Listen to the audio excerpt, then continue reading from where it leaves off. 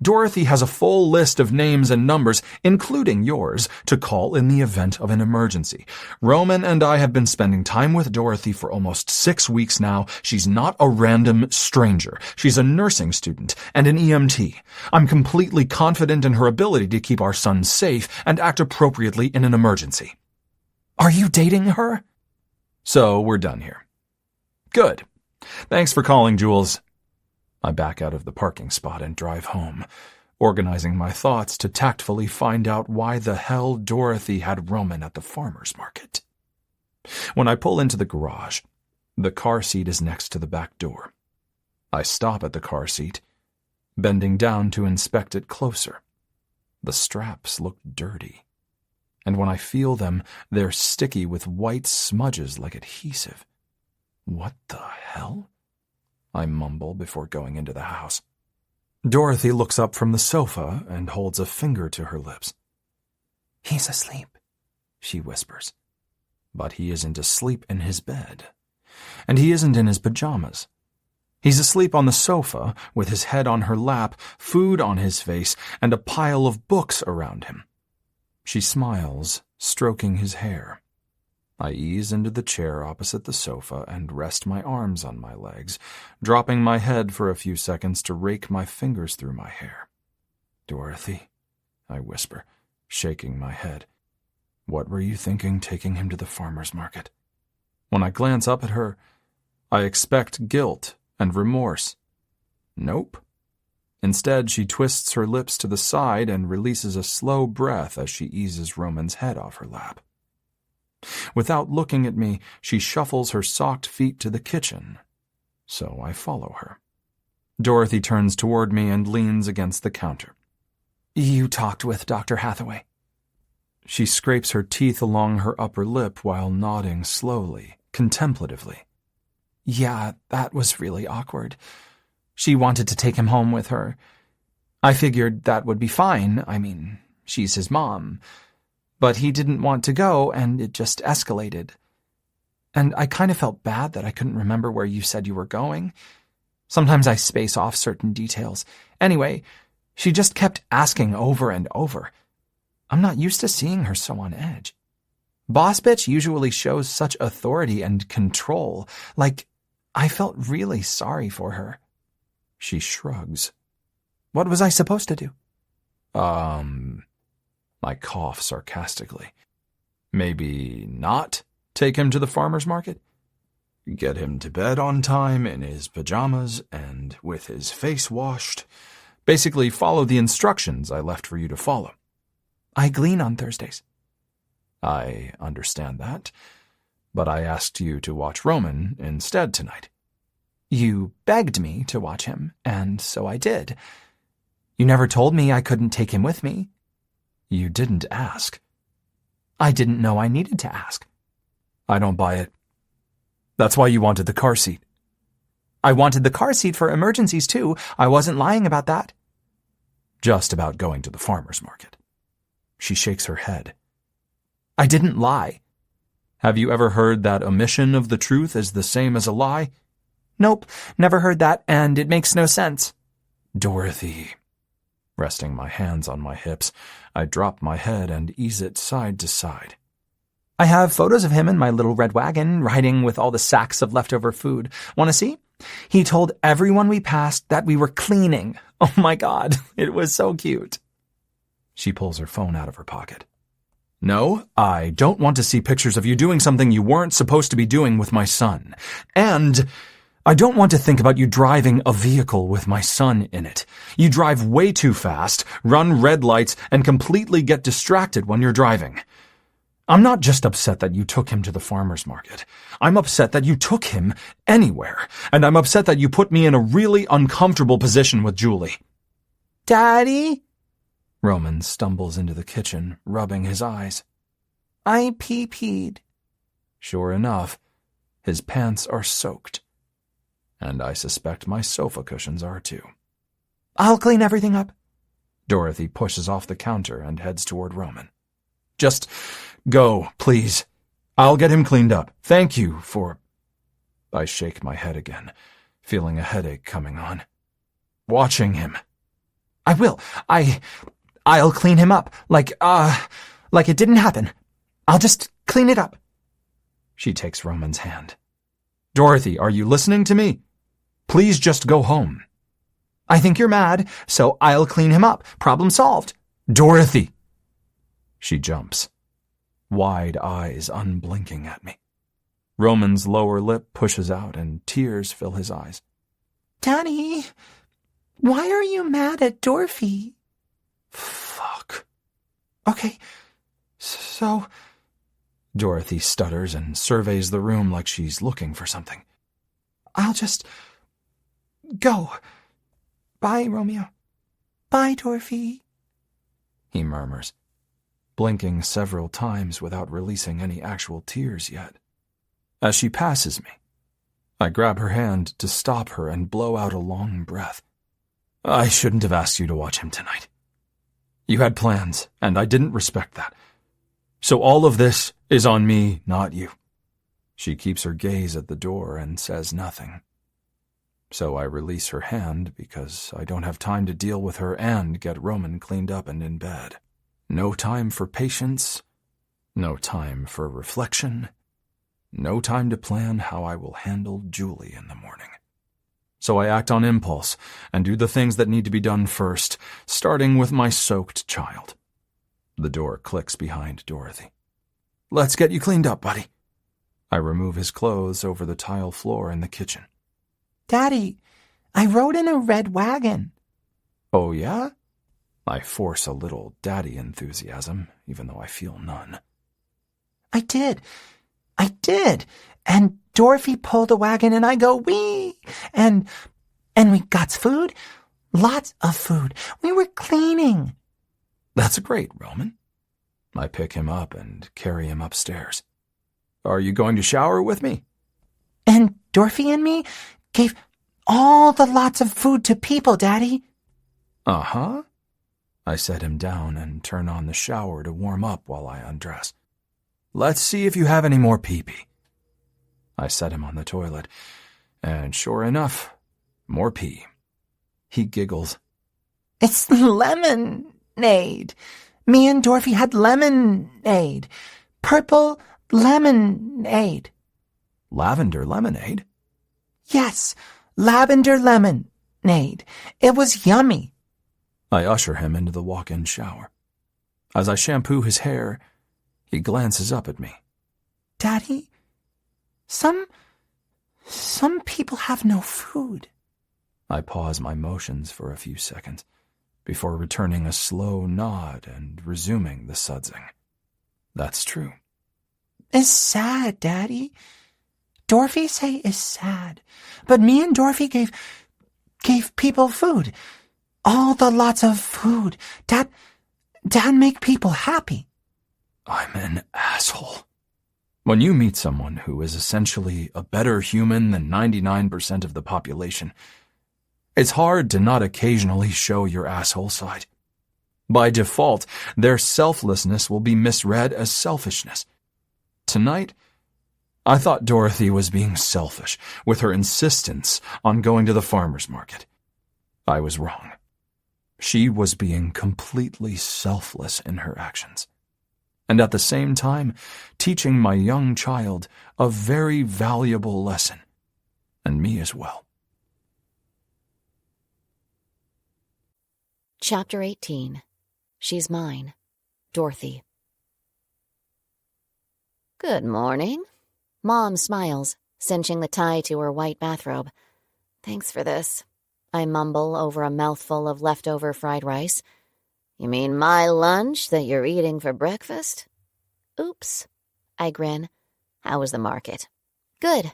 I took Romeo with me, put him in my little red wagon. Look. I pull up the pictures on my phone. He's so stinkin' cute.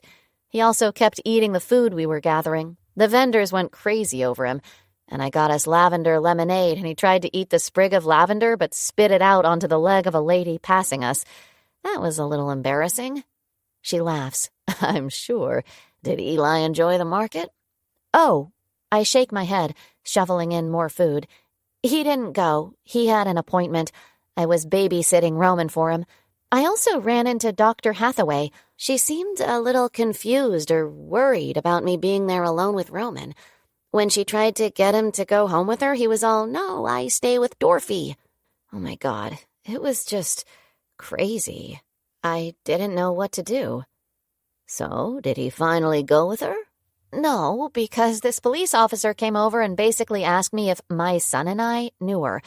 Like, can you imagine how horrified she must have been? I felt really bad for her, but I didn't know what to do. What did Eli say when you told him? I cringe. I don't think he was happy. He didn't exactly know I was taking Romeo to the market with me. He kind of freaked out when he got home. Dorothy Emmeline Mayhem, you took his child without asking? No, I didn't take his child.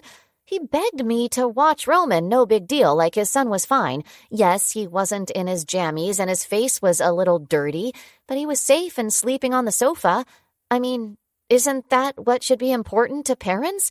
That at the end of the day, their child is alive and safe at home? Like, he sees this bad shit all day. He sees kids die and parents grieve, but he freaks out about a trip to the farmer's market that ended just fine. I didn't know what to say or do. This morning, while I was showering, I thought, thank God he didn't know about the car seat. You didn't use a car seat? No, of course I did. I rinse off the fork and put it in the dishwasher. I just couldn't figure out the stupid harness system. It's like it was too loose, and then I tried to tighten it, and Romeo said it was too tight. And just when I thought I had shit figured out, I realized there was like a strap with a metal part at the end that needed to go somewhere, but hell if I knew where. So I tried again, and all metal parts were stuck in some sort of latch place, which is good, right? But things were too loose, so I found some duct tape in Eli's garage, and I taped together the loose straps until I felt confident that everything was secure and tight. Oh my God. Mom covers her mouth. She laughs so hard she snorts. Dorothy? Oh my God, you didn't. Please tell me you didn't duct tape that man's son to his seat. Not Roman. I taped the straps, and it was a bitch to get that tape off there when we arrived at the market. She wipes tears from her eyes. What about going back home? The tape couldn't have been as sticky. I roll my eyes. Duh, I took the whole roll with me. I glance at my watch. I need to brush my teeth and go. I love you. I just really love you. She continues to laugh. Yeah, love you too. Elijah. We need to talk. Julie stands at the doorway to my office, dressed in a knee-length skirt, a white blouse revealing a bit of her new cleavage, black heels that make her legs look 10 miles long, and a white lab coat. She's also wearing that same look she wore the day she asked for a divorce. I close my laptop and lean back in my desk chair. So talk. She steps inside my office and shuts the door behind her before taking a seat on the other side of my desk. I live with this guilt from leaving you. And when we got divorced, I swore to myself that I'd never be petty over little issues with Roman. So I don't want to come across like I'm trying to cause trouble. I'm not. I just had a bad feeling in my stomach yesterday when I saw your friend, Dorothy, with Roman at the market. I wasn't trying to be confrontational at all. I simply asked about your whereabouts. I honestly assumed you were there. It was just really disturbing that she seemed so ignorant on the subject. My mind went into this mama bear protective mode, and I could imagine her turning her back on him for 2 seconds and having no clue where he was either. Jules, she holds up her hand. Please hear me out. Taking a deep breath, she meets my scrutinizing gaze. It could happen to you. It could happen to me. Responsible people have bad things happen to their children, but we navigate this world with a fierce, protective love for him, and I know your family and my family share that love too. You know I hate that you send him to daycare, where the people taking care of him do so because they are getting paid, not because they love him with their whole being. But at least he's in one spot. And there are rules and security. But some girl that you've known for 2 seconds should not be allowed to gallivant around the city with our child. And I don't care if it makes me sound like a cold, untrusting bitch. What you think or anyone else thinks doesn't matter to me. Roman is my only concern here. Are you done? No. I want a legal agreement that lists the people who are allowed to be unsupervised with Roman, and the list has to be mutually agreeable for every name on it. I grunt a laugh. And you don't want Dorothy on that list? Are you marrying her? For God's sake, Jules, marrying someone doesn't magically make them more trustworthy. She laughs. I disagree. I'd like to believe that neither one of us would marry someone unless we completely trusted them with Roman. Well, I completely trust Dorothy. I hate the lie. I mostly trust her. I feel pretty fucking guilty for not being able to completely trust her, but I sure as hell won't let Julie see an ounce of my doubt. It doesn't mean I'm planning on leaving Roman with Dorothy again anytime soon. But I want the decision to be mine, not something mutually agreed upon between Julie, me, and our lawyers. So you know everything about her? What's her favorite color? What hospital was she born in? What's her mother's maiden name? What school did she attend? Childhood pets? Does she have any cavities? What medications does she take? Enough. I rub my forehead. If I hired a professional nanny, I wouldn't know or give a shit about her favorite color. True, but she'd come with references. And you could do a background check, drug testing, all the things a responsible parent would do before hiring a nanny. So if you don't know her well enough to marry her and you haven't conducted a thorough background check on her, then you better always be with her when she's with Roman. Julie, this is non-negotiable, Eli. I'll be the bitch if that's what it takes to keep my son as safe as possible. I'm a little disappointed that you're not showing the same level of responsibility. And if you can't do this on your own, I'll make sure a judge makes you do it. My phone vibrates with a message from my nurse. I stand and slip on my lab coat. I have to go. Have a fucking fabulous day, Jules. You sure have made mine. Why do you make me the bad guy? She follows me out of my office. Because every day I can manage to find something seriously wrong with you is one less day that I have to wonder if something is seriously wrong with me. I keep walking toward the elevator without looking back.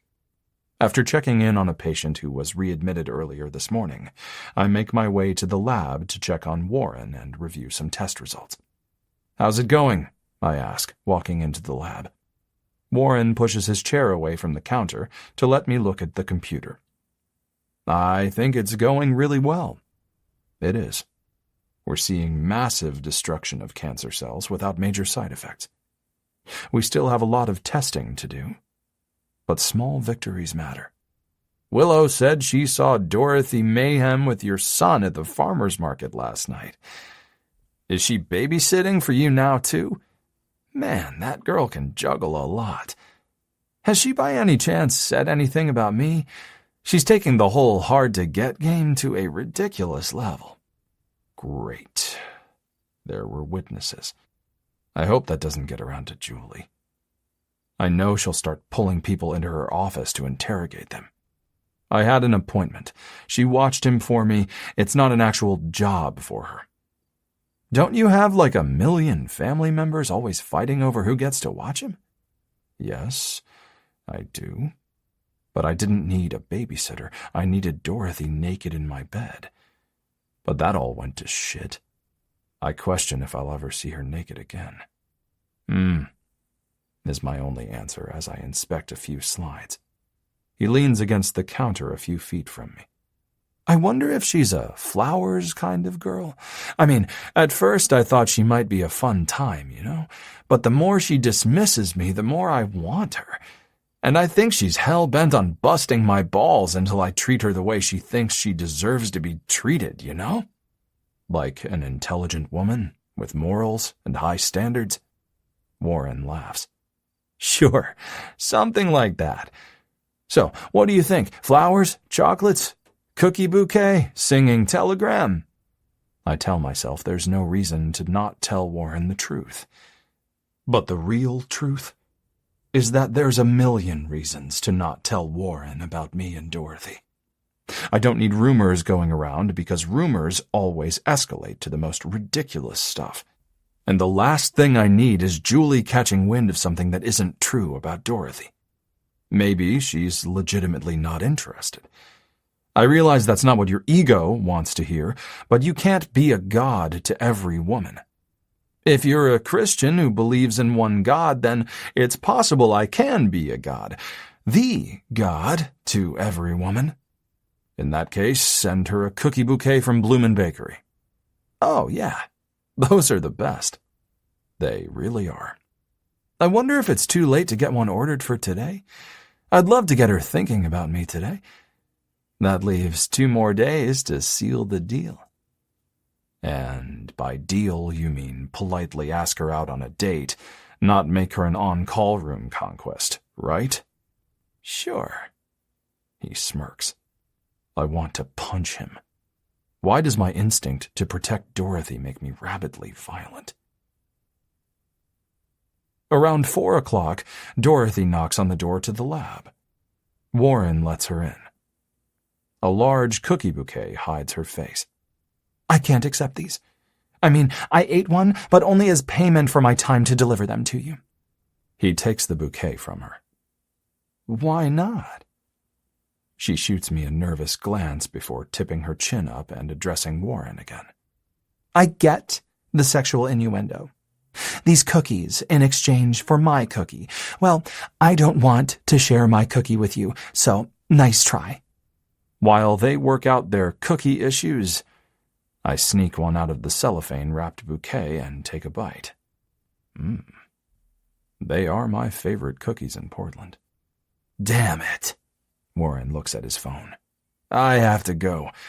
Those cookies have nothing to do with your cookie. In fact, they weren't even my idea. Dr. Hawkins made the suggestion when I said I wanted to send you something. So now do you think he wants your cookie? Yes. I choke on my cookie as she deadpans her answer. A cackle makes its way out of Warren as he covers his mouth with his fist and shoots me a look accompanied by an eye roll. Sure he does. I'll send you something less sexual tomorrow, Mayhem, like a rosary. Warren leaves the lab. Hey, Dr. Hawkins, why would you tell Warren to send me a cookie bouquet? I pop the last bite of cookie into my mouth. Why are you air-quoting my name? Because you're weird with your name. Eli, Elijah, Dr. Hawkins. Just so many rules to figure out. At work, Dr. Hawkins is great, without the air quotes. And I suggested Warren send you a cookie bouquet because I knew you wouldn't accept it, and I thought Bloomin' Bouquet's cookies sounded really good today. I missed lunch with my mom. I'm kinda hungry. Why did you miss lunch with your mom? Because I had sex with Dorothy Mayhem at my mom's house last weekend, and I knew that's all she'd want to talk about today. Maybe you needed to talk through your anger over me taking Roman to the farmer's market. Maybe she would have told you something really profound like, Eli, you should be thankful your son is alive and free of cancer. I bet a lot of your patients' parents would love for their biggest problem to be that their child didn't put on pajamas before falling asleep, or that he wet his pants after too much lemonade because he was healthy enough to go to the market. Red face. Shaking, balled-up hands. Clenched jaw. Dorothy Mayhem is seriously pissed off. Not something I've seen before. She doesn't stutter once. Every word feels planned and rehearsed. Did she recite this speech all night? I get what you're saying, but it's not that simple. It is that simple. He's alive. You have a living, breathing child. Stop fucking away the minutes of your time with him by worrying about the stupid stuff. I stand, moving closer so she'll lower her voice, and so she can hear my words and feel their gravity. Maybe he's not dying today, but that doesn't mean I'm not in danger of losing him. Julie doesn't want you alone with him unsupervised. What? Dorothy jerks her head back. Does she know we had sex? Serial killers, rapists, and child molesters have sex. It's not a ticket to sainthood. I hate Julie for being right. Does that make her reasons for leaving me right, too? Is she just always right? I hope not. But she is right about Roman and us protecting him, needing to be our number one priority. There is no way I will tell her that she's right, but she's right. And nothing Dorothy can say will change that. You think I'm a serial killer, rapist, or child molester? Seriously? No. I return a sad smile. But if you were, I wouldn't know it. The truth is, there is so much I don't know about you. And I can't be guided by blind instinct or insane moments of passion. I have to always keep a clear head when it comes to Roman, and I haven't done a good job with that. Because of me? No. Yes. I'm not saying any of this is your fault. I approached you. I invited you to do things with us. I asked you to watch him last night. It's me. I need to be more mature in my thinking, not be so impulsive. With slightly narrowed eyes, she observes me. Then she nods slowly. Okay. Yeah, it was a mistake. Mistakes happen. I shrug, giving her my best understanding smile, hoping it beams like her favorite emoji so she'll know I'm not mad at her, and I don't blame her. So we act like it never happened? She asks. Yeah, I think that's a good idea. I don't care to dwell on it. Dorothy's gaze shifts past me. Were the cookies really your idea? Yes. Her lips corkscrew. Okay. She grabs the cookie bouquet and leaves. I shake my head with a grin affixed to my face. That could have gone badly. She came out fighting, but in the end, I feel we've reached a compromise. She took the cookies before I had a chance to snag one more, but I can't get greedy with my victories. An hour later, Warren returns with a bounce in his step and humming a tune. Thank you, Dr. Hawkins. I glance over at him with a lifted brow. For what? The cookie bouquet suggestion. Once Miss Mayhem realized it wasn't my idea, but I made the effort to take your suggestion and get it for her, she gave me the thumbs up. Inching my chair to the side to face him straight on, I cock my head, eyes narrowed. Thumbs up for what exactly? Tuesday night I'm taking her to dinner. What the fuck? You're kidding. No, I wouldn't joke about this.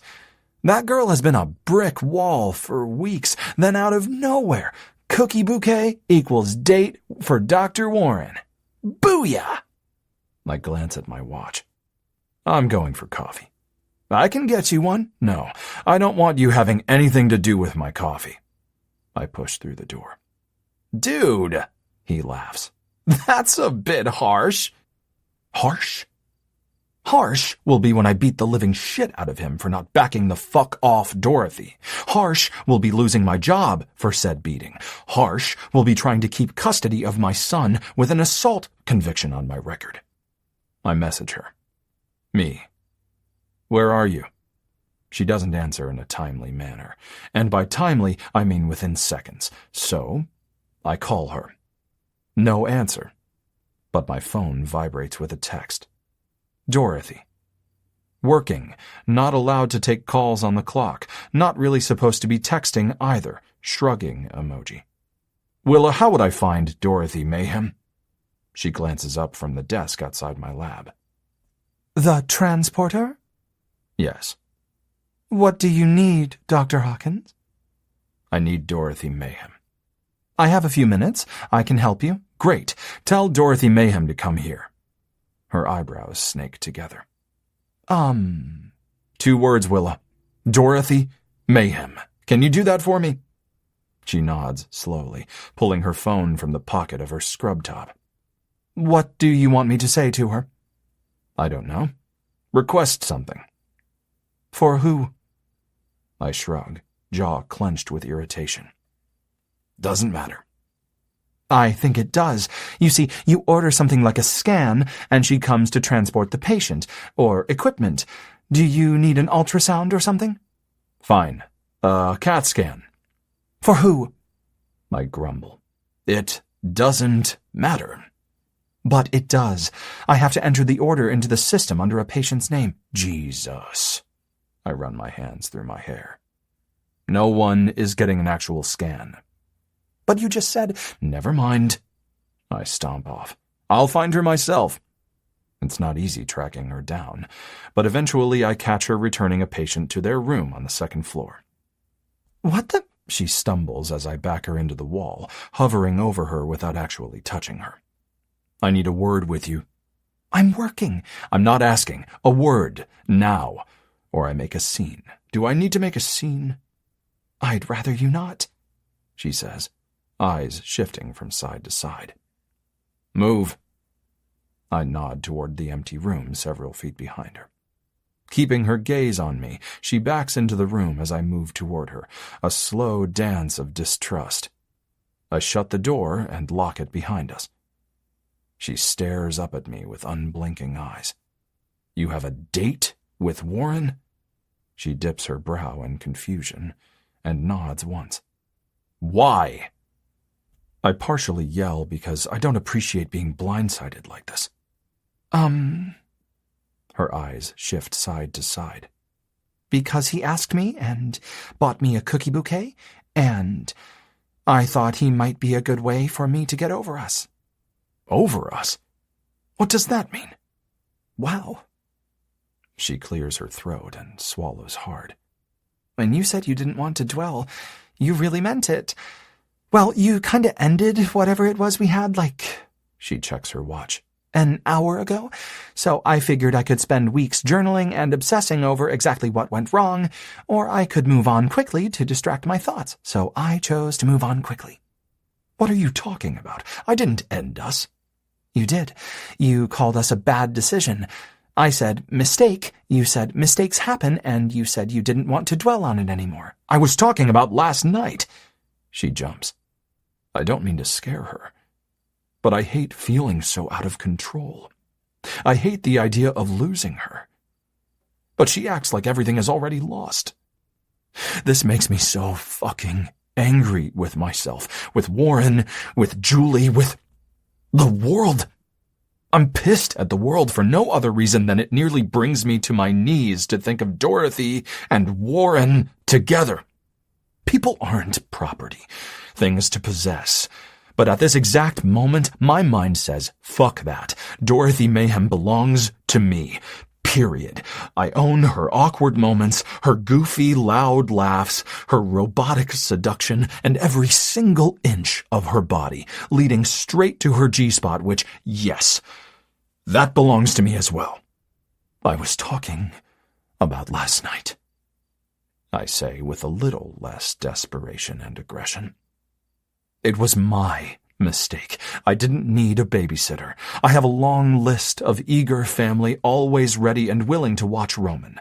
I've never needed a babysitter. I scratched the back of my neck. I just wanted to see you so badly. And I didn't know if you'd say yes to me, so I took the chance that you'd say yes to Roman.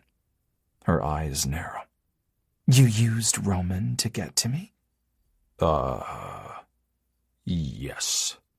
I have no shame when it comes to you. I brush my lips against hers. To my surprise, she doesn't stiffen and take time to decide if she wants to be kissed. Instead, she grabs my lab coat and pulls me to her, opening her mouth to me. I kiss every inch of that mouth like I own it, too, while Dorothy makes little humming noises. My phone? She breaks the kiss and grabs her phone. I have to go. I nod, trying to suppress the inclination to tell her to ignore her phone, take off her clothes, and let me find all the spots that bring her pleasure. Okay.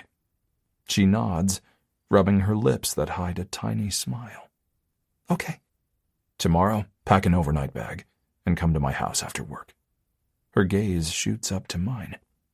Oh, I smirk. For Roman, Please. I wink. Are you using him to get me to come over? 100%. And with no regrets. I chuckle, ducking my head to kiss her neck, to smell the coconut along her skin while my hands palm her ass. Her breath hitches. Oh, so you're inviting me for a sleepover? Mm-hmm. I torture myself by taking one last taste of her skin, one last squeeze of her curvy, firm ass. Okay. Yes? I slide my hands just past her ass to the back of her legs and lift her up, pressing her back to the door, positioning the head of my erection right between her spread legs. I have to go. She grabs my neck to steady herself as I maneuver her hips to, well, torture my dick some more. Her voice takes on a needy, breathy intonation. If you don't stop right now, I'll have to find a place to masturbate because I won't be able to stop thinking about the orgasm you almost gave me. Yeah. Neurotypical people don't say that.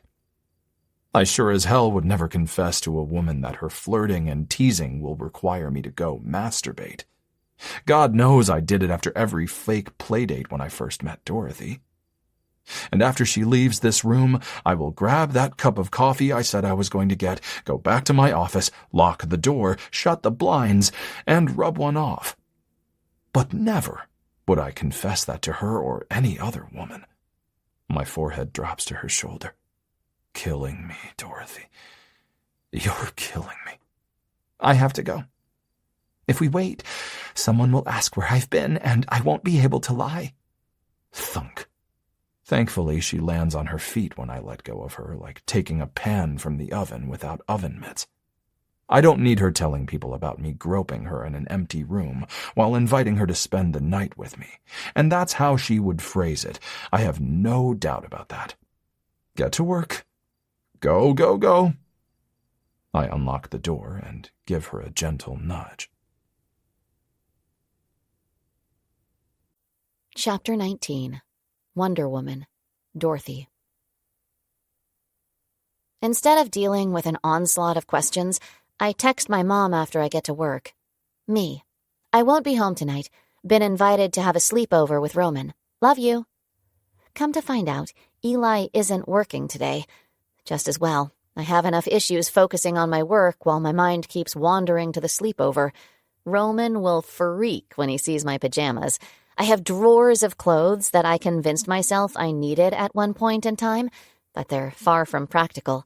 However, I keep them on the off chance that the right occasion will present itself, and I'll have the perfect outfit. Presenting, a sleepover with Romeo. Perfect. After work, I swap clothes in my car. No one at the hospital needs to see my pajamas, although part of me wants to show them off. I'm a little surprised Eli is letting Roman have me over tonight since I get off work at 8, which means I don't arrive at his house until almost 8:30. But it's a Saturday night, so I assume Roman gets to stay up a little later. So many assumptions. Being an Aspie isn't always hot chocolate and marshmallows with rainbow sprinkles. No. Oftentimes it's showing up to a Star Wars-themed party dressed as Mr. Spock, greeting everyone with the Vulcan salute. Hey! I grin proudly when Eli opens the front door. My smile vanishes. Is that the best you've got? My gaze makes a critical inspection of his faded jeans and plain white tee. Poor Romeo needs a fun adult in his life, one who knows sleepovers involve at least a onesie with critter feet. I'm... Eli's eyes widen, jaw unhinging as I step inside and slide off my jacket. His gaze sweeps along my red knee-high socks that look like boots, my tiny blue shorts with yellow stars, my fitted red tank top with the Wonder Woman logo, and my fancy tiara. Boring. I roll my eyes at his attire, brushing past him and dropping my bag by the credenza. Where is he? I make my way to the kitchen, where there are 2 glasses and a bottle of wine. An odd choice for a sleepover. Hopefully he has apple juice for Romeo. But Eli does score big when I notice the large pizza box from my favorite pizza place. But pizza has to wait. I want to find Romeo. Where's my little Romeo? I circle to the living room. No Roman. Wonder Woman is here. I sneak up the stairs to his room. No Roman. After staring at his perfectly made bed inside his dark room, I turn in the doorway. Eli stands at the top of the stairs, nose wrinkled and teeth wedged into his bottom lip. He's playing hide and seek, huh? I whisper. Eli eases his head side to side, his gaze making a hungry inspection of me. My posture slumps. Then where is he? He clears his throat. Julie has him this week. What? But you invited me here tonight. I have it on my calendar. I can show you. No, He rubs his mouth, and I swear he does it to mask his grin. That makes me livid. I asked you to stay the night with me. A sleepover. I hold out my arms. Hello? Seriously, did he miss my pajamas? Pajamas equal sleepover.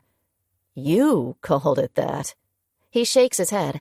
You said for Roman. It was a joke. I had just told you how I'd shamelessly used him to spend time with you, and I smirked and winked when I said it because it was a joke. I thought you knew it was a joke and that Julie had him this week. My mind explodes. I can't formulate a single coherent thought. Anger, confusion, embarrassment, stupidity. So many emotions. I don't know how to deal with them, what to say, or what to do next. I shake my head, jaw slack. I missed that joke then. I miss a lot of humor. I'm really sorry. Can we just let it go? I have pizza and wine, and I want you to stay tonight. Oh, God. Sex. He invited me over for sex. Suddenly, his sexy jeans and crisp white tee make sense. I have to run home. I make a straight line to the stairs, but he blocks me from going down them. What? No. Why? Did you forget something? I have an extra toothbrush. Just stay. I look up, giving him a huge duh look. Clearly, I'm the only one who can see the obvious. This is not the outfit I would wear to spend the night with you. I have one that will work better. I'll drive home and get it. But right now I am not dressed for sex and seduction. Oh, Dorothy. He chuckles, stepping toward me. I believe you are. I step back. He steps forward with a look in his eyes. I've seen it before, and I'm not wearing the proper clothes for what that look means. Our little dance ends in his bedroom with his bed hitting the back of my legs, preventing me from taking another step. I gulp, like the big 20-ounce gulp. Run. Yes, I want to run, fast like Wonder Woman, or even leap out the window. But part of me wants to stay, because Eli smells like those familiar herbs, one of the rare scents that I like. And he looks sexy, not like he can save the world or anything spectacular like that, but definitely like he can bring his A-game in bed. I look, My eyes close when he ghosts his lips along my cheek to my mouth. Fucking spectacular. He kisses my top lip before teasing his tongue along the seam of my mouth. I have no bra on under my tank top. My nipples are usually well-behaved. Eli manages to bring out their wild side, and this is a little embarrassing to me. And I don't like the way my shirt rubs against them in their erect state. Too itchy. Then there's the underwear situation. Yes, it's a situation. Wonder Woman underwear that looks like boys' briefs, but they're not for boys. Really. I bought them online, and it specifically said youth girls. Petite peeps like me can wear some youth-sized clothing. If he sees them, he might be offended, wondering if I'd planned on showing Romeo my undies. I had no such plans, but it could look that way. I only wore them because I have them, and for my own personal feeling of awesomeness, I wanted to feel as much like Wonder Woman as I could. Turning my head, I break the kiss. This shirt is scratching my nipples. He studies me for a few seconds and grins, grabbing the hem to my shirt. No. I hug myself to keep him from removing my top. I need to change my underwear first. His eyebrows shoot up his forehead. Did you have an accident? No. I jerk my head back. Well, no underwear is required for what I have planned. I roll my eyes. I just don't want you to see mine. Streaks. What? No. Holes. Ugh, no. Now you have to show me. He slides his thumbs under the waistband of my shorts. I bat them away. Oh, for fuck's sake, Eli. They're Wonder Woman briefs. I was not going to show them to Roman. I'm not a child molester. I wore them because I had them, and they go with the rest of my outfit. Eli's smile swells to his ears. Jesus, I am one lucky guy tonight. We'll get to those special undies in a sec. I'm more concerned about your nipples. His hands return to the hem of my shirt. I reach for my tiara. Is that itchy too? He focuses on my head. No? Then leave it on. His mouth twists into a wicked grin as he slides my shirt up, easing it over my head without disturbing the tiara. Sit. I sit on the edge of the bed, feeling quite agreeable at this point because my nipples are so happy to be freed from the itchy cotton shirt. He palms one of my tiny, yes, tiny, breasts and strokes my nipple with the pad of his thumb as he kisses along my neck to my mouth. Fact. If done properly, a woman can have an orgasm just from nipple stimulation. Our nipples are a minefield of nerves that send sensations to the same parts of our brains as the clitoris and uterus. Years ago, I read a study about it published in the Journal of Sexual Medicine. I immediately conducted my own experiment and confirmed the accuracy of the published results. As Eli moves his mouth to my chest, giving tiny breasts some expert attention with his tongue, I feel confident that he too has read that same article, because before long, I have my first orgasm of the night sitting on the edge of his bed. He looks quite pleased with himself. I'm pleased with myself too, but not for the orgasm.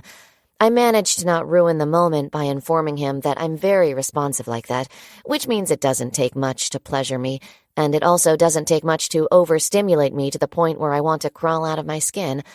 Let's hope that doesn't happen. Nice, I say with a labored breath, and heat trapped in my cheeks while we grin at each other. Enough with my nipples. Now move along to something else. Eli chuckles while standing. He shrugs off his shirt and unfastens his jeans. That's when it hits me. We are seconds and mere inches from his exposed cock hanging or probably bouncing at eye level, mouth level with me. I jump to my feet, which makes his eyes widen with surprise. Is it hypocritical or maybe just really unfair of me to ask him to go down on me when I have no desire or intention of ever reciprocating? Probably. It's not that I haven't studied blowjobs. I have. And if I can turn off my brain, my taste buds, my sense of smell, and numb my gag reflex, I know I can give as good a blowjob as the next person. But that switch doesn't exist yet. Maybe with future medical and pharmaceutical advancements. So Eli is stuck with a woman who has a hypersensitivity to everything. And while I have no actual data to back it up, I feel certain that a lot of Aspies probably get an F in oral sex. Before Eli can question my quick move to my feet, I kiss him. That I can do. That I actually really like doing. And to ease the sting of the blowjob ban, I slide my hand down the front of his briefs and wrap it around his cock. My hand can't smell it, taste it, or gag on it, so I know I can and will stroke it all night if that's what it takes to keep that thing out of my mouth. God damn, he seethes, breaking our kiss and resting his forehead on mine just below my tiara, watching me stroke him. I don't mind watching either, I'm pretty good at it. Eli grabs the back of my head and smashes his mouth to mine, moaning into our kiss, rocking his pelvis into my hand. Take off my pants, he mumbles against my lips. Shit. That's classic code for getting a woman to squat to pull said pants down, only to stab her in the throat with a cock. I tear my mouth from his and remove my hand from his pants. He watches me with hooded eyes while wetting his lips.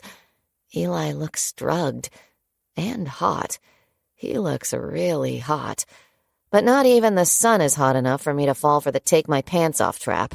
and the tight-lipped smile I give him should clue him in about that. He has to know I'm onto him and his amateur tactics. I kiss his chest and his arm, slowly moving to his back where I kiss between his shoulder blades while wrapping my arms around him, scraping my nubbins for nails along his chest. And then I squat into the safe zone.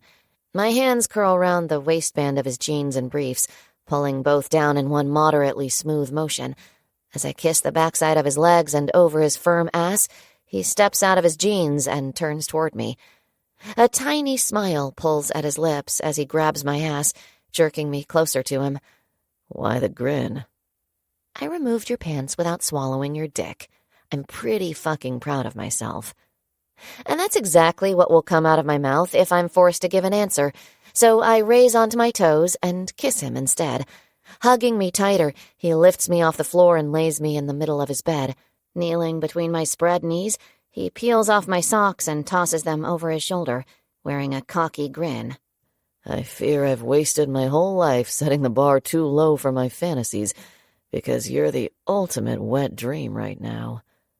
He kisses along my calf, making a slow ascent up my leg while sliding my shorts down a few inches, just enough to reveal my girl-boy briefs. Perfect. He grins, completely removing my shorts and sending them to collect on the floor with the rest of my clothes. What? I ask, as he rakes his gaze over my body without moving another muscle. You're beautiful, Dorothy, and I just want to look at you. Just for a few seconds, I want to commit this to memory. It sounds sweet. It really does.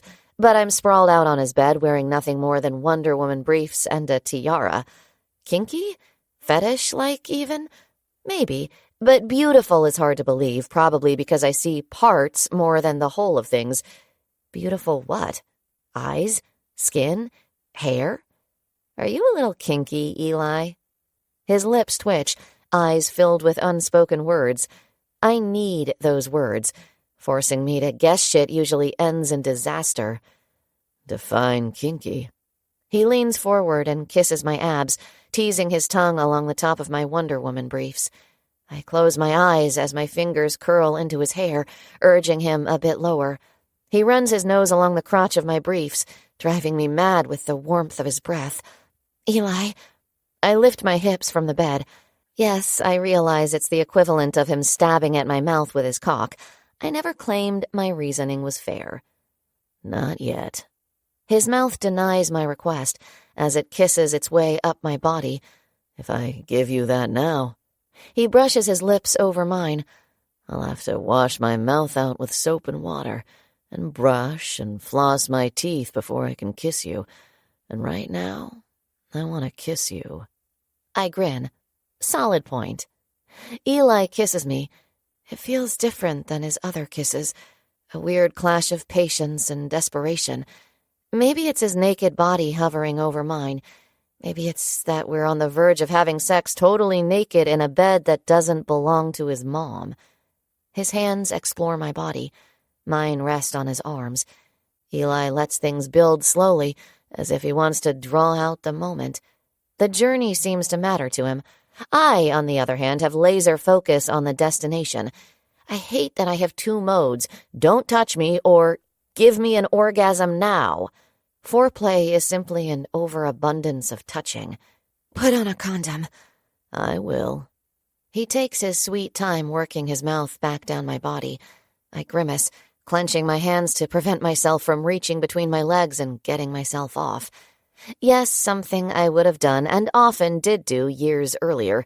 The look of shock guys would get on their faces after I'd pleasure myself and hop out of bed before they wrapped it up and made an attempt to stick it inside of me was truly priceless. But Eli is not just a random guy I plan on using for a quick orgasm, and I want him to think I'm good at sex, not just with myself, but with him too. Again, he lets his mouth hover between my legs as he slides a finger under my briefs, teasing my clit. My hand covers his as I jerk my pelvis, guiding his finger inside of me. Yes. He's slow. My hips rock against his hand at a much faster pace. His thumb finds my clit as he kisses my inner thigh, teasing it with his tongue. Are we done kissing? I feel like we are. If he can add his long middle finger and move his tongue up 2 inches, including it in the mix, I will see stars. Let me get the condom. What? He sits on the edge of the bed, retrieves a condom from the drawer, and rolls it on. I shimmy out of my superhero briefs. Hurry up. His body vibrates. We have all night. No, we most certainly do not have all night. There's pizza downstairs. I have my meds to take, face to wash, teeth to brush and floss. And if he can work on his efficiency, we might have it one more time. But there's no way we're dragging out this one time all night long. No fucking way. So, I attack him. That's really the best description. I push him back on the bed and kiss him hard while lining up his cock. Then I sink down as we seethe in unison. Find it, Eli. I grin, holding up my wrist and setting my sexual activity function on my watch. He rolls his eyes. It's not a race. I disagree. I start moving at a brisk pace.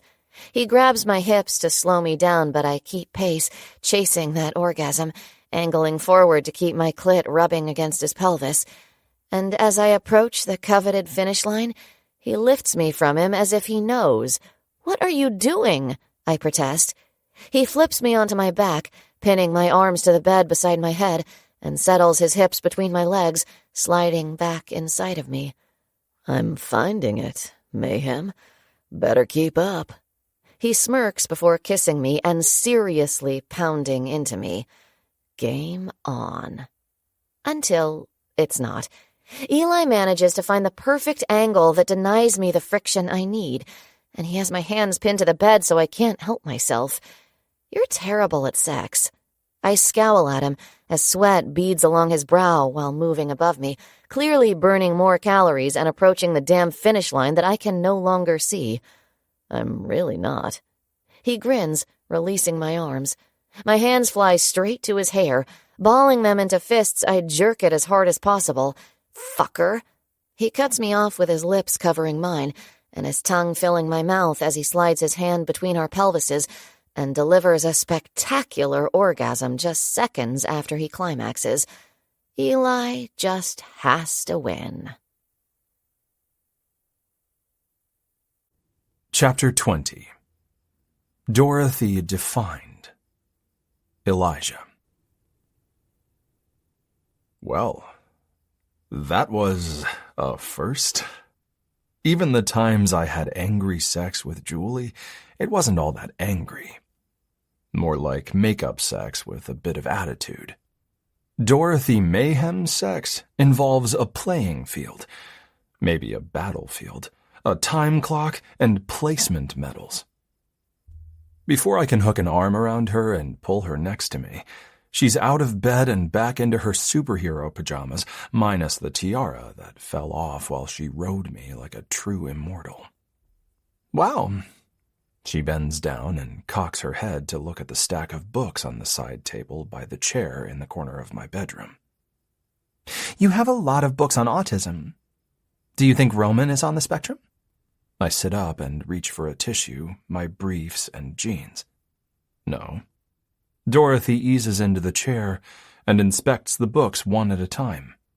Autism in heels. Sounds like something for a woman. I wait on the edge of the bed, jeans pulled on, hands folded between my legs. She glances over at me, eyebrows peaked in question. Are you reading these because of me? I nod, wondering what's going through her mind. Do I need to apologize?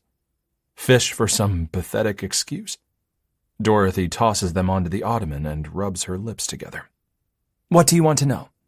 You don't need a book. All you have to do is ask me. Dropping my head, I massage the back of my neck. I wasn't looking for answers. I was looking for insight. I was looking for the questions I never would have thought to ask until after I screwed up, until it was too late. She nods slowly, forehead wrinkled. I bet it was frustrating reading these, because for every 3 things that you could relate directly to me, there had to be at least 1, maybe 2 that don't quite fit. I know this because I've read all the books. I think even this one. She picks one of the books up and glances at the back of it. I look up at her and whisper, "Yes." "If I picked up a book about men, would all the stereotypes apply to you?" I shake my head. "If I figure you out, will that mean I know everything that makes Dr. Warren act the way he does?" I shake my head. The spectrum is human. It's not autism. Doesn't matter what the so-called experts say, but I owned the label years ago anyway. She giggles.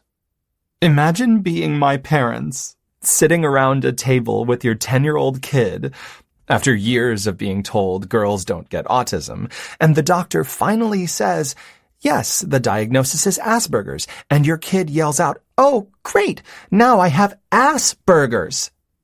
I bite my lips together until my face turns blue. Dorothy smirks. "It's okay, you can laugh. It's pretty funny." I fist my hand at my mouth and laugh until my stomach hurts, just like I did in the back of her Audi when she said snacking on Dorothy. It's not me laughing at her in a mean way. It's her making me laugh in the most refreshing way. After Julie left, I wondered if I would ever laugh like this again. Roman makes me laugh, and it's real. And it feels good. But it's bittersweet because every time he does something cute or funny, I want to call Julie's name and tell her to come watch him or listen to him repeat it. But Julie isn't here. We are no longer a family unit, and that always steals a tiny piece of joy from the moment. My parents tell that story all the time. It took me years to see the humor in it, but now it makes me laugh. Humor can be difficult for me. Laughing at myself never came naturally. I can do it now, but only because I learned to do it. Through many meltdowns and tears, I forced myself to laugh it off and journal. I work things out that way. And sometimes I talk stuff through with my parents. They aren't board-certified talk doctors like your mom, but they suffice. They help me put things into perspective. Tell me when I've overreacted in a situation or underestimated the importance of doing or saying more. I make my way to her, removing the books from the ottoman and sitting on it, resting my hands on her legs, hoping it's okay. She places her hands on top of mine. I need this. I need to know that I can touch her, at least sometimes, and that it's okay. Some things in these books worry me. They make me think she will never want to be touched, never truly want to have sex. I don't read those books to figure you out.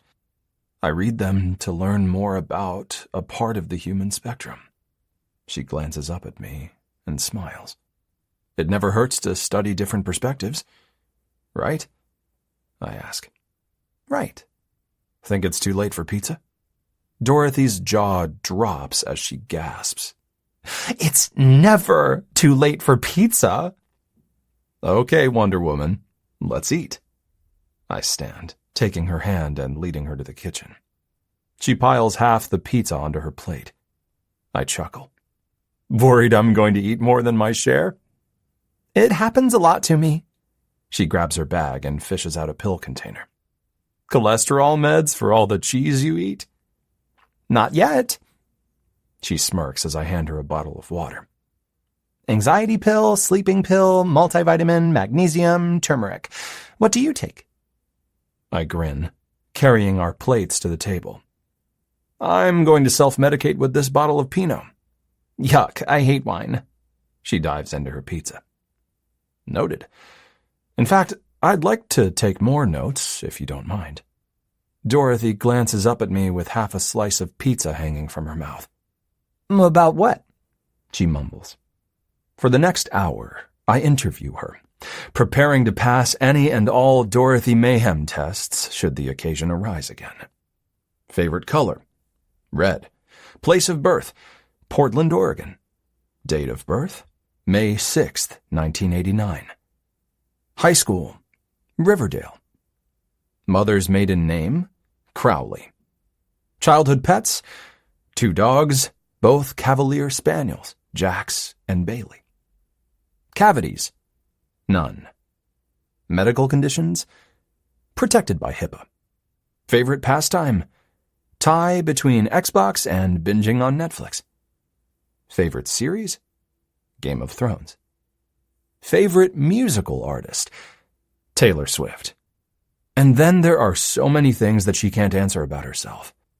I'm okay with that because I want to discover her, not study her. Come to bed. I hold out my hand as she yawns just before midnight. We trudge our way up the stairs. Shower with me? Sounds crowded and messy. You haven't seen my shower. It's large and clean. And if we find something that's dirty, I have lots of soap to use on it. Is this your way of suggesting sex again?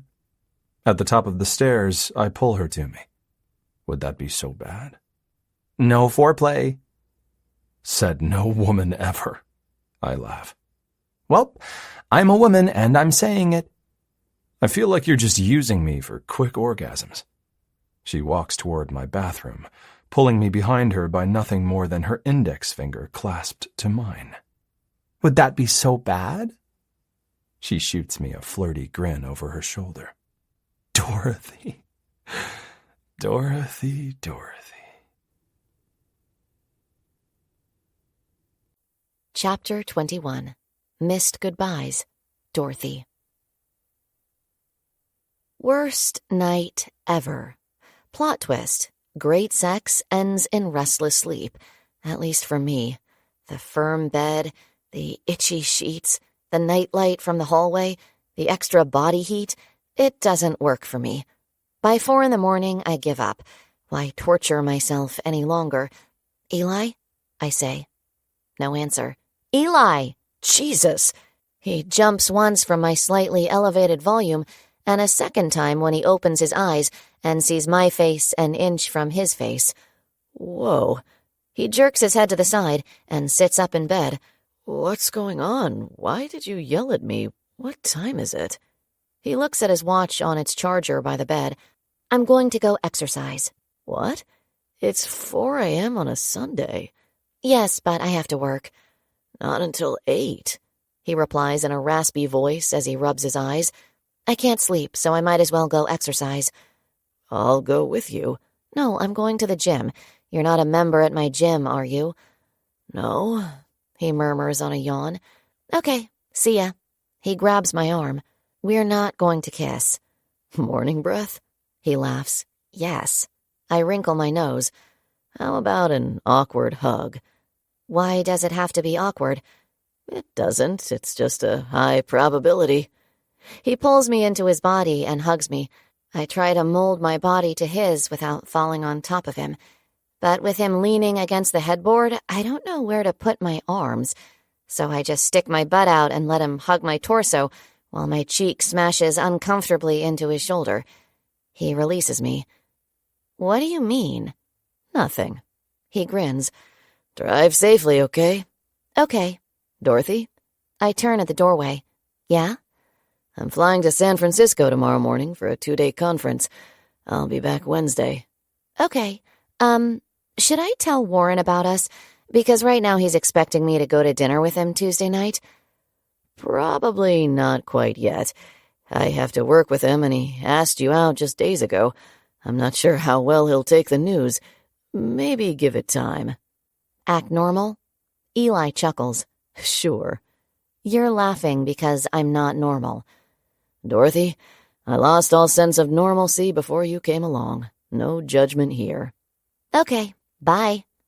I stop by the gym and burn a quick 600 calories. Eli will get the notification as soon as he checks his watch. This makes me very happy. The happiness doesn't quite balance the disappointment that I feel over hating his bed.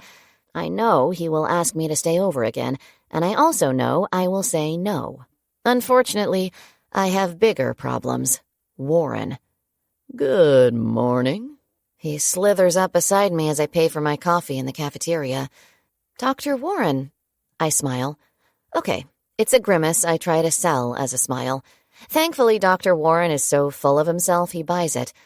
I have reservations at a very popular restaurant. I think you're going to be quite pleased.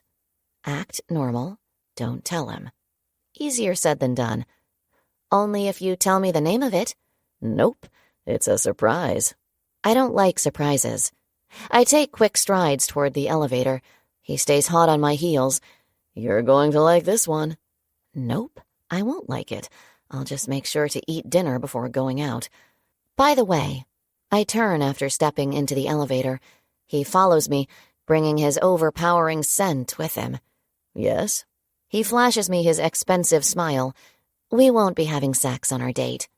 No? He cocks his head to the side. You sure about that? I stare at the digital floor numbers as the elevator ascends. Positive. He takes a step back and slowly inspects me over the lid of his coffee cup.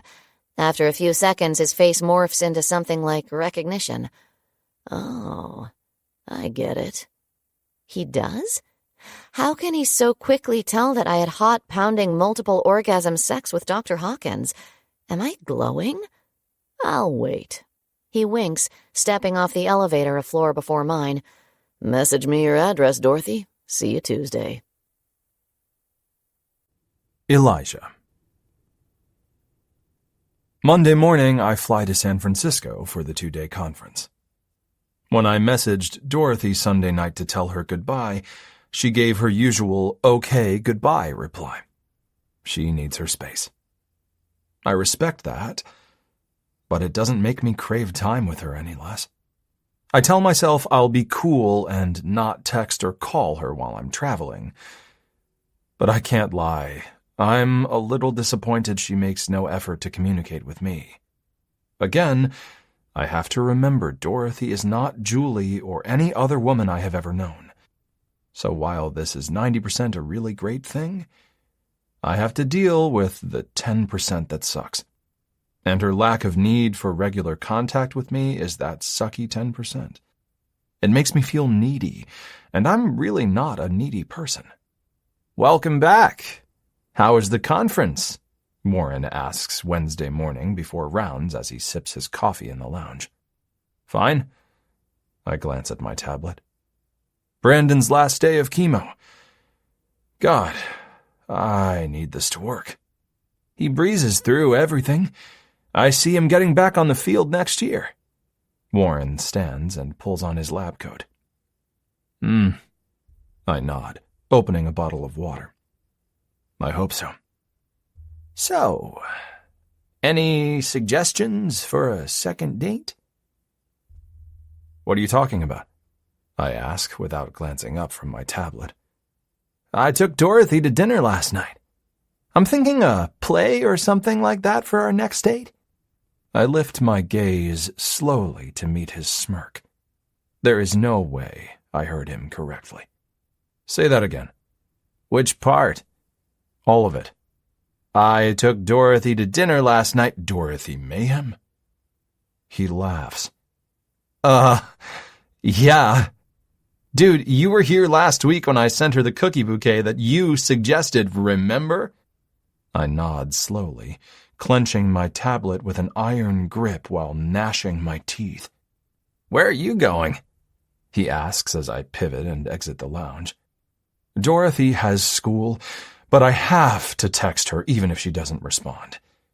It's either a text to her phone or a fist in Warren's face. Me. We need to talk about your date with Warren. It takes her an hour to respond. While in the middle of rounds, I glance at my phone screen. Dorothy. Ugh. He took me on a fondue date. 5 vomit emojis. Dr. Hawkins? I return my attention to the patient's mom. Yes? Warren has the nerve to frown at me, the way I used to frown at him before I banned him from being on his phone during rounds. School. Will she be able to stay in school while receiving radiation? I can't stop thinking about Warren and Dorothy.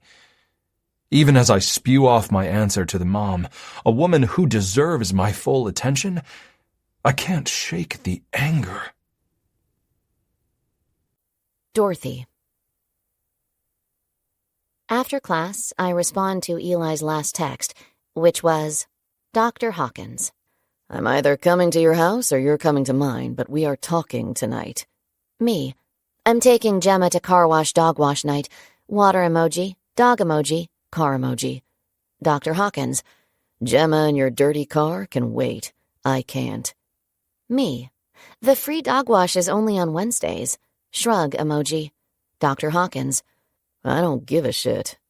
Someone is in a bad mood. I'll pass on that. I shake my head. Me.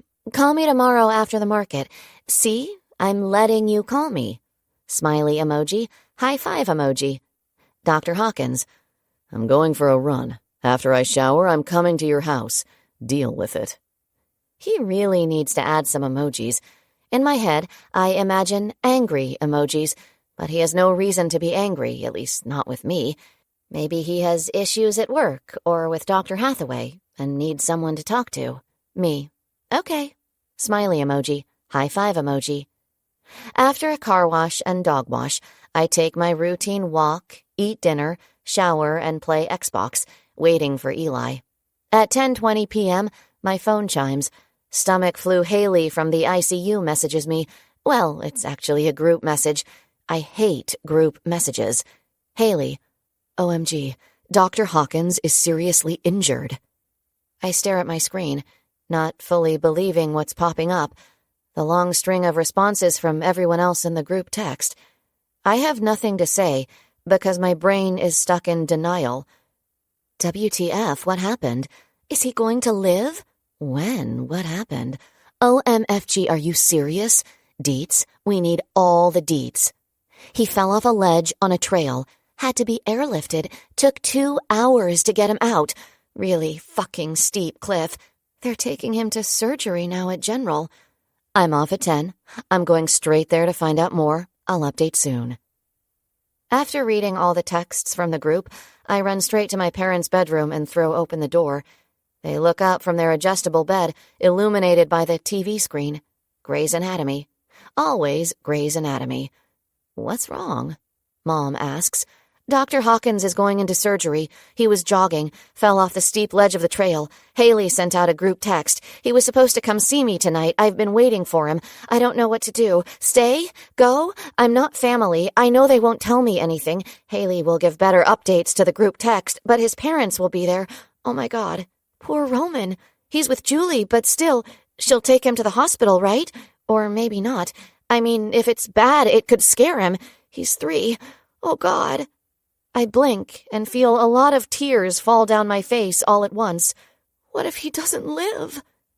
It's like they're in bed 1 minute, and in that single blink, they're hugging me. Go. My mom says, you definitely should go. I'll drive you and stay with you until we know how he's doing. I nod, batting away the tears. Okay. We drive to General, and we're met with an overcapacity waiting room of family, co-workers, and friends. I'm completely out of place, more so than usual. There's no place to sit, so Mom and I huddle in a corner next to a window. I can get us coffees, she suggests. Okay. After she leaves to grab us coffees, a tiny peephole forms in the throng of people, and on the other side of the room, I make what feels like accidental eye contact with Lori Hawkins. She looks oddly calm, no real decipherable expression on her face. Not that I'm an expert at that. She slowly stands, releasing Ken's hand, and worms her way toward me. Dorothy, dear, come sit with us. Her arms embrace me. I stiffen. After a few seconds, I flatten my hands and give her a few comforting pats. They're trying to stop the internal bleeding. He was unresponsive when they arrived with him. God, we're just so lucky someone happened to see him go over the edge. Otherwise... Her voice cracks. Otherwise he would have died, and it would have taken days, if not longer, to find his body. Those lines I can read between. Where's Roman? He's at home with Julie's mom. Peggy, come on. She takes my hand and pulls me to the other side of the waiting room. Kent gives me a sad smile as Lori introduces me to Eli's sisters, Kendra and Molly, and their husbands and children. Julie is on the other side of Kent with red eyes and a tissue wadded in her hand. I smile at her. She glances in the other direction and wipes her eyes. Kent rests his hand on her back and rubs circles on it while she leans into him. Sit, Dorothy. I've sat far too long. I think I need to take a walk. Kent, message me if you hear anything. Lori releases my hand and points to the seat on the other side of Kent. My mom's here. She drove me. She went to get coffee. I'm good. I don't need to sit right now. Lori nods. Okay, I'll be back in a little bit.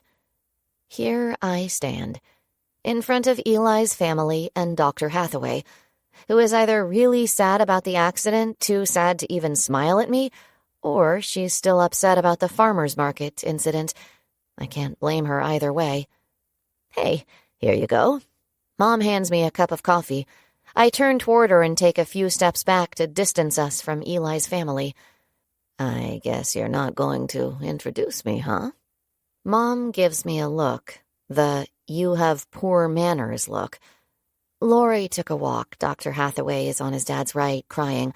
I know Ken's name, but I already forgot Eli's sisters' names and the names of their spouses and kids. I would epically fail the introduction. Fair enough. Mom nods. I should have just gone to the cafeteria with you. We're just going to wait here now for who knows how long, and eventually a doctor will come out and either say he's dead or alive. Either way, I won't be allowed to see him very soon, so I shrug. He'll be fine. We have to believe that. I nod. During the 3 remaining hours of surgery, I take the opportunity to introduce my mom to his family.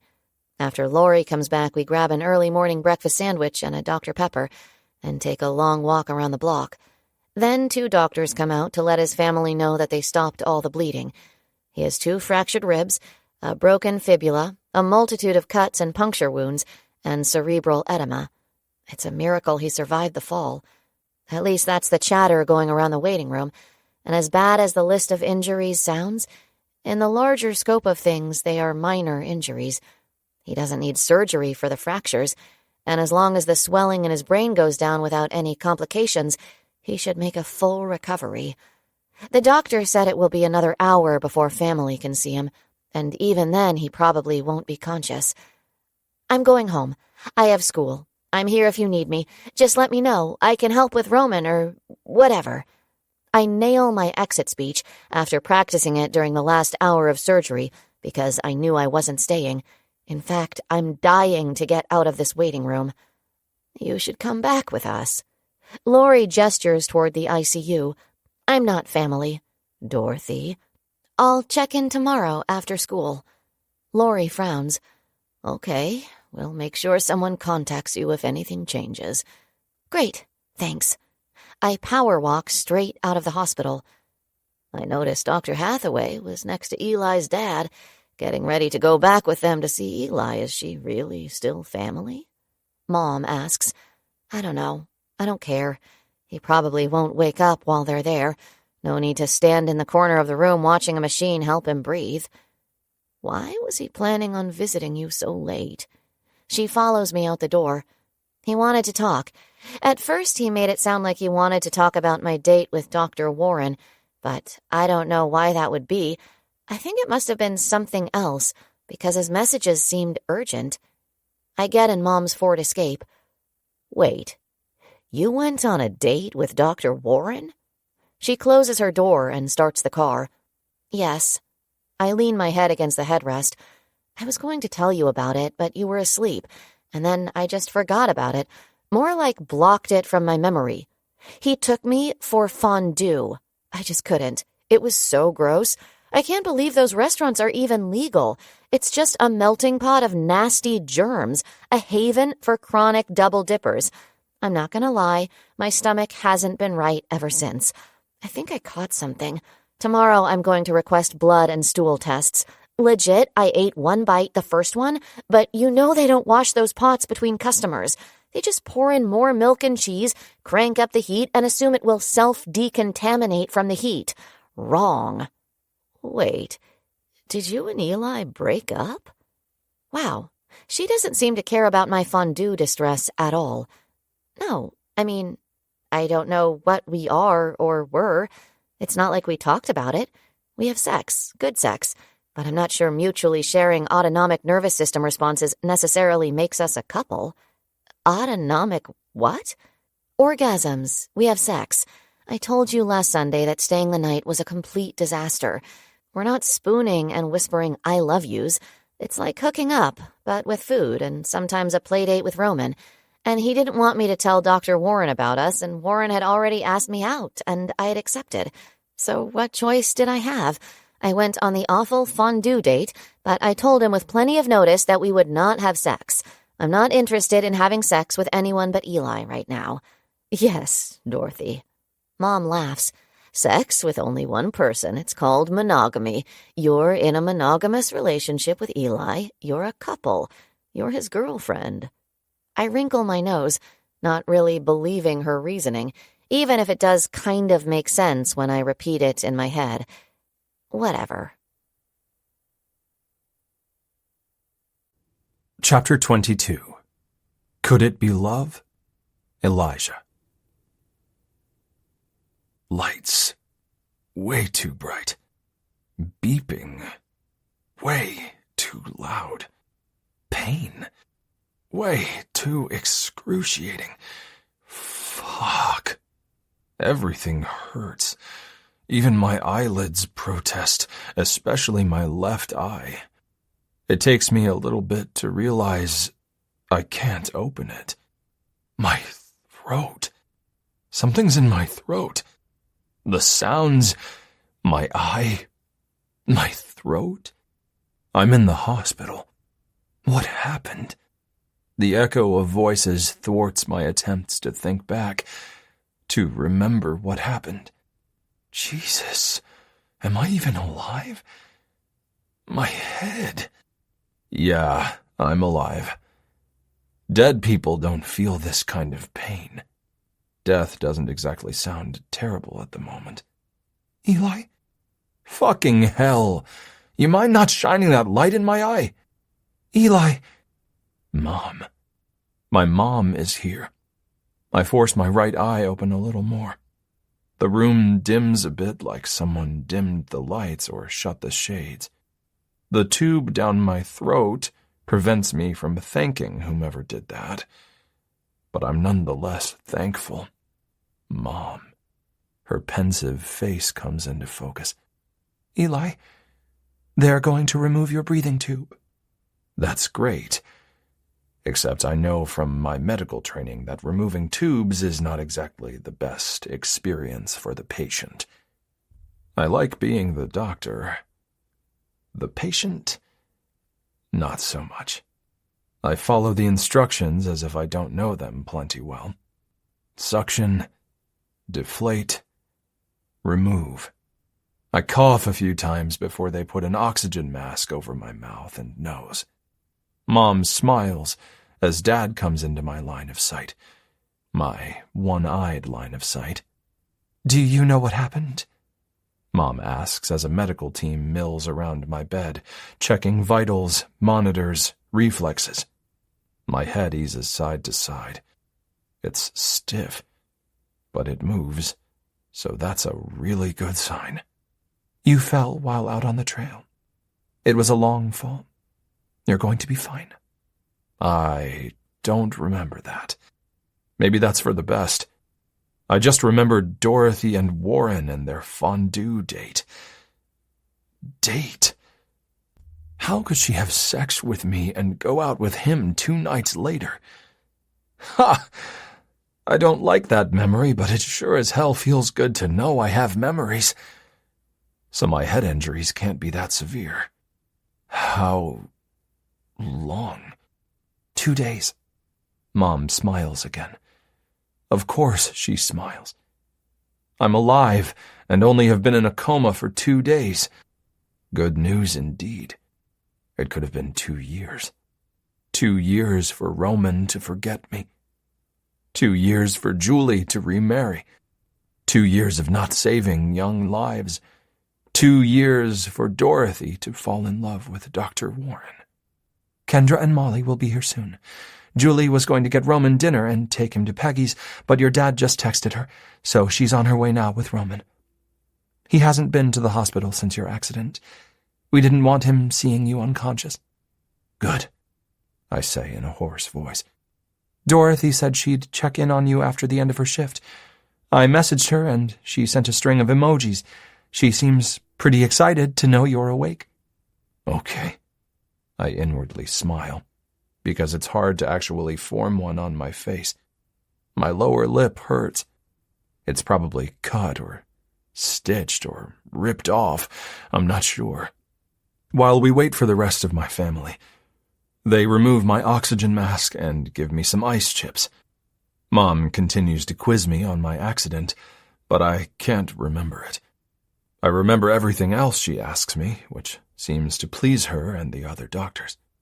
"Daddy!" Julie keeps a firm hold of Roman's hand as he tries to sprint toward my bed. "Remember, Daddy is a little fragile right now. We have to be careful with him." She lifts him up and sets him on the side of my bed. She smiles at me. It's filled with a little sadness, but mostly relief. And for the first time in what feels like forever, I don't sense anything like resentment or guilt. It feels like the way my wife used to smile at me. "Your eye! Daddy, look, your eye is scary." Yeah, well, it will get better soon. I won't look scary forever. Julie uses one arm to keep Roman from getting too rough around me, while her other hand squeezes mine. Tears fill her eyes. "I was so scared, Eli." I squeeze her hand back. "I'm sorry." She quickly wipes the stray tear from her cheek and laughs. "Don't apologize. I'm just—" She swallows hard. "I'm just so relieved you're here. It could have—" Her words break as more tears fill her eyes. "Hey." I squeeze her hand again. "It's fine. I'm fine." My mom hands Julie a tissue, while Roman tries to climb off the bed. Later, my sisters and their families arrive. Everyone seems relieved to see me awake. Lots of tears. It must have been bad. Again, I'm happy for the tiny bit of memory loss. "Dorothy, no! Come back here!" my mom calls, slipping out of the room. "Don't be scared off. It's just family. Come in, dear." She ushers Dorothy into the room. Dorothy still has on her work scrubs, red with a royal blue undershirt and royal blue Nikes. Tucking her hair behind her ears, her gaze darts around the room full of people. Her discomfort can't be as bad as mine, but I still feel a pang of unease on her behalf. "Dorothy!" Roman runs to her and gives her a high five. Julie's expression stays neutral, like she's trying to act unaffected.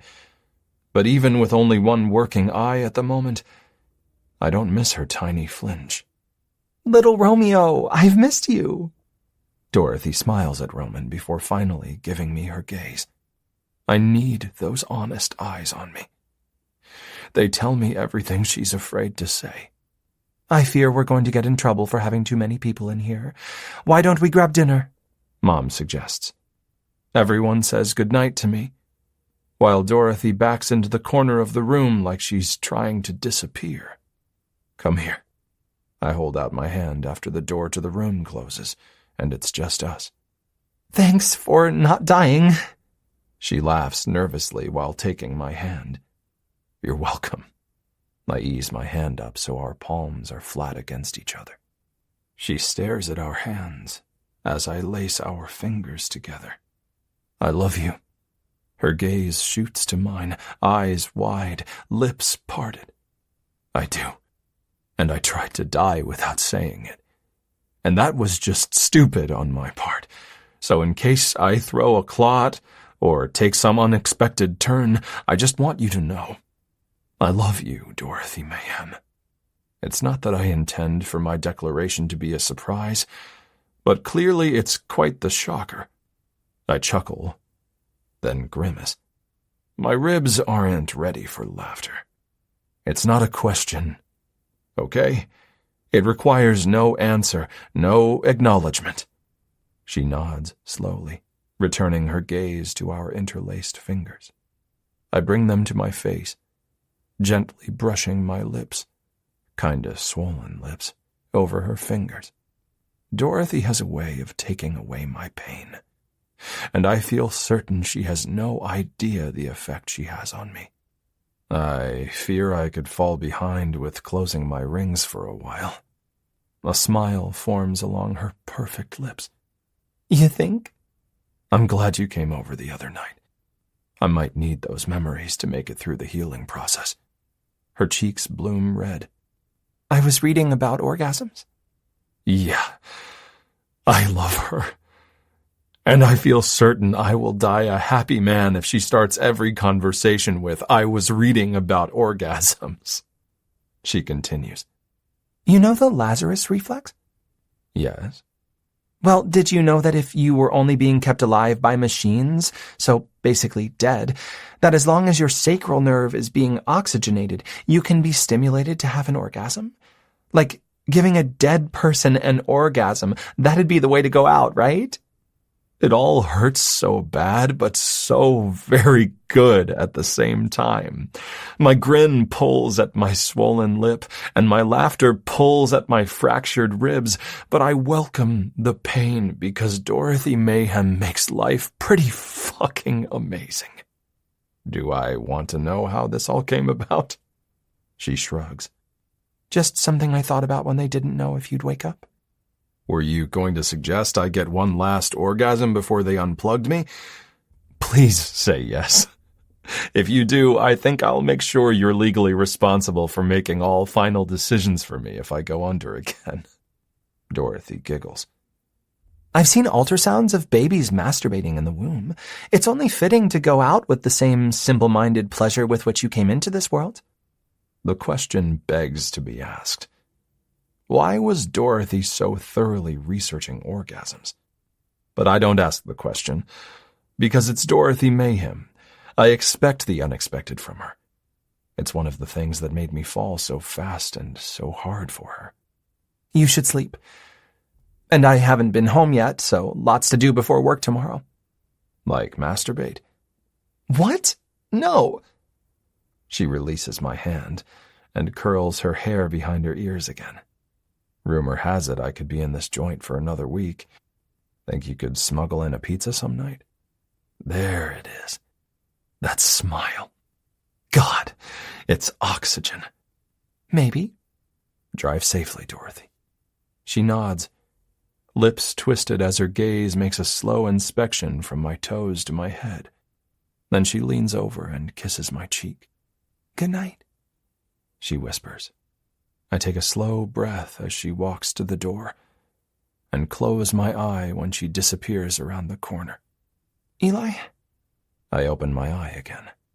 She peeks her head around the corner, teeth planted into her bottom lip. Yes? I do too. You do too? I ask. Love you. I think I love you too. She shrugs.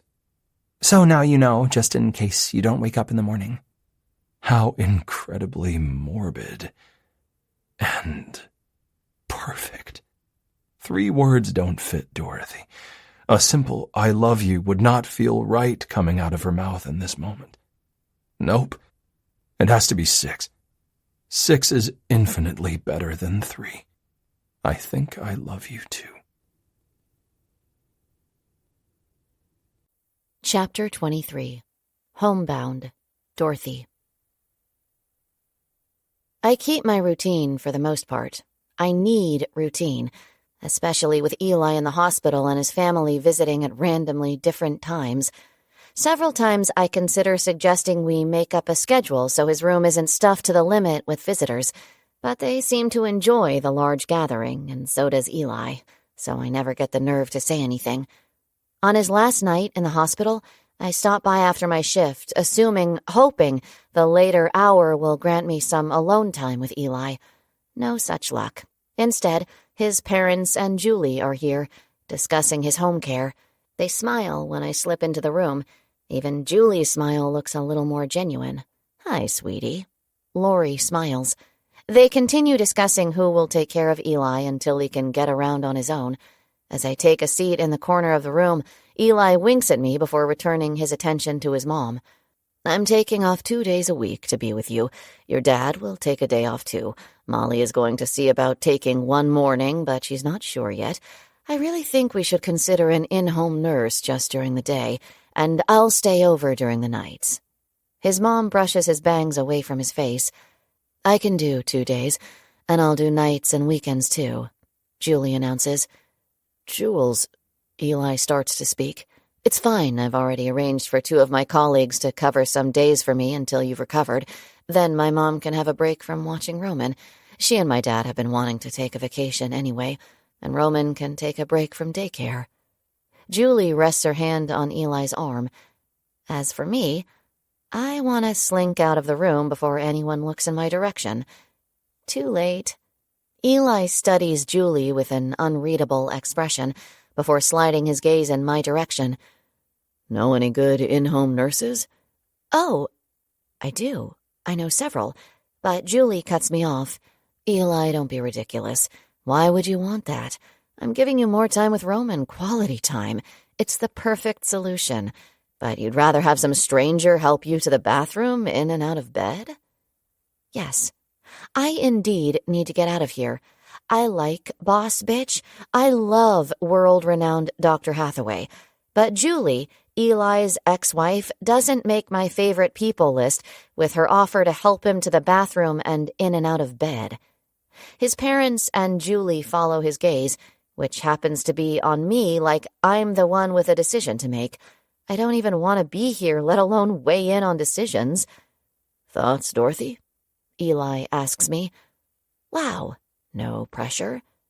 Roman would love spending more time with you. I make the mistake of giving Julie a quick glance. Both of you. My grin feels extra toothy, extra everything. Do they notice my level of get me the fuck out of here discomfort? I bet he'll find it really fun. Lego time, watching Krat Brothers and whatnot. Okay, is everyone happy? Great. Can I leave now? I hate conflict. So much so I have a terrible track record of putting myself in really uncomfortable positions to avoid dealing with certain situations. My parents find this particular trait frustrating. They think I constantly give up my own happiness because I don't want to risk the chance of conflict. What they don't really understand is avoiding conflict makes me happy. Do you want to talk privately about this? Eli asks me. Therefore, 3 sets of eyes are on me. Not particularly. Can you give us a minute? He asks. Laurie and Kent don't blink, they just nod and make their way out of the room. Julie, well, she shows a bit more reluctance to leave. Or maybe her hand is stuck to Eli's arm. Jules, please. Jules.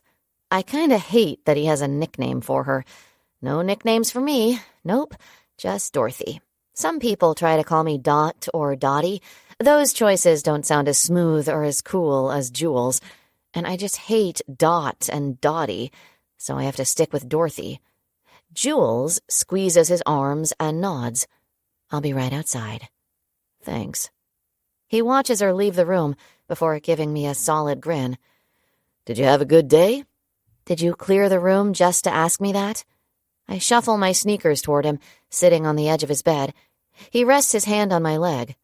Sure, but for the record, I was planning on asking them to leave anyway, just to look at you without being interrupted. Your eye looks so much better. Better to see you with, my dear. I giggle.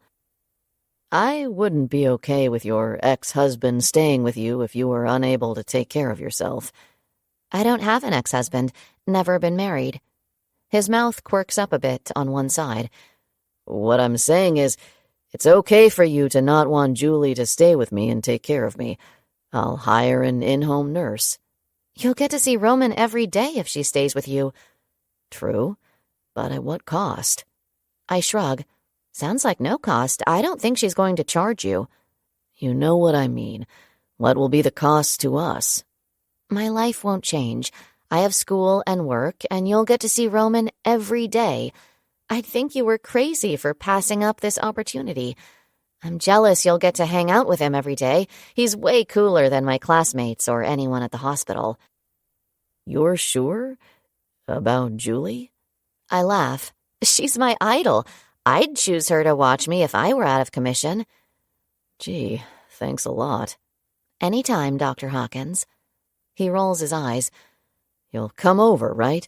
Dinner, movie nights, pasta, Xbox? Just the four of us. Sounds super awesome. Super awkward. Super unlikely. Did you catch the part where I said I have school, work, a dog, 2 emus, and aging parents? Did you catch the part where I love you? The part that craves time with you? I sigh. I'll visit when I can. I mean it. I also have a busy schedule. It will be awesome having Roman around more again. God, I miss him so much when he's with Julie. A tiny frown steals his smile. Miss him. Chapter 24. Remember When? Elijah. My family has a coming home party for me the next day. Dorothy has to work. Roman goes crazy over the balloons and cake, and Julie wastes no time rearranging things around the house, including shit in my kitchen and bathroom. I'm so glad you're home and alive, but you should rest now. Mom kisses my cheek as everyone funnels toward the door. Need help getting him upstairs? Dad asks Julie. I think I've got it, but thank you. Roman gives everyone goodbye hugs and kisses. A few minutes later, it's just the three of us. It immediately feels weird and familiar at the same time. It's not the house we lived in together, but most of the furniture is the same. Julie wanted a complete break from our life together, which included a new home and all new furnishings. I wanted a better view and an easy commute, but was fine with the old furniture. I knew Roman would work hard on destroying it anyway. I forgot how comfy this leather recliner is. Julie plops down in the brown recliner, while I stay perched on the matching sofa with my casted leg on the coffee table. Well, you can't have it now. I grin. She rolls her eyes. I said it's comfy, not stylish. Suits Roman and me. I wait for her comeback. It defines the previous year. Little jabs here and there, but rarely anything like a boxing match. We manage to always bring it back to Roman. We're in it for him. I often wonder, if we hadn't had Roman, would she have left Portland? Would I have ever seen her again? There's something different about her right now. So much of her feels familiar, like the Julie I fell in love with 22 years ago. But on the outside, I don't recognize her. The red hair, the breasts, the clothes that hug her curves a little bit more than the comfortable, sensible outfits she wore when we were married. Mommy, I'm hungry! Roman zooms down the stairs and barrels toward her, jumping onto her lap. Oof! She hugs him, rocking him a bit as he hugs her back. My world. My life. Right here, but not completely real anymore. For a moment, when Julie glances at me and smiles over Roman's shoulder, I feel like the previous year never happened. Like maybe I didn't just wake up after an accident. Maybe I woke up from the nightmare that my wife left me. In the very next blink, I think of Dorothy. Hey, buddy, can you bring me my phone? It's on the kitchen table. I get it. Roman wiggles down from Julie's lap and runs into the kitchen. So, what sounds good for dinner? She stands, sliding her hands into her back pockets, which press her new chest out, showing off the goods. We can just order something to be delivered. No, I'm here.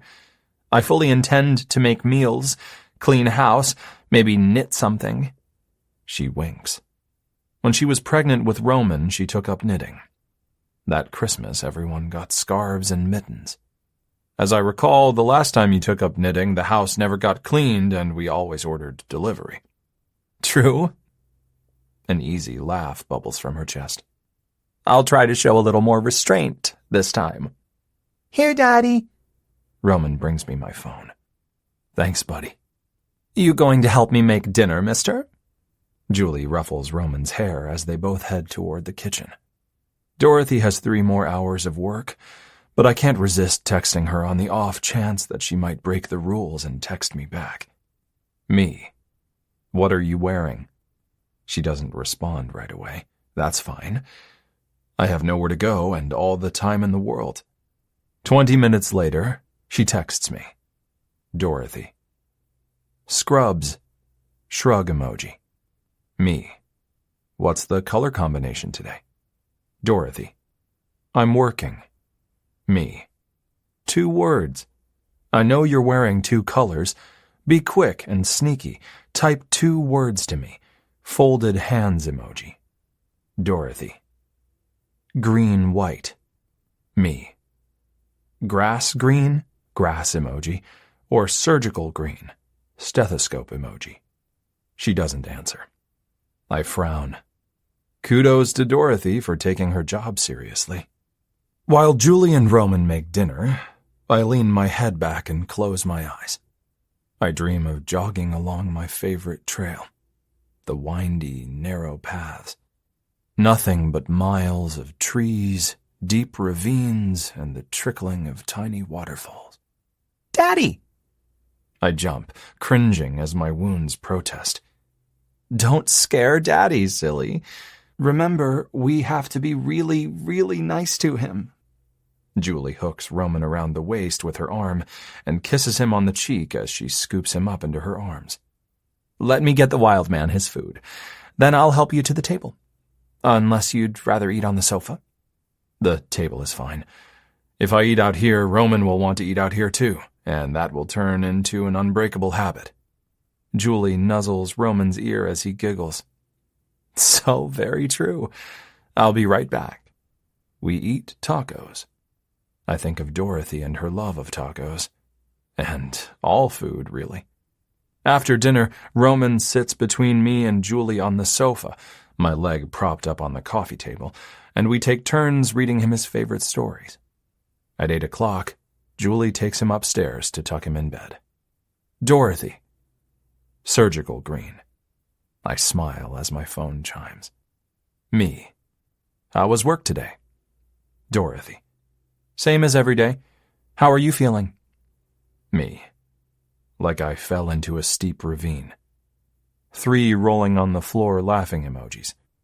When can I see you? Dorothy. IDK. Me. Not an acceptable answer. Neutral face emoji. Dorothy. Your house is only 20 minutes from my school. I have a 2.5-hour break between classes on Mondays. I could bring you lunch, and Roman, and Dr. Hathaway. I stare at the last line of her text. Julie is living with me, helping me, allowing me more time with Roman. I'm grateful. Of that there is no question, but it doesn't bode well for my time with Dorothy. Me, my son, my girlfriend, and my ex-wife. But maybe that's it. I mean, I've seen it before. I've seen those rare instances where couples divorce, share custody, and actually remain friends. Friends with each other, friends with each other's new love interests. Maybe it doesn't have to be an awkward situation. Maybe it can be an opportunity. After all, Julie left me. There should be no jealousy on her part. And Dorothy idolizes Julie, so they stand a good chance of becoming friends. Me. That would be awesome. I'll pay you back. Dorothy. Not concerned about the money. I'll text you the menu so you guys can decide what you want. I can be there by 11:30. High five emoji. Me. Sounds perfect. Can't wait to see you. High five emoji. Heart emoji. I start to type, I love you, but deleted. She knows. I told her with no uncertainty exactly how I feel. No need to suffocate her with the words. But damn, I sure do feel them. Dorothy. Love you. Good night. Face blowing a kiss emoji. Sleeping emoji. What's that grin all about? I glance up as Julie takes the last 2 steps, a curious grin on her face. Our newfound friendship doesn't seem ready for me to tell her I can't stop grinning because Dorothy Mayhem loves me. And she said it with emojis, too. Yeah, I'm over the fucking moon, ready to bust out of my cast and do a happy dance. Okay, maybe not quite yet. My body needs a little more time to catch up to my emotional enthusiasm. Just reading a message. I toss my phone on the sofa beside me.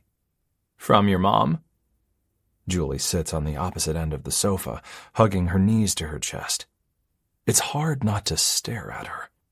I'm still not used to her new look, and she's had it for months. No, it was Dorothy. Her shift just ended. She's stopping by tomorrow between classes, bringing all of us lunch.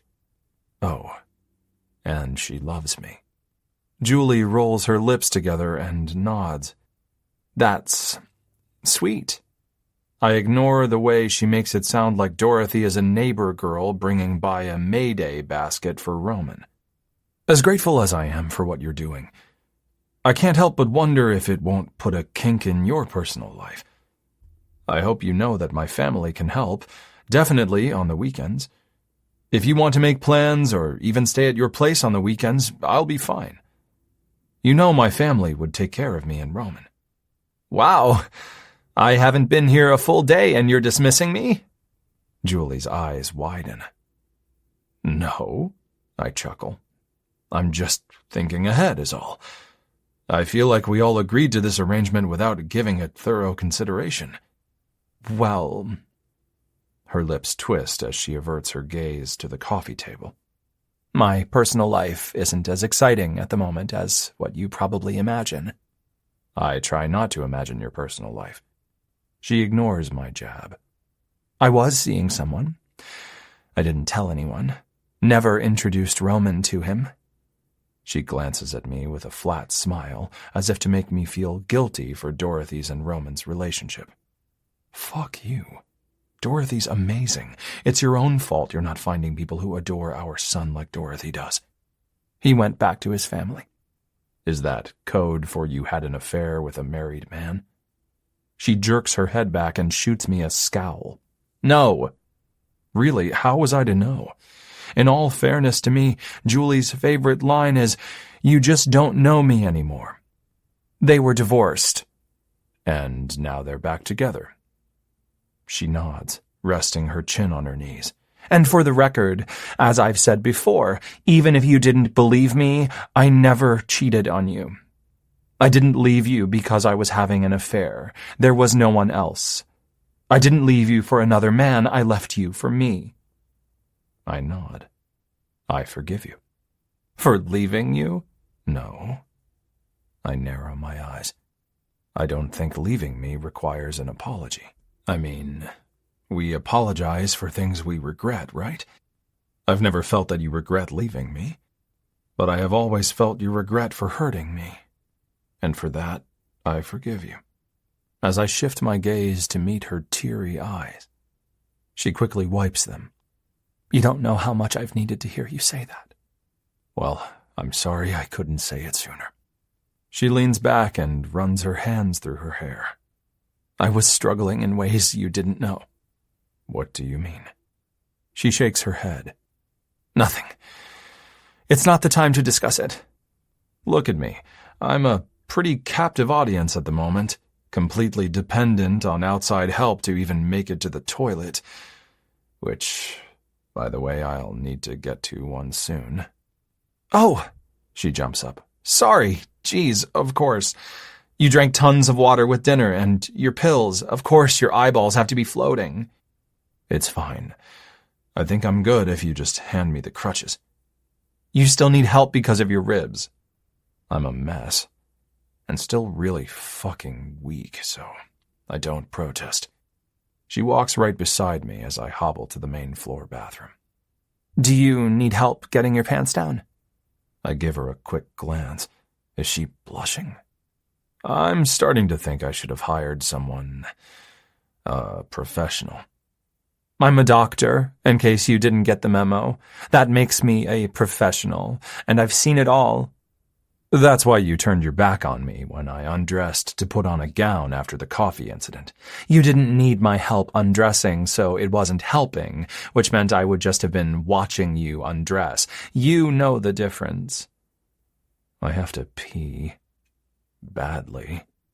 Just look away. I pull down the front of my sweatpants while she helps me balance, turning her head in the opposite direction. I grab her shoulders, feeling a bit fatigued just from the trip to the bathroom. A slight bit of nausea sweeps over me, too, from the pressure on my surgical wounds. I pee for what feels like 10 minutes. I'm not doing so well. Oh! She jerks my pants up. Jesus, I didn't ask her to do that. What was the point of looking away? Let's get you back to the sofa. Can you make it? Do I need to help you ease to the floor? Sofa. Go. I tilt my chin up and focus on my breathing. Julie grips my waist, and we let one crutch drop to the floor as she helps me hobble back to the sofa. As soon as my butt connects with the cushion, I lean my head back, sweat beading along my brow. Good? I whisper a quick, yeah. She returns from the kitchen a few minutes later with a cold washcloth for my forehead and an electrolyte drink. The more I drink, the more I'll have to pee. I take a sip. I'm going to grab a catheter kit tomorrow. I think that will be easier. She's joking. At least I think it's a joke. So, I think you're sleeping downstairs tonight? I grin on a tiny laugh. Yeah, we're not tackling the stairs quite yet. Julie sits on the opposite side of the sofa again. Our grins fade after a few seconds, leaving us with nothing to say in a silent room. I was scared, Eli. My gaze finds her, but she stares at her hands in her lap. I let you go. Yet I was so damn scared of losing you when they took you into surgery. All of my reasons for leaving you felt ridiculous and petty. This boulder of regret landed on me, and I could barely breathe. I thought, this is it. This is God's way of testing me, you know? Like really testing me to see if I truly believed I could live without you. If I really want to live without you. No, I can't let her think like this. Nope. It's too late to have these thoughts. So I smile on a sigh. Well, good thing I'm okay. You worrying and overthinking things, thinking God was speaking to you, well, it wasn't that at all. Just good old fear. A very normal reaction to traumatic situations. Julie glances up at me for a few seconds. I don't want her looking at me like she's still overthinking things. Can you get me my toothbrush and toothpaste, a bowl, and some water? I think I'm done making trips to the bathroom until I absolutely have to pee. She takes a few more seconds before nodding. Yes, I'll get you fixed up. Chapter 25. Firsts. Dorothy. Eli messages me their orders. I pick up sandwiches and cookies from my favorite cafe and drive to Eli's house. Dorothy! Roman hugs my legs as soon as Dr. Hathaway opens the door. Hey, little Romeo. Careful, wild man. She has her hands full. Hi, Dorothy. Dr. Hathaway smiles. A real one. I feel pretty sure of it. I've seen her smile in professional situations. Her confidence shines. That's the smile she gives me. Hi. It's very kind of you to bring all of us lunch. What do I owe you? I follow her inside, slipping off my tennis shoes. Nothing, really. It's fine. I can afford it. She questions me with a look that I ignore as I set the sacks on the counter and slip off my jacket. What can I get you to drink, Dorothy? Water is great, thank you. She pulls all of the food out of the sacks and sets each wrapped sandwich on a plate. Yours must be the egg salad. Yes. If you want to set the plates on the table, I'll go help Eli get to his chair. Oh, yeah. Or I can help him. I'm a lot stronger than I look, I say. Just grab the plates. Okay, then. I move the plates to the table, where she has a bowl of cut-up vegetables and a bowl of grapes. I consider my feelings about eating food prepared by Boss Bitch. Since I'm on the fence, I decide to stick to my sandwich and cookie. Hey. I turn toward Eli's voice as Dr. Hathaway helps him to the kitchen table. Hey, how are you feeling? I ask. Good. Weak. Dr. Hathaway corrects him with side eye. Good and weak. He eases onto the chair, and she props up his cast on a stool. You don't have to eat at the table, I say, taking a seat next to him. I do. Otherwise Roman would think all meals for eternity can be eaten in the living room. Julie sneaked me breakfast on the sofa before Roman woke up. Roman, come eat, Dr. Hathaway calls. He runs into the kitchen. Bib, wild man. Dr. Hathaway puts on his bib. Where are you going? He runs to the other side of the kitchen and pulls out another bib. Dorothy, here's your bib. Buddy, no. Dr. Hathaway and Eli disapprove in unison. Fantastic. I was wondering where you put my bib. I take the bib and tie it around my neck. Eli and Dr. Hathaway look at each other, and then at me. I return a satisfied shrug and unwrap my sandwich. This is a really good sandwich. Dr. Hathaway rolls her eyes like eating gives her an orgasm. Reminds me of the sandwiches we had at the little hole-in-the-wall place just down from our hotel when we went to London right before I got pregnant. Remember? Oh, yeah. Eli nods. Best sandwich ever. This comes close, though. Good find, Dorothy. He winks at me. You ever been to London, Dorothy? Dr. Hathaway asks. No, I'm pretty much a homebody. Oh, that's too bad. There's so much to see in the world. She wipes her mouth and takes a sip of water. I finish chewing my food, thinking of an appropriate response. When I get better, we should go somewhere. What do you think? Eli asks. Me too. I go somewhere with Dorothy. Dr. Hathaway clears her throat. You'd stay with me, wild man. We'll go someplace together, maybe back to Disney World. If it's my week with him, he could come with us. Eli informs Dr. Hathaway. I suppose, but I don't want you taking him to London. I want to be with him the first time he sees London. Well, what if I want to be with him the first time he sees London? Eli gives his rebuttal. Me? Oh, I just keep eating. In fact, I can't eat fast enough. I don't think you honestly care. I just think you're acting like you do because you know how much it means to me. Dr. Hathaway wipes her mouth. Yes, you and your need to experience all of his firsts. Did you ever think I wanted to be with him for his first visit to Texas? Doesn't seem fair given the fact that you made the decision to have him half the time. That means you should be fine with half, the way you make me have to be fine with half. And maybe his first time in London won't be part of your half. Eli. Dr. Hathaway narrows her eyes. Maybe, I interrupt before fully swallowing, you could take him to London together. I focus on the now. How to get out of an uncomfortable situation now. Not later when the three of them are on their way to London and I'm at home, being Dorothy homebody and feeling like I had a hand in putting their family back together. Nope, I favor the now. Just stop arguing in front of Roman now. Oh my gosh, we should, Eli. We should take him together. Dr. Hathaway beams. Eli, not so much. A piece of lettuce hangs out of his mouth mid-chew. Someone should high-five emoji me. Problem solved. Eli finishes chewing his bite and shifts his attention to me. You think I should go with Roman and Julie to London? Just the three of us? Sure. I move my gaze to the cookie on my plate. It's half gone already.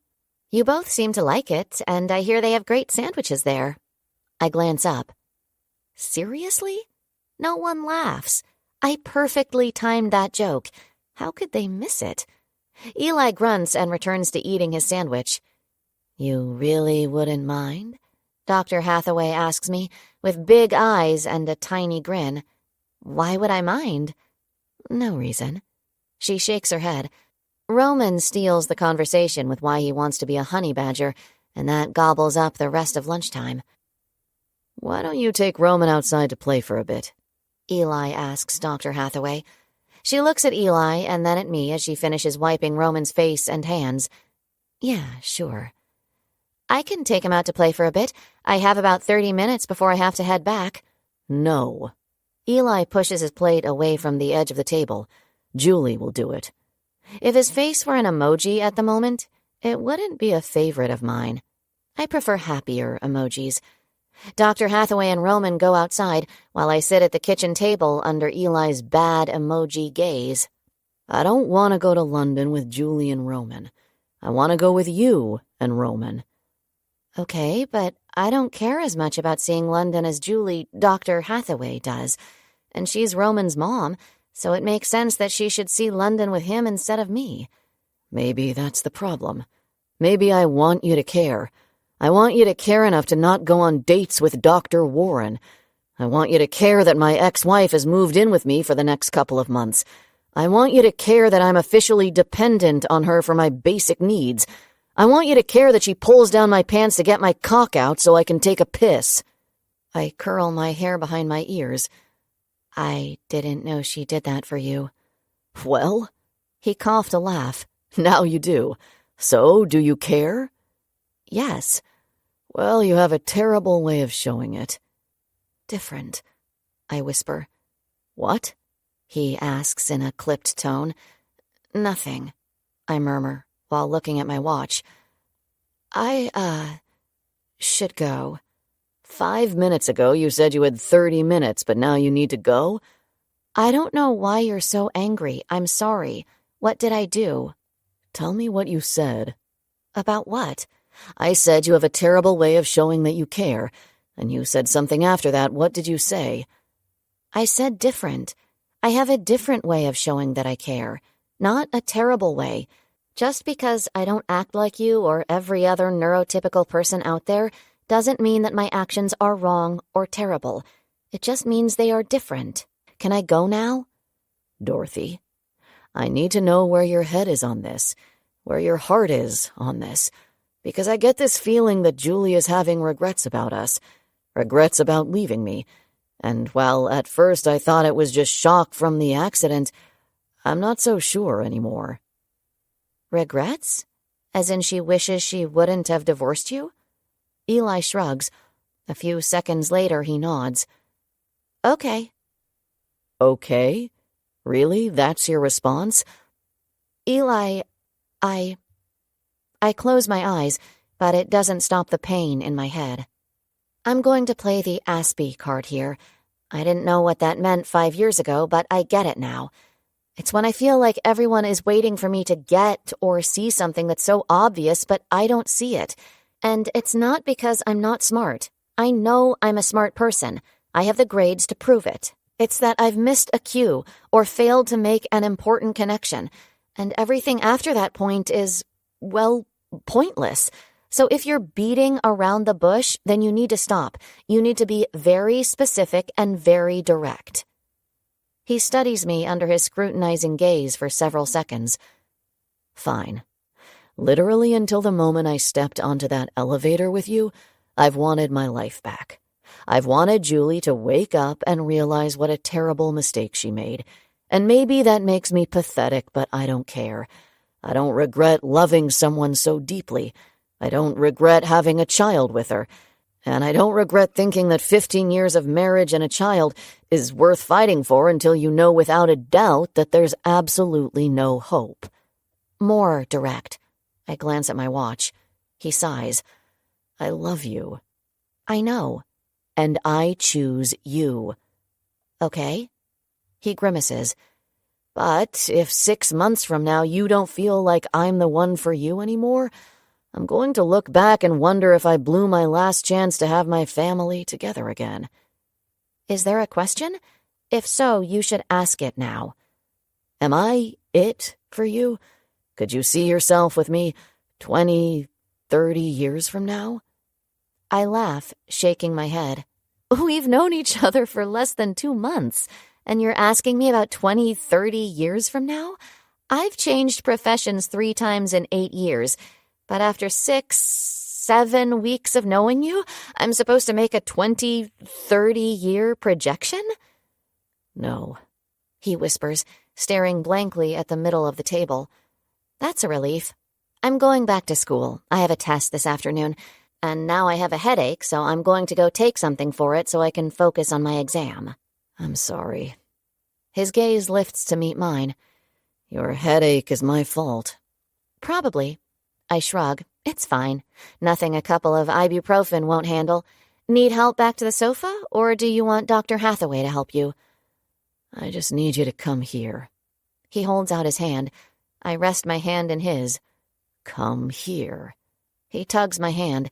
I unfold from my chair and take the 2 steps to stand next to his chair. He releases my hand, reaches up to fist the top of my shirt, and pulls me to his mouth. It's a slow kiss, but I tell myself I can spare an extra minute or 2 for a slow kiss. I pull away and rub my lips together, while embarrassment crawls up my neck. Dr. Hathaway stands in the doorway, holding a plant in one hand, while covering Roman's eyes with her other hand. Delivery from one of your patients. Mommy, move your hand. Roman pushes her away. So, I work my way toward the nearest exit. I have to go. Bye. Bye, Dorothy. Roman is the only one to tell me goodbye. Eli and Dr. Hathaway are too busy having a stare-off. Chapter 26. It's Still You. Elijah. Roman, nap time, Julie says while glaring at me. I don't want a nap. Then go have some quiet time with your toys in your room. Otherwise, it's nap time. I go to my room. He pouts, dragging his feet up the stairs. She knows he'll go to his room and play if nap is the alternative. Really, Elijah? In front of our son? I wet my lips, still tasting Dorothy on them. I thought you were outside. Well, we weren't. And if you're not ready to explain to Roman why you're kissing Dorothy, then I suggest you not kiss her if there's even a remote chance he could catch you. Julie definitely wouldn't want to know that I went down on Dorothy in her bedroom while Roman played Xbox within hearing distance of Dorothy's moans. Things that wouldn't get me nominated for Father of the Year. Understood. Maybe this weekend you can take Roman to your house Friday and Saturday night, and I'll get someone else to stay with me. And by someone else, you mean Dorothy? I mean, my mom and dad can come over during the day. And at night? I shrug. You'd rather make out with your new girlfriend than have your son here? Oh, Jules. You do not want to go there with me. Go where? She is here. At my house. Helping me do things like take a piss and brush my teeth.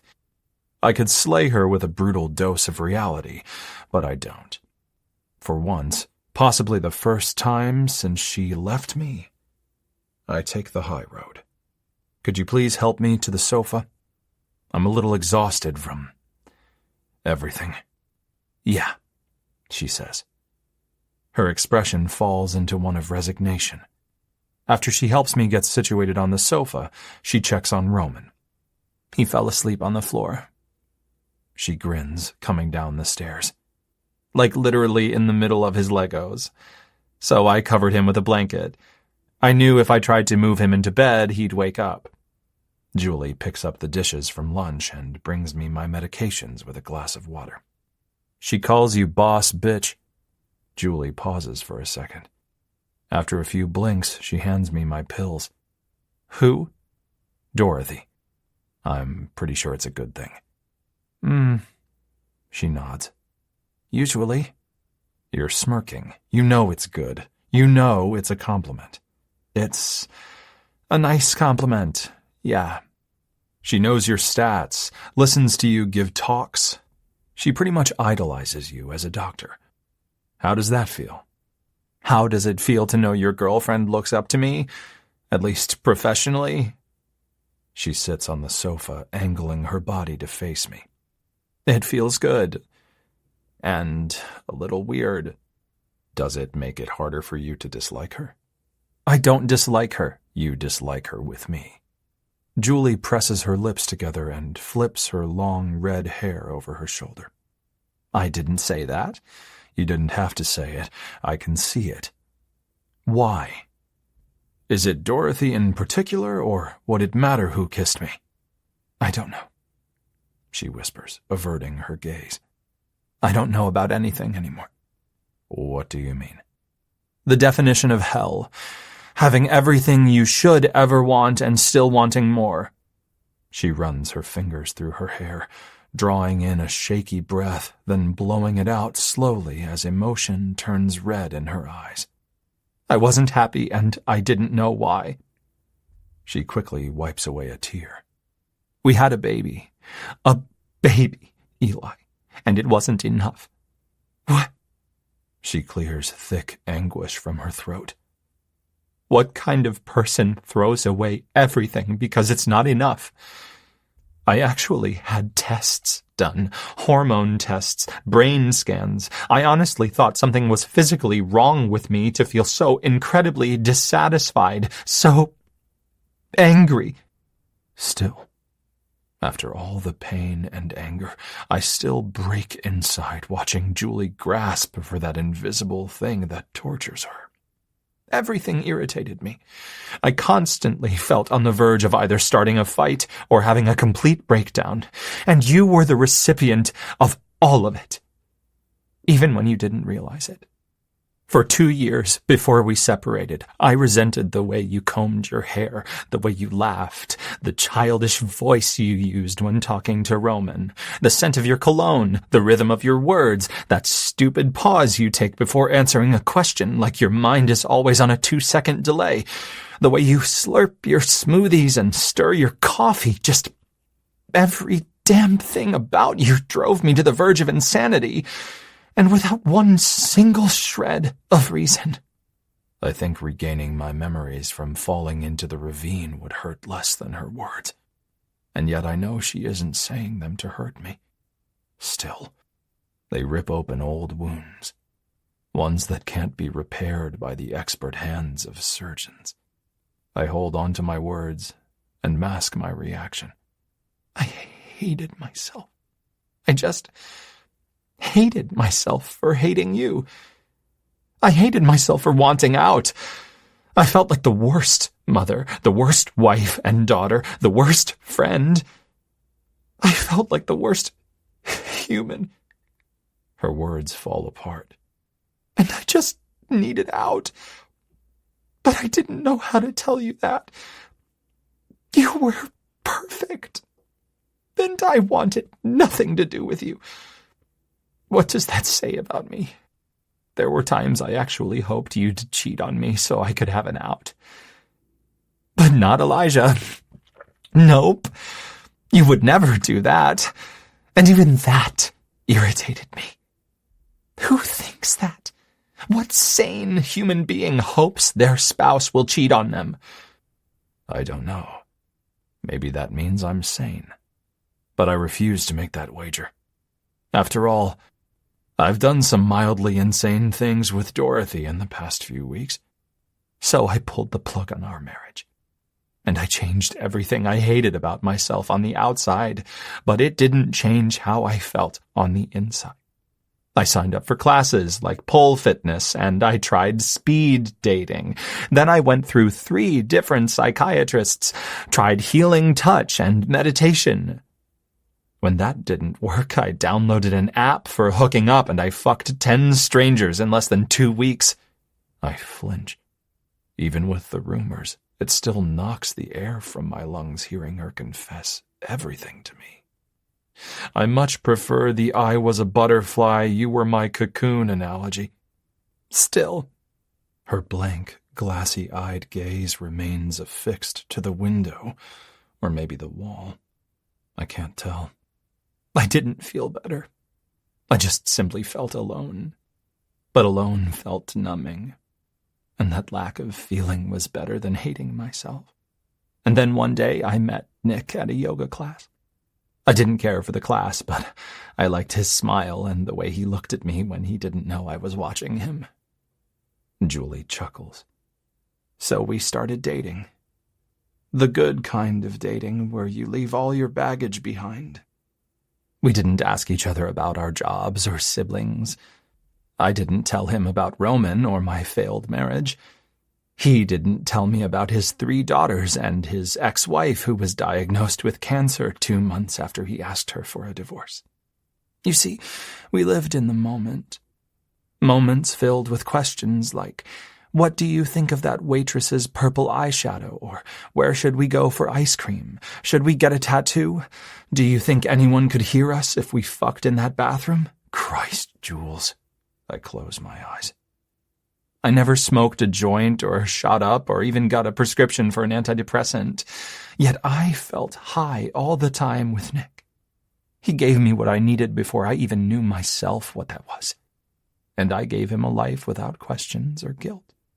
We didn't have to fit because we weren't trying to be anything more than a moment. When I open my eyes, Julie blinks and the tears break free. This time she makes no effort to stop them or bat them away. Sometimes we would meet for coffee and just sit in the back corner of a cafe and drink in complete silence until one or the other stood from our chair and walked out. That's messed up, right? Meeting up with someone just so you don't have to sit alone and drink coffee. But it was perfect. A time and place to just be without feeling alone. Without feeling the need to pollute the air with words. What happened, Jules? She pulls the sleeve of her long-sleeved t-shirt over her hand and uses it to wipe her cheeks. 3 weeks ago, we were sitting in our usual cafe, in our usual spot, drinking our usual drinks. He got up to leave first, but instead of brushing his fingertips along my arm, his unspoken, goodbye, see you tomorrow, he instead stopped just inches behind me so our backs were to each other. And he told me. She wipes more tears. Told you what? My ex-wife's name is Jennifer. She has her first chemo treatment today. My girls are Alicia, Kylie, and Becca. It's time for me to go home. Thank you for this. I will never forget it. She sniffles, shaking her head, eyes rolling to the ceiling. He went from a beautiful mystery to an ugly reality. But I need reality. For the first time in 3 years, I'm ready for reality. It finally fits. The switch flipped, and everything that tore me apart before Nick feels like the only thing that can put me back together. Like the poison is the cure. Like it's time for me to go home, too. Only mine is no longer waiting for me. We sit in silence for many minutes as her confessions hang in the air with nowhere to go. You're my reality, Eli. You're my home. You, me, and Roman. And I don't deserve you. I don't deserve a second chance, but I want one. And I have to. She pulls in a shaky breath to steady her words. I have to believe that our love that has spanned more than 2 decades and the creating of another life is greater than my months with Nick and your weeks with Dorothy. I have to believe that these other people came into our lives to bring us perspective and bring us back together. I'm tired. My pain medication has kicked in and done its job. The part of my brain that processes mind-blowing confessions is out of commission. So I lean my head back, close my eyes, and succumb to sleep. Chapter 27. I'm here for you. Julie and I don't speak of our conversation for the following 2 weeks. We fall into a routine of meals, laughter with Roman, television, patient updates from the hospital, and visits from family. The silver lining is my dad's willingness to help me bathe. He pretty much treats me like a vehicle. I feel thoroughly bruised from the high-pressure setting he chooses on the bath hose nozzle, but I don't have to deal with the awkwardness of my mom or Julie bathing me. Dorothy? Well, she won't answer my calls, but she offers short 1- and 2-word texts in response to my texts. Me. How was your day? Dorothy. Fine. Me. Can I see you soon? Dorothy. Not sure. Me. Are you okay? Dorothy. Yeah. She offers enough emotional reassurance to make any desperate man jump off the side of a tall building. But I'm not that lucky because I can't move my fucking body far enough on my own to even get to a tall ledge. I feel like she's running from me and I can't chase her. My injuries prevent me from physically going to her, and I fucking hate it. She won't talk, won't come see me, won't offer any reassurance that we're okay. How ignorant of me to think we're okay. We're not okay. I grilled her about a stupid imaginary London getaway, and then I pressured her to tell me her plans 30 years into the future. Of course she ran. Any person in their right mind would run and never look back. If you don't stop frowning, that line on your forehead will only get deeper. Mom winks, glancing up from her knitting. She's keeping an eye on me while Julie and my dad take Roman to the park. My fall didn't take my life, but it feels like it ruined it. I can't work. I can't navigate. I can't bathe on my own. I shake my head. Depression works its way into the 4th week of my healing process. Yesterday, since you haven't been bringing me Friday lunch, she smirks, I walked over to the hospital and left a message for Dorothy. She messaged me back and agreed to have a cup of coffee with me on her break. I'm shocked. And a little pissed off that she waited a full day to tell me this, but mostly I'm painfully envious that she saw Dorothy. How is she? Better than you. Mom chuckles. She's Dorothy. Focused on school and work. I think that's a good focus for her right now. Those are things she can control. What is that supposed to mean? She could come see me. God knows I've been trying to get her to commit to even a quick phone conversation. Maybe now is not the best time to talk with her. Whose side are you on? My insides tighten, pulling at healing wounds, making new emotional cuts in my heart. I'm ready to crawl out of my skin. I need out of this cast, out of the house. I need out of my mind. Yours, dear. Always yours. Whose side are you on is the only question that matters. Side? How do you figure that I have a side to choose? Because Julie talked with me. Silence steps into the room, surrendering only to the hum of the furnace kicking on. Julie told my mom. Why did she do that when I gave her absolutely no response to her confession, not a single word? You've wanted this since the day she left you. You've wanted her back.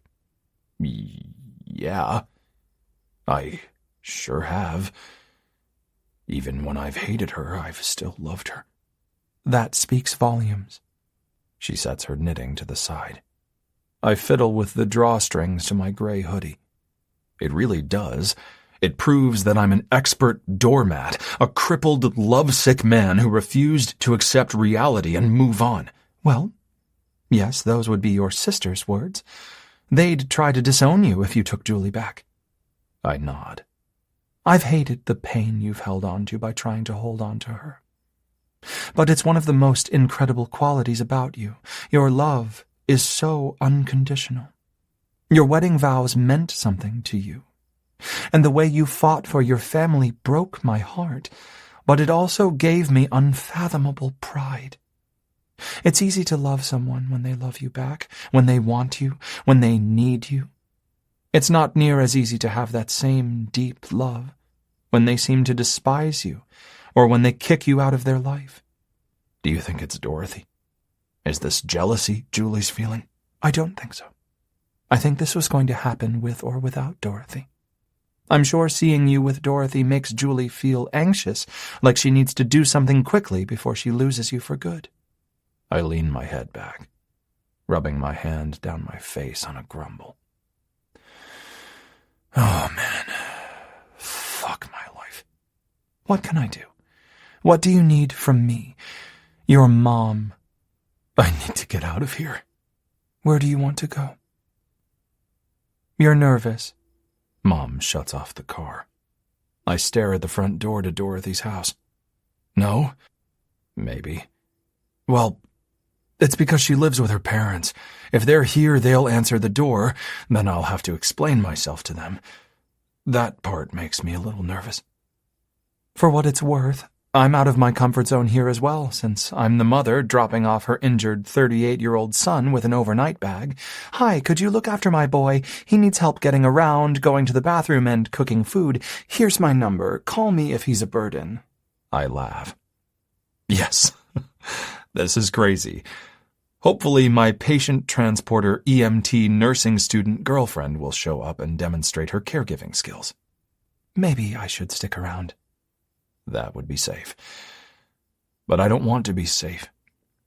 I don't want her to feel like she has an easy out. Eli, you need to let her go or seriously hold on to her, but don't string her along. She rests her hand on mine. I know. She helps me out of the car as best that she can and situates my crutches under my arms. Yes, I'm stubbornly using both crutches, even with my ribs protesting. Physical therapy has helped. It takes us forever to get to the door. 3 knocks before Kelly answers the door, and 1 huge breath of courage to deliver my speech. Oh my gosh, Eli! What an unexpected surprise! Dorothy didn't say you were coming. She's not even home from work yet. Come in. Do you need some help? Hi, Lori. So nice to see you again. It's so nice to see you too. Sorry for the unexpected disruption. It's no problem. Have a seat wherever you'll be most comfortable. Actually, the most comfortable chair is in Dorothy's game room, but there's only one. Perfect. I work my way to the game room and her expensive reclining chair with all the bells and whistles. Oh, okay. Can I get either of you something to drink while you wait? I'm not staying. Mom wrinkles her nose while depositing my overnight bag just inside the door to the game room as I ease into the soft fabric, letting my crutches drop to the floor on either side of the chair. Oh. Kelly narrows her eyes at my bag before shifting her attention to my mom and then to me. Dorothy hasn't been able to make time to come see me, so I thought I'd surprise her. But since it's late and I can't drive, I brought a bag. I'll figure out how to get home tomorrow. Hope this is okay. I smile. Kelly grins as if my intentions are quite clear. She most likely knows enough about the previous weeks to know that Dorothy simply isn't ready to see me. Sounds like the best idea I've heard in a long time. Yeah, she knows. Great. Mom clasps her hands next to her chest. Looks like you're good, Eli. So, I'll head home. He's in good hands. Kelly winks at my mom and walks her to the door. They murmur a few more things to each other, but I can't make out the words. After the door shuts, Kelly brings me some water and a bag of microwave popcorn. Dorothy really misses Roman. She hands me the popcorn and stands next to the chair, tightening the sash on her robe. He adores her. She's his superhero. I'm sure he would love to show her his Flash costume that my mom and Julie bought him for Halloween. He's going to have it worn out before he gets a chance to go out trick-or-treating in it. Kelly laughs. Oh, Dorothy would love to see it. Kelly, I'm sorry. I feel like I'm failing Dorothy at the moment because I'm injured and dealing with my ex-wife living with me again, and my family always around helping me. Dorothy thinks you belong with Dr. Hathaway. She blurts out the words so quickly, it takes me a few seconds to process them. I want to believe that she'll tell you that to your face, but it might come out as a different version. However, those were the words she said to me. And it's not because she doesn't like you. She does. So much so. But you need to know where her head is right now, and I fear she won't be able to adequately articulate her thoughts. You see, her grandfather cheated on her grandmother many years ago. Not just cheated. He fell in love with another woman. My brother was 3 at the time, Roman's age. I hadn't even been conceived. My father left his new love to go back to his family. My mother took him back. Had she not taken him back, I wouldn't be here. Therefore, Dorothy wouldn't be here. She knows the story. It's been retold to her many times. After careful thought, I return an easy nod and a tiny smile. What can I say? Maybe nothing. Maybe the right words don't exist. Thank you for telling me that. She smiles. Thank you for loving my daughter. Outwardly, I keep a soft smile. Inside, it feels like a jagged piece of metal being shoved into my heart. Yell if you need anything. I'll be going to bed soon, but I'm a light sleeper, and Dorothy should be home soon, too. Thank you. Chapter 28. Fuck the Truth. Dorothy. Yes! Barbecued jackfruit sandwich and apple pie leftovers in the fridge. It's enough to keep me from taking a walk. With it getting darker earlier, I find it less appealing to take walks on the nights I get home close to 9 from the hospital. After throwing the leftovers on a plate, grabbing a fork and a glass of water, I make my way to my game room. What the fuck? I flip on the light to the room, seeing a figure in my chair. Hello to you, too. Eli pushes the button on the side of the chair, bringing it to an upright position. Then he shuts off the TV before I can register what he's watching. What are you doing here? He grins. I'm here to see you. Was that apple pie? I glance at my plate. Yes, I love apple pie. So? Eli chuckles. So get your ass over here and share some with me. It's only one piece. Hence the word share. My nose wrinkles. I won't go down on you until after we share the pie. He winks. I squeeze my legs together. I'm joking. Do I look sexually active yet? He gestures to his cast. How's Romeo? I sit on the arm of the chair, with my plate on my lap. You mean the Flash? Because that's who he is now that he has his Halloween costume early.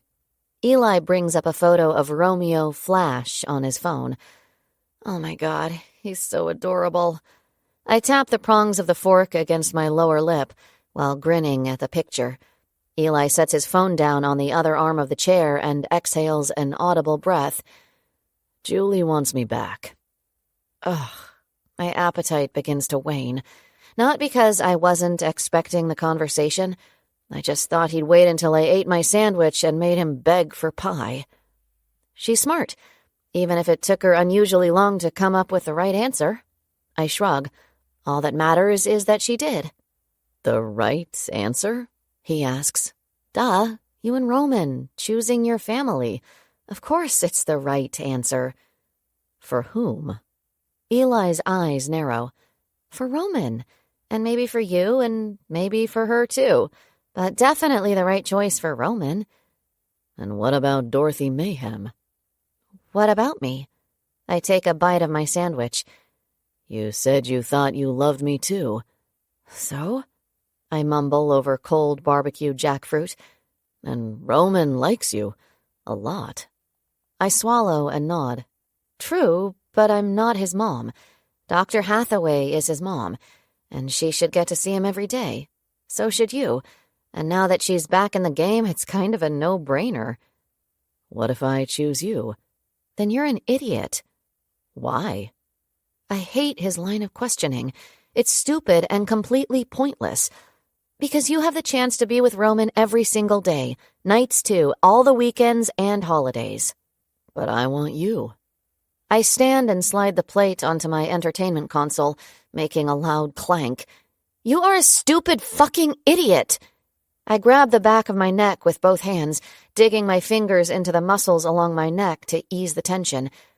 If I could choose Roman over you, I would in a heartbeat. Does that make you feel better? Does that ease your decision? He's 3 and smart and funny, and he says all the cute things, and that smile. I wipe my cheeks, narrowing my eyes at my hands, a little confused and surprised to see tears. The sting of my eyes and the trickle down my cheek went unnoticed amid my anger. That smile is life. I wipe my hands on my pants. So why in the hell would you choose to live half a life when you can have it all? Eli pinches the bridge of his nose. Why are you doing this to me? Doing what? Making me feel like a terrible person. He rubs his eyes and looks at me. They're red. I'm not, I whisper. You are, because you're using my son as leverage to take yourself out of the equation. But this isn't an equation or a poll where everyone gets a vote. This is my goddamn life. I jump, hugging my arms to my chest. I've seen Eli slightly upset before, like when I agreed to go on a date with Warren or when I suggested Eli and Dr. Hathaway take Romeo to London. But those were nothing compared to Eli's clenched jaw and tear-filled eyes, taking me hostage in my own home. I can't move, not a single muscle. He swallows hard, keeping his jaw locked and managing to blink several times without shedding those tears. You've made me feel like a truly awful father, and I know that's not what you meant to do, but you have. The guilt. Dorothy, you're fucking killing me with guilt. You've turned loving you into a fault, an epic error in judgment, a choice. He shakes his head and sniffles. You weren't supposed to be a choice. Not you, not Roman, but you've laid it all out there. If I choose you, that means I'd have Roman part-time. But that makes me a stupid fucking idiot in your eyes. So what's the point? What did I do wrong? How do I excel at always messing things up? I spend so much time planning my moves and my words. I journal them and bounce them off my parents. How did a move that felt so selfless turn me into a monster? The judgmental enemy. I ease my head side to side, grimacing from the pounding inside of it.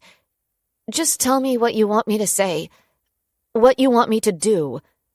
He hangs his head, closing his eyes. I glance back at the door.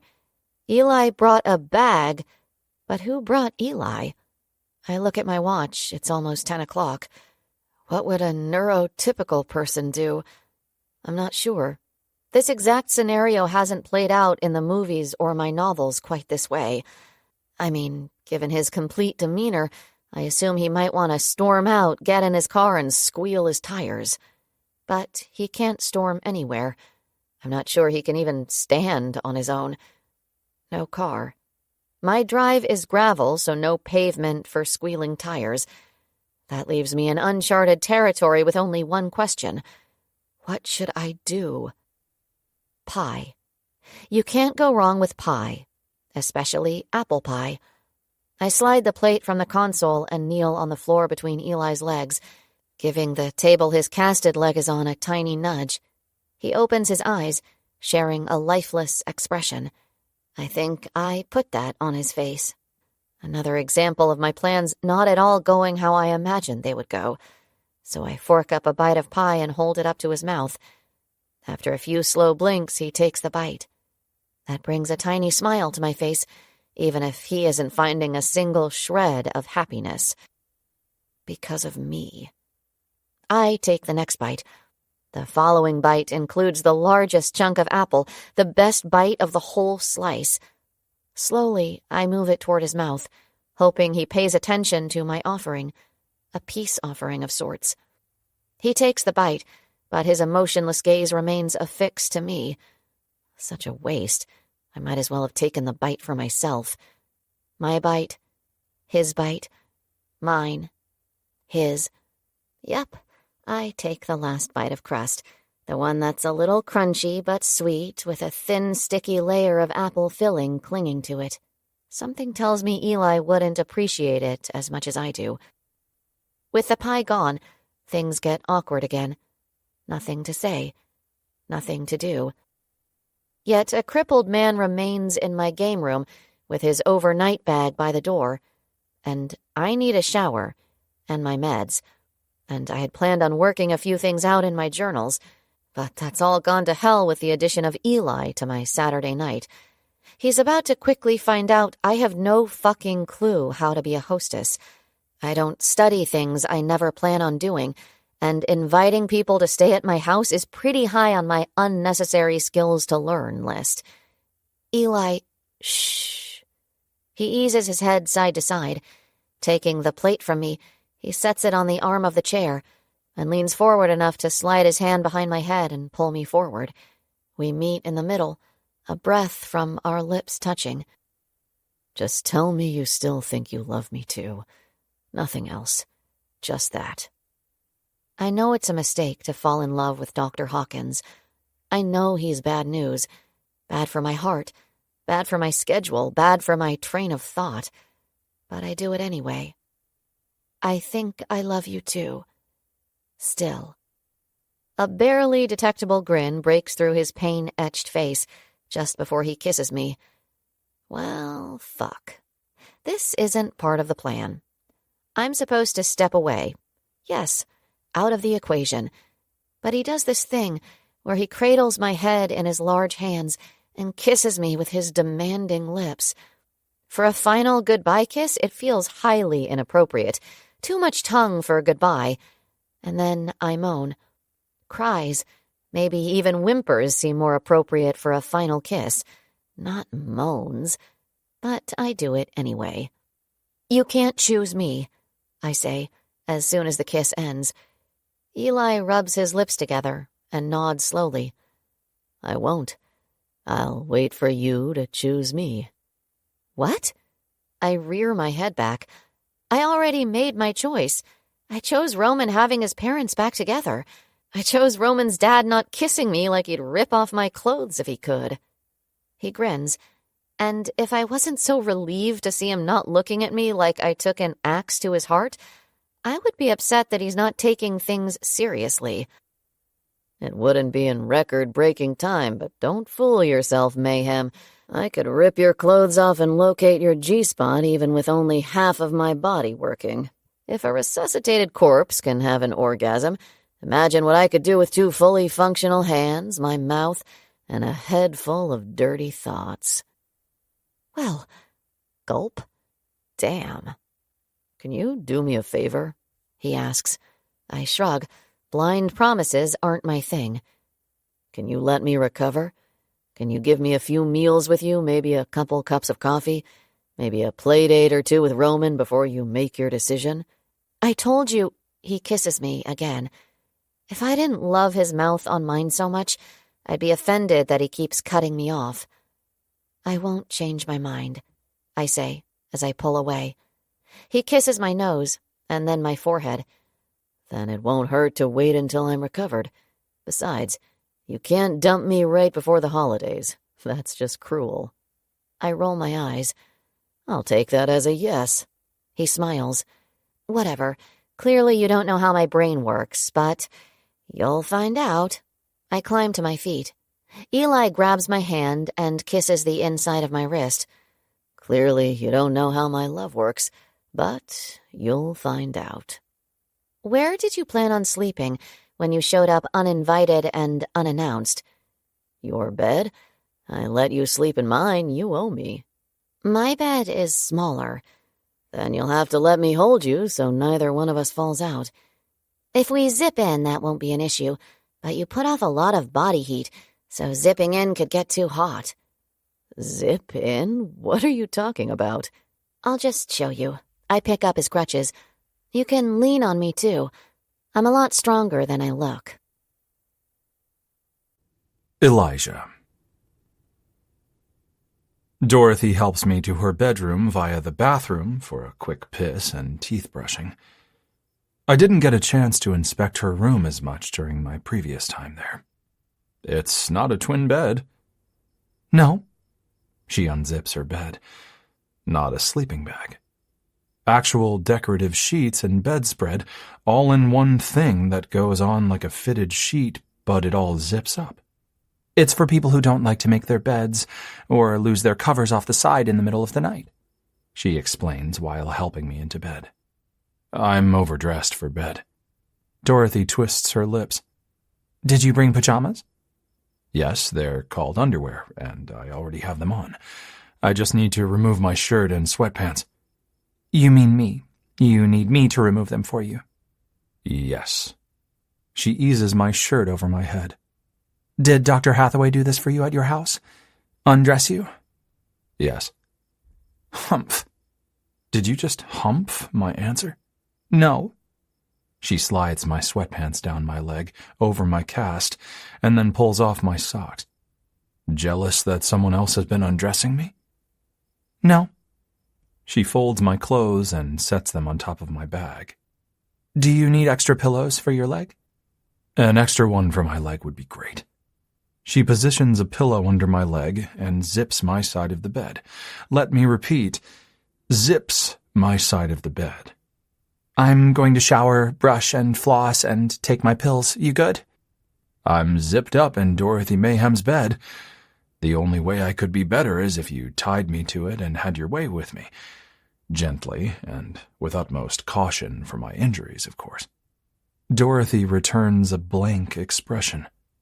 I think she gets my humor, minus actually finding anything humorous about it. So you're good. Okay, I'm going to shower.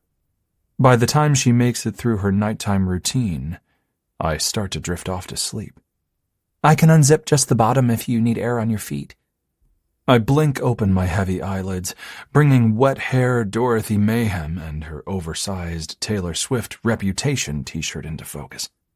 To keep my feet from getting claustrophobic in your zipper bed? To allow cool air to your feet to help regulate your body temperature. She unzips the bottom of the bed. I can leave it like this, or actually let your feet out like this. Peeling back the bottom covers, she exposes my feet. My good one, and the one with just my toes sticking out from a blue cast. So many options, and unexpected surprises with the zipper bed. Same goes for Dorothy Mayhem. However you sleep in here will be just fine with me.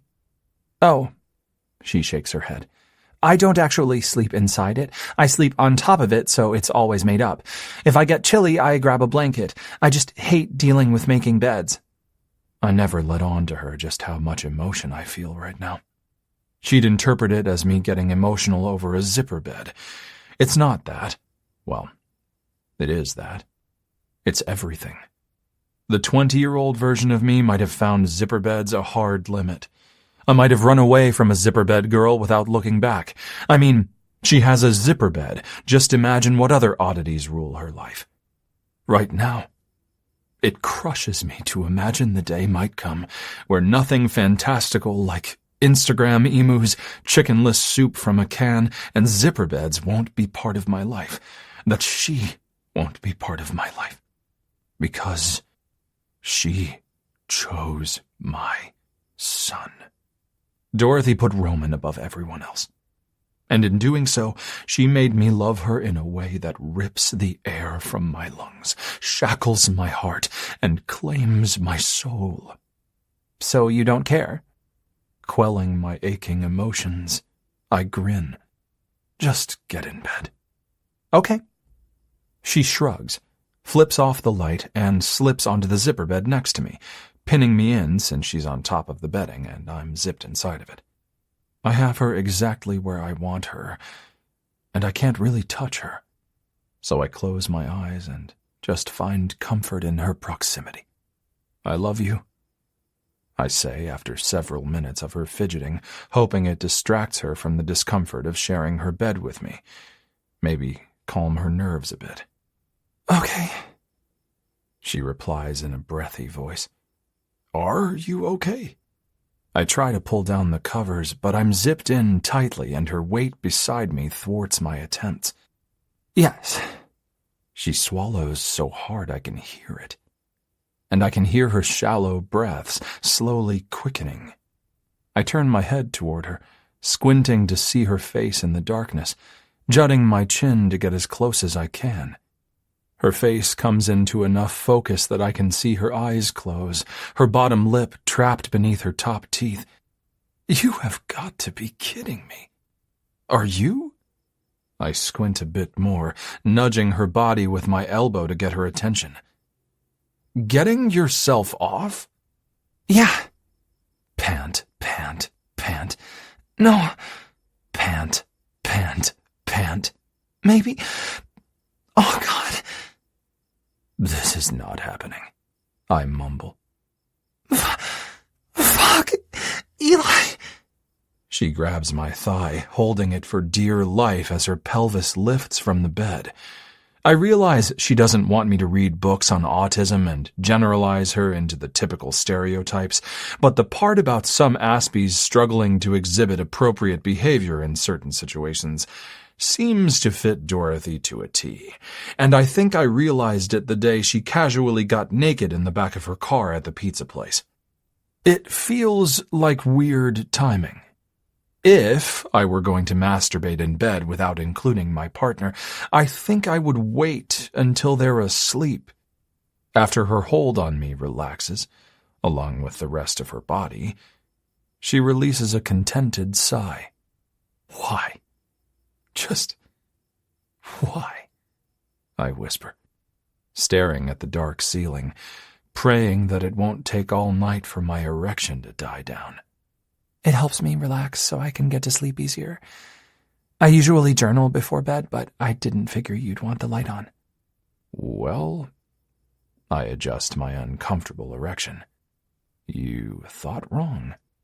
Okay. Sorry. She rolls to her side, planting her ass against my hip. I'll journal next time. Chapter 29. My Baby Girl, Dorothy.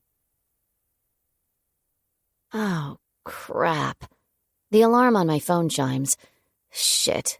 I cringe, peeling myself from Eli's torso. How did this happen? He had surgery less than a month ago, and I'm on top of him. Before I can completely ease off his body, he blinks his eyes open. I'm so sorry. Did I hurt you?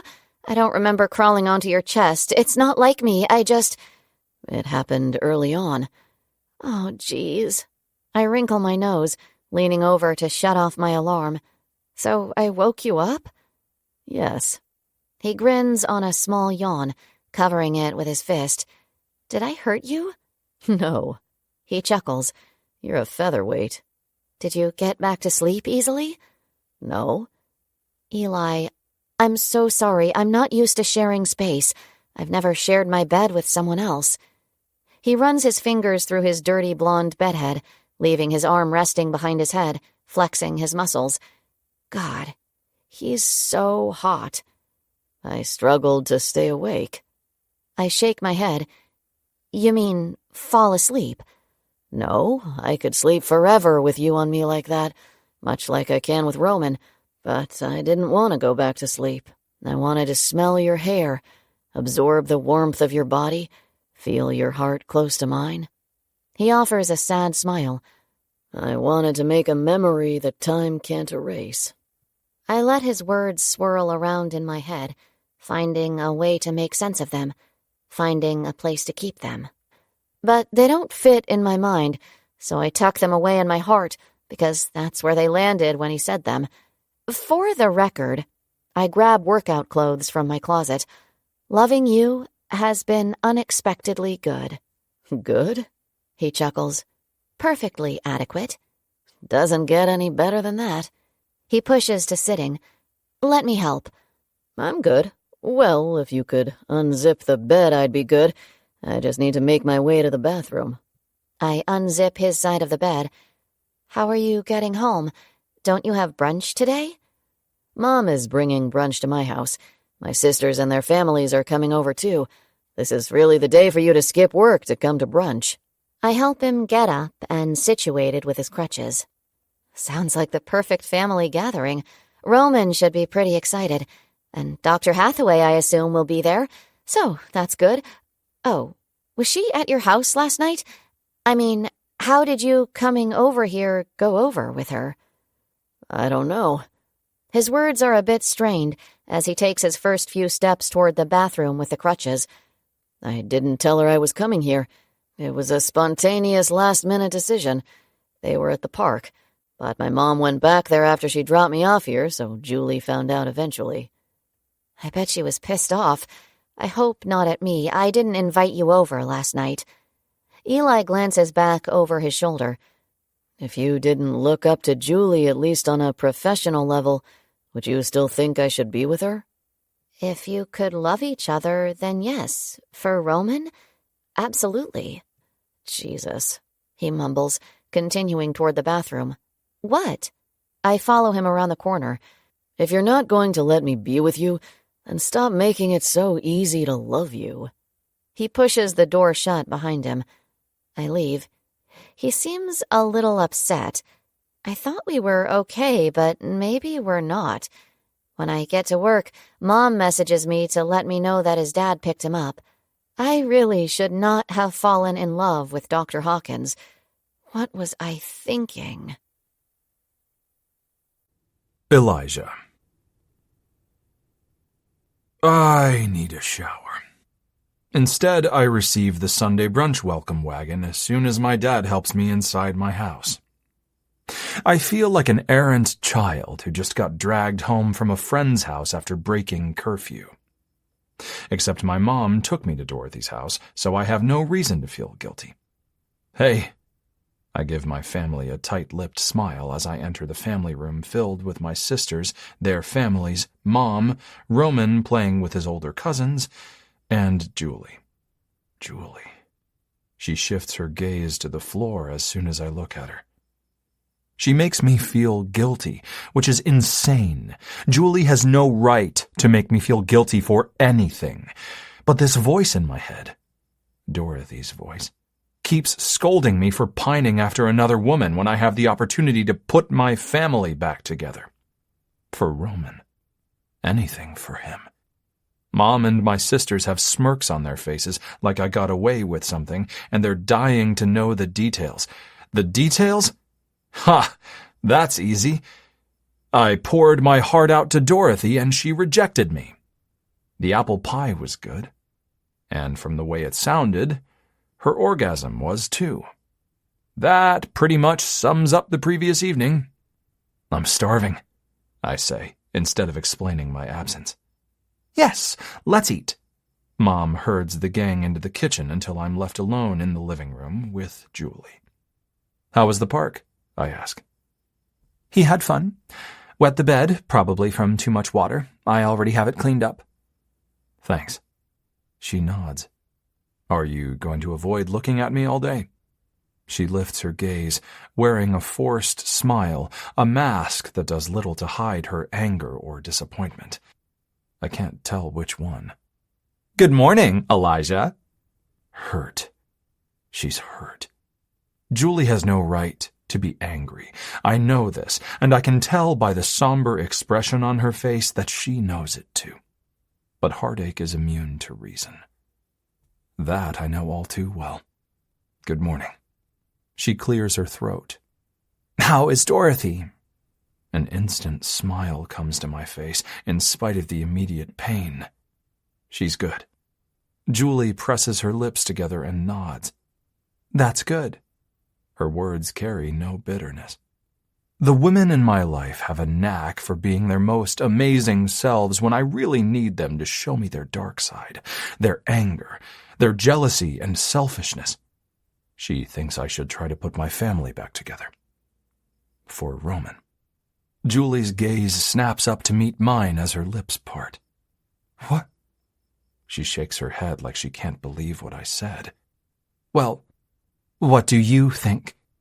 I glance over Julie's shoulder to my family gathered around the kitchen island, filling their plates with food, filling the room with laughter, and filling my heart with memories and reminders of the life I've wanted for so long.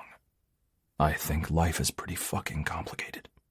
She blinks several times and slides her hands into the front pockets of her faded jeans before tipping her chin toward her chest. It is, she murmurs. It's painful to have everything you ever thought you wanted, yet feel like it's not quite right. Like something's missing. I ease onto the sofa, leaning the crutches against the arm of it. Julie grunts a laugh, keeping her gaze pointed at her feet. Of course, you know exactly how I feel. Except you haven't experienced it from the other side of the equation. The lonely side. She glances up, eyes wide. The lonely side? Oh, Elijah, you are so very wrong. There is no feeling of loneliness that's greater than feeling like nobody understands you. The desolate hell of needing something that makes no sense to the rest of the world, of realizing that if you find the courage to choose yourself, you will be alone. Free, but so very alone. Am I supposed to feel sorry for you? Because No, she interrupts with complete conviction in her voice. I want you, Eli, not your pity, not your sympathy. I just don't want you to think that the confusion, the depression, the feeling like I wanted to crawl out of my skin, out of my life, was some fantastic walk in the park for me. And I'm not blaming anyone but myself, but it wasn't easy. Do you know how many times I contemplated taking my own life? Do you? I flinch, choking on the lump in my throat that grows a little more with every word of her revelation. Julie blinks back her tears. Emotion trips up her words. Because I couldn't figure out what was wrong with me. Why was I so unhappy with my life? Why did this perfect life feel like a goddamn burden? I felt so inadequate as a mother, a doctor, a wife, a person. Do you know what it feels like to feel like a failure as a human being? My jaw clenches as my eyes burn with unshed tears. It's so fucking lonely, she whispers before sucking in a shaky breath and looking at the ceiling like her tears can defy gravity if she just keeps looking upward. You two going to eat with us?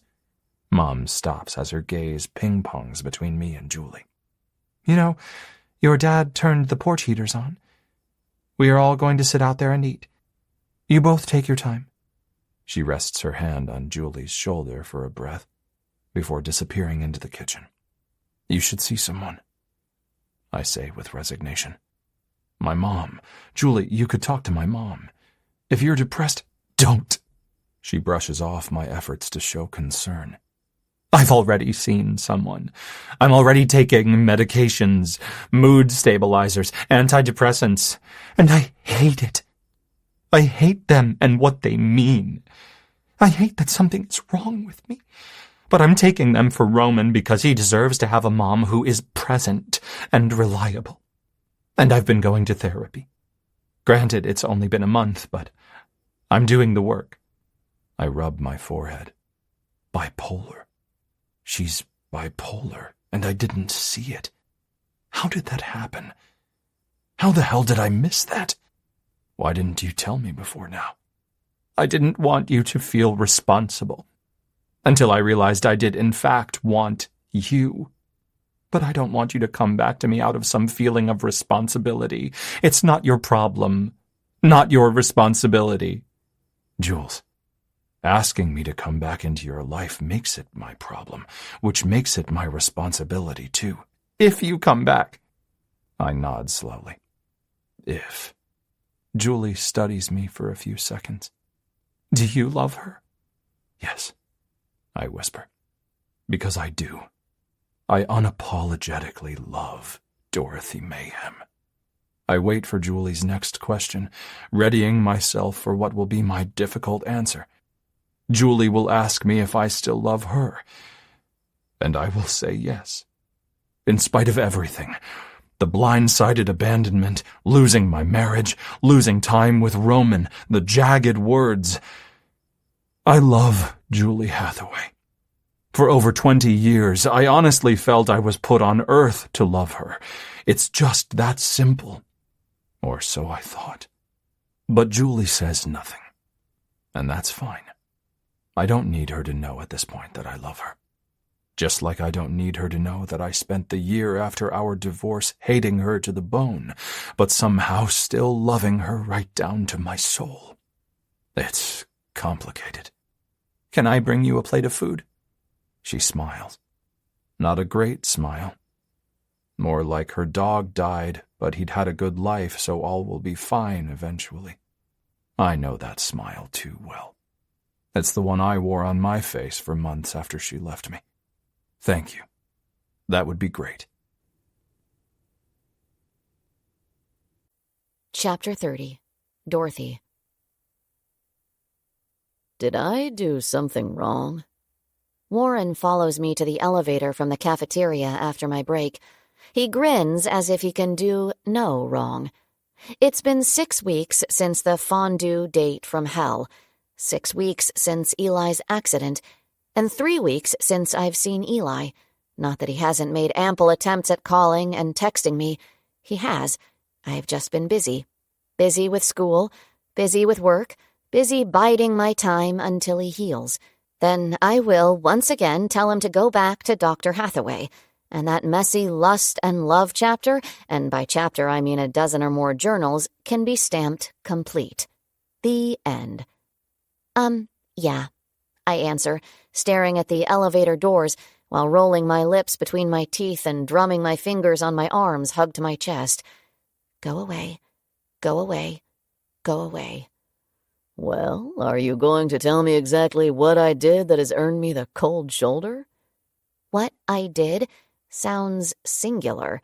I have an entire journal of all the things I find wrong with Warren. Where am I supposed to begin? You took me on a fondue date. He steps close, hovering just behind me. It makes me itchy. I have to be allergic to him. A hookup in the on-call room could put me into anaphylactic shock. You didn't like the fondue, or you had other things in mind that didn't include dinner? He lowers his voice with everything that comes after the word other. I push open the door to the stairs, unable to wait another second for the elevator. Warren follows me. Idiot. Dorothy, come on, just tell me. I hold my coffee in one hand and ball my other hand into a fist as my feet stomp up the stairs. A fondue date is equivalent to unprotected sex with a stranger on a first date. It's gross and just asking for trouble. Yet, that's where you took me. And I only went out with you because the person I was having sex with at the time didn't want me to tell you. So I kept our date to keep from having to explain why I couldn't go on a date with you. And I have more. Just so much more I could say about your deep character flaws and questionable taste in everything from cologne to your brand of shoes. But this year I vowed to be more reticent with my negative opinions. Christ, Mayhem, you are one hell of a ballbuster. And who are you fucking that knows me? No one. I'm not sexually active at the moment. I glance at my watch as it pops up with an activity notification asking me if I'm doing a stair-climbing workout. But who were you with when we went on our date? Not saying. Please shut up before I blurt it out because I can't keep secrets. I pull open the door to the 5th floor. Warren stays on my ass, and I know he doesn't need anything on the 5th floor. But clearly you're no longer together, right? Yes. No. Ugh. He was in an accident, so things are complicated. An accident? Go away, Warren. I double my speed down the hallway, but his legs are so much longer it's useless. The only person I know who has been in an accident is Dr. Hawkins, but that's ridiculous, so why would that be ridiculous? I whip around, glaring up at Warren as he holds his coffee out to the side instead of ramming it into my chest. The cocky grin falls right off his genetically gifted face as his eyes widen, jaw unhinged. No way. There's no way you and Hawkins were... He shakes his head. Well, I clear my throat and take a step backward, diverting my gaze to the nurse passing us on my left. I didn't say it was him. I just asked why it would be so ridiculous. Warren cocks his head to the side. My skin turns red as he studies me. I refuse to look at him, but I know he's visually interrogating me. Holy shit. It's true. You and Hawkins. Nope. I shake my head. At least, not anymore. And that is my biggest fault. I absolutely cannot lie to save my life, or Eli's life, or a small village of starving children halfway around the world. And while I hate lies because I can never see past them, I envy those who can do it so well. I turn and keep walking. Warren doesn't follow me. I think he can't move his legs after my unintended confession leaves him paralyzed with disbelief. Knowing he knows will drive me insane, so I have to confess to Eli that I let it slip. Me. Dr. Warren knows we had sex. I told him we are not having sex now. Hope you're not mad. It takes him less than 10 seconds to respond, probably because he has nothing better to do than sit on his butt all day. Dr. Hawkins. Hi. Do I know you? I feel like you're someone I used to know and call and text a lot with no reply. Let me think. I roll my eyes just as he sends a second text. Dr. Hawkins. Actually, I'm livid that we're not having sex now. Why is that? Squinting my eyes, I dissect his response to sort fact from fiction. He's joking, right? Me. You're in a cast. You had surgery for internal bleeding. You're back with Dr. Hathaway. Dr. Hawkins. I fucking miss you so much I can't breathe. I frown. Me. Okay, I have to work. Take care. Elijah. Why the long face? Julie asks, glancing up from her spot on the floor next to Roman. They're putting an elephant puzzle together on the coffee table next to the sofa. It's been a lazy Sunday afternoon of books and puzzles with football, hot chocolate, and cookies. Julie looks comfortable and completely at home. Her easy smile gives me a glimpse of what our life might have been had we not divorced. Sorry. I recover with an easy smile that mirrors hers. I didn't mean to have a long face. I'm just a little tired. Then take a nap. I shake my head. Tired of living on the sofa. It's not fun. I miss running and working. I miss driving and chasing Roman. I'm sure, babe, but tomorrow is your day. Babe. Yes. Tomorrow I get my cast off. No more crutches. And then what? Look, Daddy. Roman jumps up and down after fitting the last piece into the puzzle. That's amazing, buddy. Good job. He jumps up on the sofa. Julie no longer stops him. She knows I've healed enough to handle his full-body excitement. As Julie climbs up next to us, I give Roman a big kiss. Mommy helped too. Give Mommy a kiss too. My smile fades a bit, but Julie's expression beams with hope. Why? Where was this hope when I wanted it? When I felt like I needed it more than anything? Kiss Mommy. Roman slaps my cheeks, pushing them into fish lips. How about I give Mommy a high five? I hold up my hand. Julie laughs. No, kiss her. Okay, buddy, one kiss. Julie pulls him away from me. What? No, fuck no, not one kiss. She leans, grinning. For Roman, she whispers before pressing her mouth to mine. I don't move. And she doesn't really move her mouth much either, but she also doesn't pull away. It's more than a peck.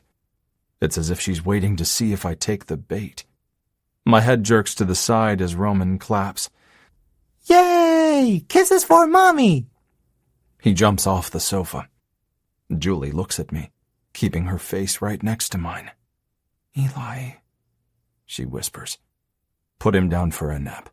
Eli, Jesus, Jules, just do it. She nods slowly. Rejection ghosting across her face. As soon as they reach the top of the stairs, I grab my crutches, tie my right shoe onto one of them, and make my way outside, ordering a cab to pick me up down the street.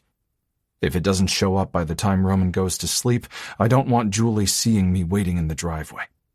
40 minutes later, I'm dropped off at the hospital. My hospital. Dr. Hawkins, good to see you. One of the ER nurses greets me. Thanks, I mumble, making my way to the elevator. When the doors close, I message Dr. Andrews, the pediatric oncologist. Me, you working? Dr. Andrews, hey, leaving soon. You coming back to work soon? Me. I'm on my way up. I need a favor. Dr. Andrews went to school with Dr. Warren. He's single and works a ton of hours, and he'll do what I tell him, so I don't have to deal with colleagues of equal rank refusing to do me this little favor. Dang. Still in the cast, huh?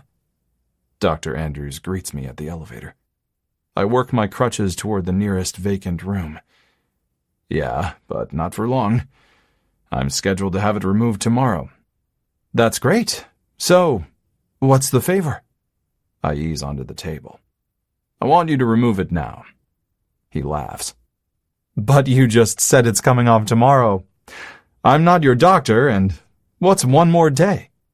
One more day is my sanity. So either you can remove it or I will remove it, but it's coming off now. With little resistance, he grabs his tools and removes my cast. You might still need crutches. I untie my right shoe from the crutch, slip it on, and loosely tie it. Yep, thanks. Bye. I hobble toward the elevator and take it down to my office. Me. Come to my office. Dorothy responds quickly. Can't. Busy. Me. It's not a request. It's an order. Dorothy. You're not my boss. Me. Actually, I do have authority over you, so get your ass to my office. She returns the middle finger emoji. So, I wait. And while I wait, Julie messages me. Just tell me you're okay. I feel bad. In spite of everything she did to me, I still feel bad.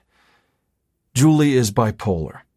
She's trying to put her life back together, and the fact that she wants me in it, well, the timing is just terrible. Me. I'm okay. And that's it. That's all she says to me. Once again, she's making it hard to find myself in this life. She's making it hard to hate her and easy to come back to our life. I'm just not sure if that's still my life. Knock, knock. Come in. Dorothy opens the door. Pink scrubs, gray undershirt, gray Nikes, her hair pulled into a ponytail, and a scowl on her face. You need to promise me right now that I won't get fired for being in your office instead of where I'm supposed to be. I promise. Well, I'm 99% sure she won't get fired. I've been here long enough to have some pull. Dorothy closes the door behind her and takes a seat, looking out the only window in my office, the one that has a great view of downtown Portland. I lift both of my legs onto the desk so she can see that my cast is off. She makes a quick glance in the direction of my legs, then her gaze meets mine. You're better. Good to know. I choose Roman. Go back to your wife. Are we good? Am I dismissed now? No, we're not good. She blows out a long breath. If my grandfather would have chosen his mistress over my grandmother, my mother wouldn't have been conceived. I wouldn't exist. My father wouldn't have found the woman he loves so much. I'm not a believer in fate, but I believe some things just make sense. You and Dr. Hathaway make sense. Giving Roman a home with both of his parents makes sense. We don't make sense. First, I ease out of my chair, limping a bit to make it around the desk so I'm leaning back against it while standing in front of her. We make sense. It's nothing that can be put into words. I just know we make sense because I feel it. Second, you're not my mistress. Julie divorced me, and you never would have been my mistress. I'm not that man. But she wants you back. And for a year after the papers were signed, she could have had me back. But then you walked into my life and changed that. I didn't. Damn it, Dorothy! I slam my hands beside me on the desk, and she startles. You get to decide if you love me, if you want to be with me, but it's not okay for you to make decisions for me and my life. But I lean forward, resting my hands on the arms of her chair. If you love me, then be with me. Her forehead wrinkles as she clenches her teeth, emotion filling her eyes with unshed tears. I don't want to hurt her. I want to love her. I can't find my breath when I imagine her with anyone but me. It has to be me. She has to let me love her. Drawing in a shaky breath, she brushes away a tear before it meets her cheek. You're going to remember me as the person who gave you back your life. That's how I want you to remember me. Years from now, you're going to have a perfect life. A wife. Roman. Maybe even a little brother or sister for him. A dog. Possibly an emu of your own. Or an alpaca. And you'll smile thinking about this moment when patient transporter Dorothy Mayhem insisted you not give up what is most likely your last chance at taking back your life. The perfect life. Can you do that? Can you remember me like that? Don't give up on me. Please. I rest my forehead against hers and close my eyes. Dorothy rests her hands on my cheeks. I'm not. I'm your greatest warrior. I'm your Wonder Woman. I'm fighting for you when you're too stupid and blind to see what's right in front of you. No. I roll my forehead against hers. You don't get it. You're the one who is too stupid to see it. You're the one who will remember us, and you'll see how you made the choice, not me. I grab her face the same way she's holding mine. Look at me. Dorothy forces her watery eyes to meet my gaze. This is your choice. It's always been your choice. Because I made my choice the second I got into the back seat of your car. More tears roll down her face. I choose Roman, she whispers.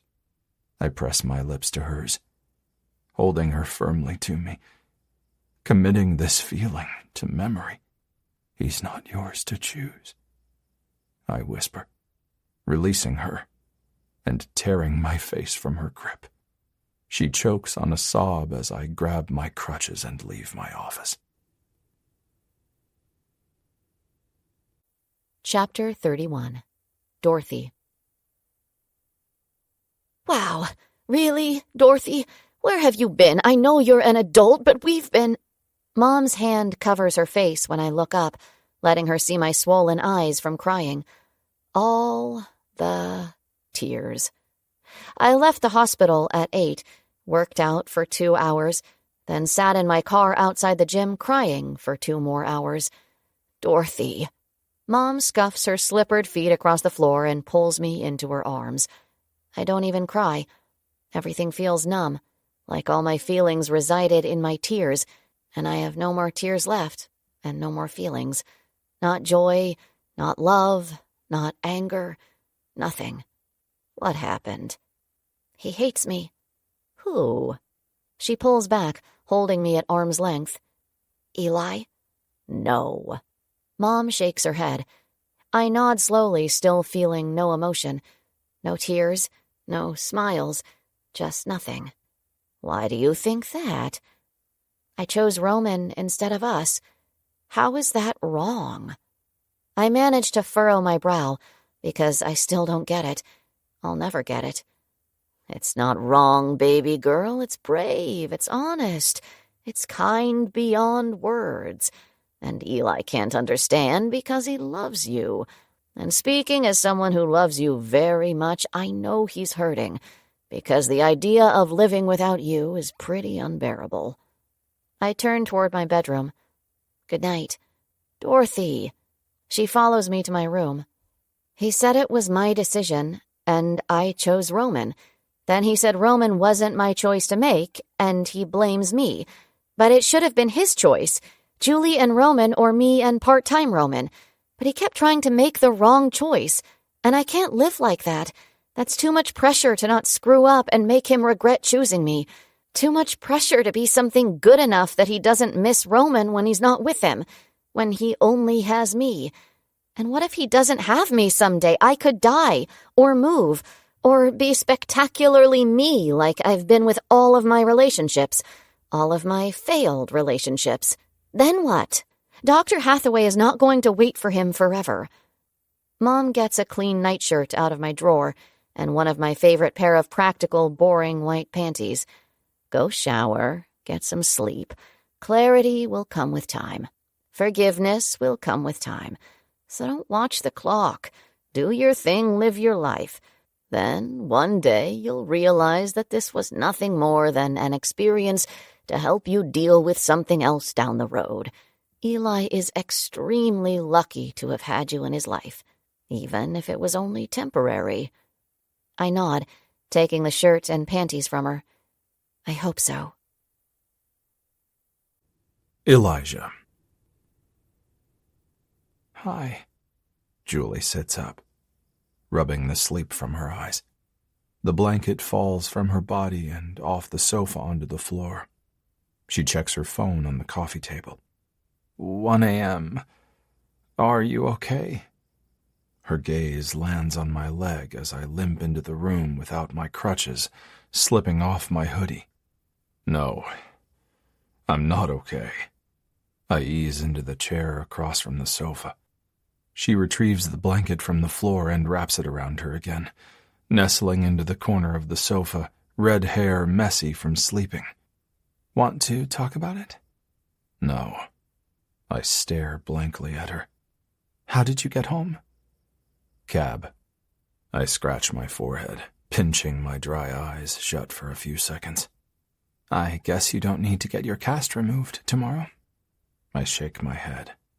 She blows out a slow breath. Have I lost you, Eli? How do I answer that? The answer should be glaringly obvious, right?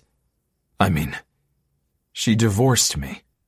How can you say you've lost something you willingly, even eagerly gave away, released, let go? You made me feel like nothing. Less than nothing. I grunt a laugh. I mean, is that even possible? I think so. It wasn't that you just didn't want me. It's that you despised me, and I get it. I finally glance up at her, meeting her anguished expression. You have something going on that's out of your control. But I didn't know that, and neither did you. And that nothingness radiated to every cell in my body, taking over my existence. And for so long, I felt like only you could bring me back to life. I felt like I would never be me again without you. I shake my head slowly. God, I felt like you were this force by which I lived my life. And when you left, it felt like the sun stopped shining. Like I didn't know how to exist in a world that didn't revolve around you. I let you be my everything. So when you left, I had nothing. Except Roman. And for so long, I clung to him for the wrong reasons. He was you. The only piece of you I still had. A tiny sliver of my existence that you couldn't take away. Eli, I'm sorry. Don't be sorry. God, don't apologize for being bipolar. That's fucked up.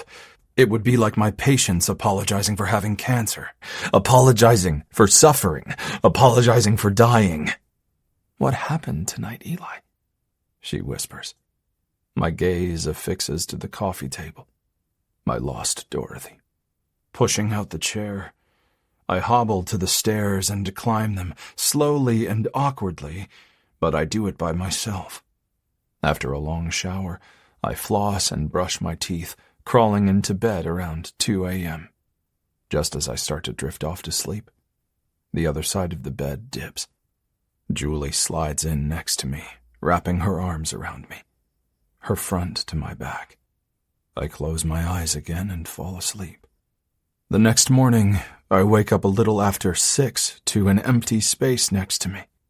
It takes me a few seconds to get my balance when I stand, pulling on a white t-shirt. As I navigate the stairs, the aroma of coffee greets me. Morning. Julie's already showered and dressed for work in a navy pencil skirt and light gray button-down shirt. Her hair is neatly pulled back into a ponytail. Morning. I take a seat at the table. So, we need to make some decisions. Decisions. I kind of hate all decisions at the moment. I don't even want to make a decision on what I'm going to wear today, let alone make any sort of life-changing decision. What decisions? I murmur. She hands me a cup of coffee, brushing her lips along my cheek for a soft kiss. I don't think I want her kissing me, but I did want it for so long. The foreign feeling of not wanting it is messing with my head. Your mom is coming over today.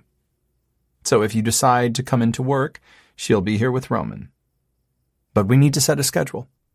My mom is used to watching Roman every other week, so I don't know how she'll feel about watching him full time. She's been used to having lunch with friends on her weeks off or taking short trips with Dad.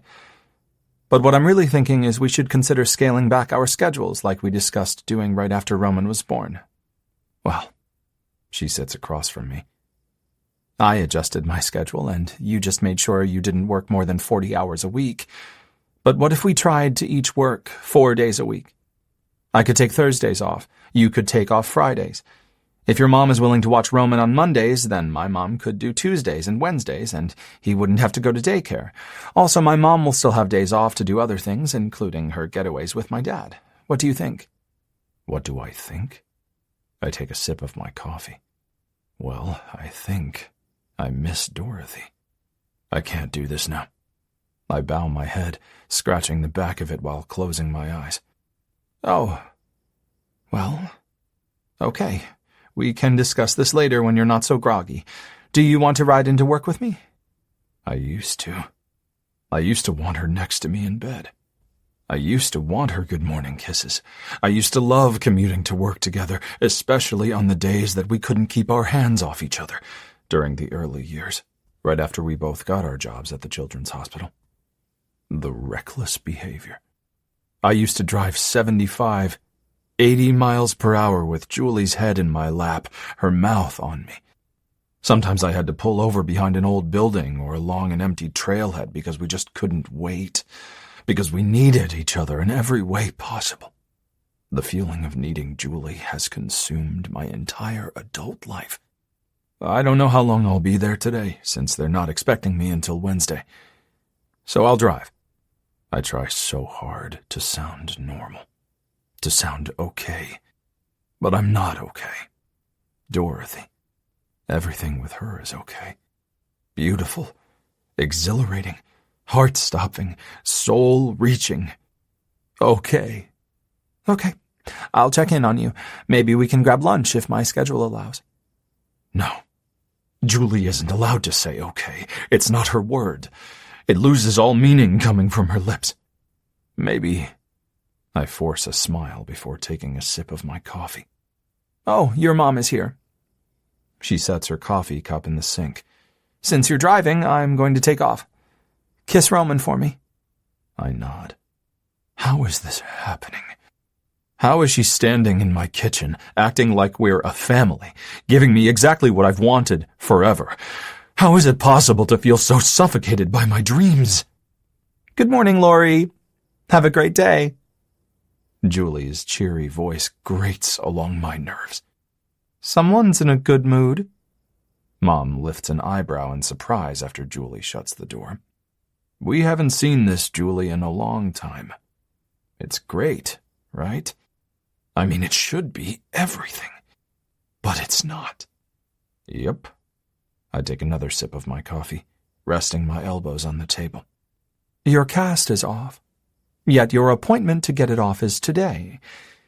Want to talk about it? She takes a seat next to me, setting a glass bottle of green juice on the table and her purse on the floor. Nope. I move my attention from her to the window, not really focusing on anything in particular. That's the problem. Nothing in my life feels in focus. She rests her hand on mine. What do you want, Eli? I grunt. The impossible. She returns a half-hearted laugh. Well, I taught you to reach for the stars. I guess I should feel some pride in your predicament. Can you define the impossible? I rub a hand down my face and blow out a long breath. I want Roman every day. I don't want to miss out on a single thing. And I want Dorothy. And I don't want to hate Julie. And I don't want her to hate me. And if I'm making a wish list, might as well add curing cancer to it. What's your plan B? Allowing a tiny smirk to grace my face, I give her side-eye.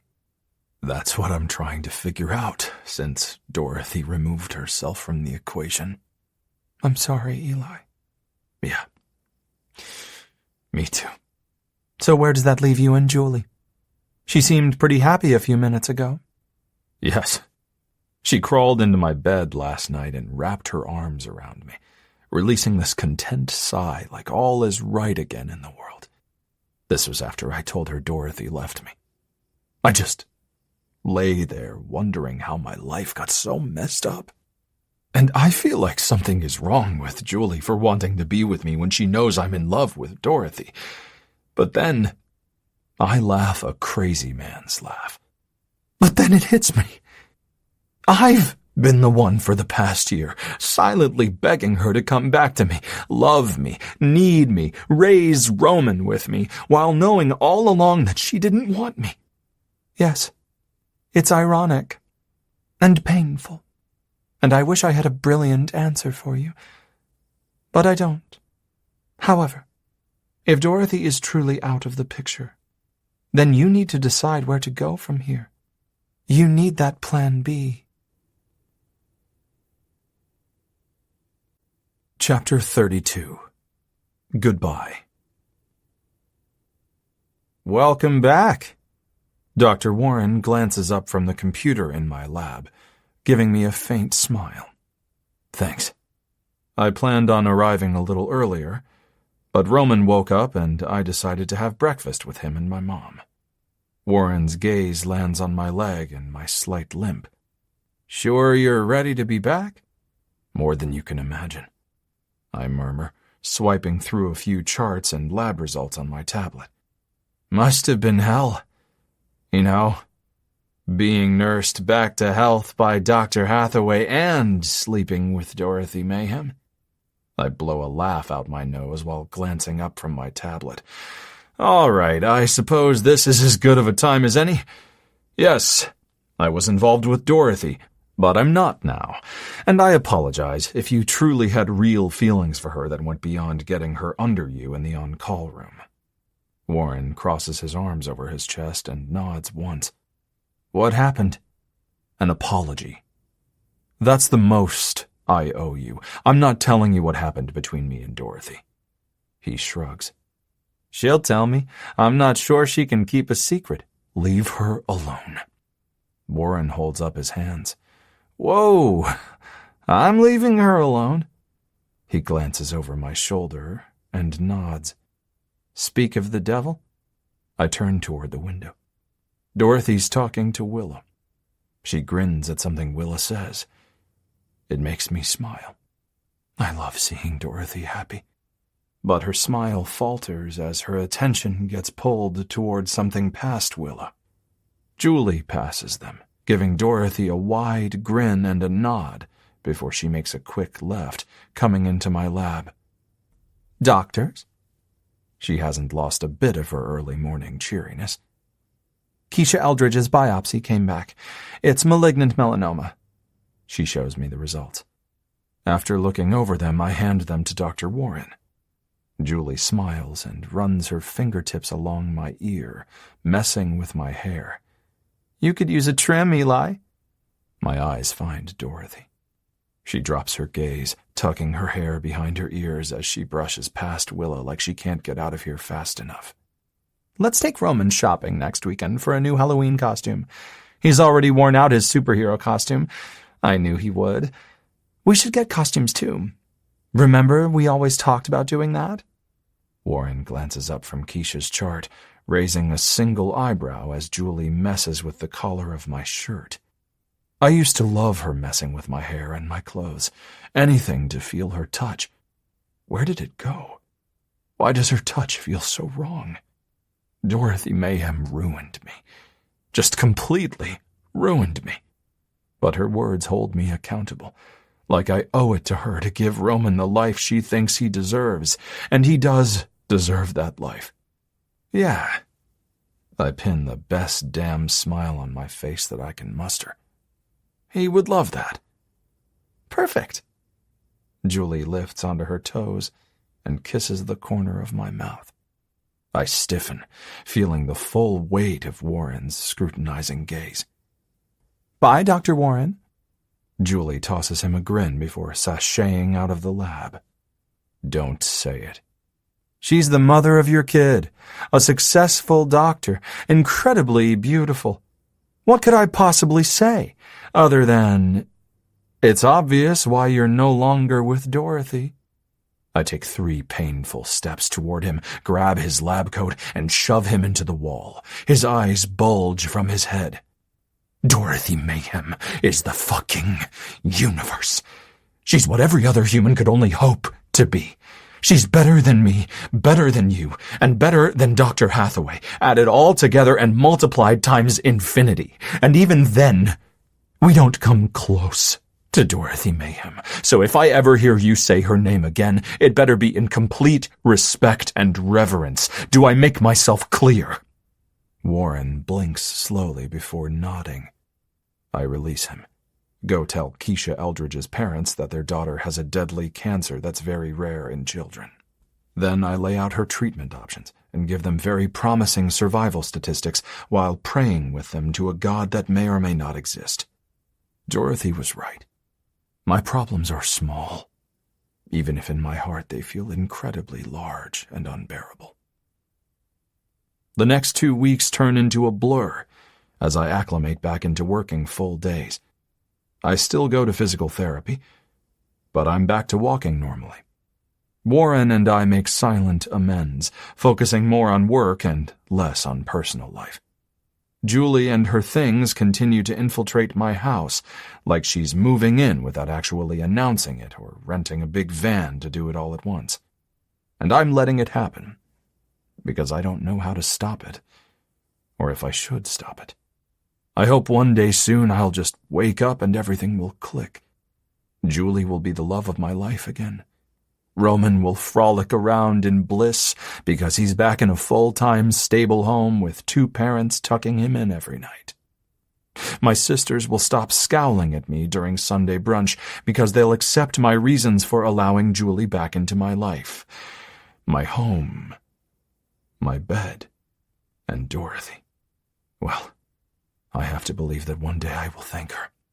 One day I will stop missing her. One day it won't hurt to pass her in the hallway at the hospital. But that day feels unreachable right now. After lunch with my mom, I grab a coffee to cut through the chill in the fall air and wait for the elevator to take me up to my lab. Shit! I glance over my shoulder just as Dorothy rounds the corner, holding out her hot coffee that she's dribbled down the front of her shirt. Before I can say anything, she glances up. From the size of her eyes, it's obvious she wasn't expecting to see me when she turned the corner.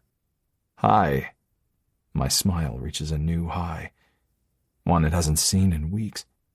It feels good and awful, refreshing and heartbreaking. Gulp. I chuckle. That feels pretty damn good, too. It just happens. I'm not doing it to play the part. I'm not doing it for her. It's for me. The smile, the laugh, the warm sensation of contentment. It's for me. And it's fucking incredible. Even if this moment passes in a blink. For now, I'm just going to keep my eyes open. Did you actually just say gulp? Well... She wipes her hand down the front of her scrub top, making the dripped coffee spread into bigger spots. I, thought it first, then it just came out. You might need a new top. Keeping her chin tipped toward her chest, she continues to mess with the spots. I don't have a matching top.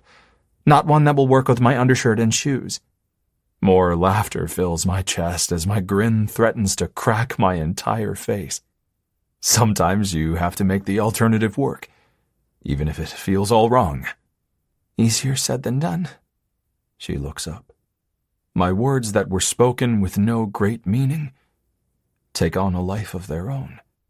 sucking all the oxygen from the space around us, echoing a very grim reality, erasing my smile and silencing my laughter. The elevator doors open. I step aside and let her go first. She pushes the button to the 4th floor, the same floor as my lab. The doors close. I move behind her to hide everything that's etched into my face. I miss you. I love you. I'm living with the alternative. For Roman. And for you. How are you? I whisper.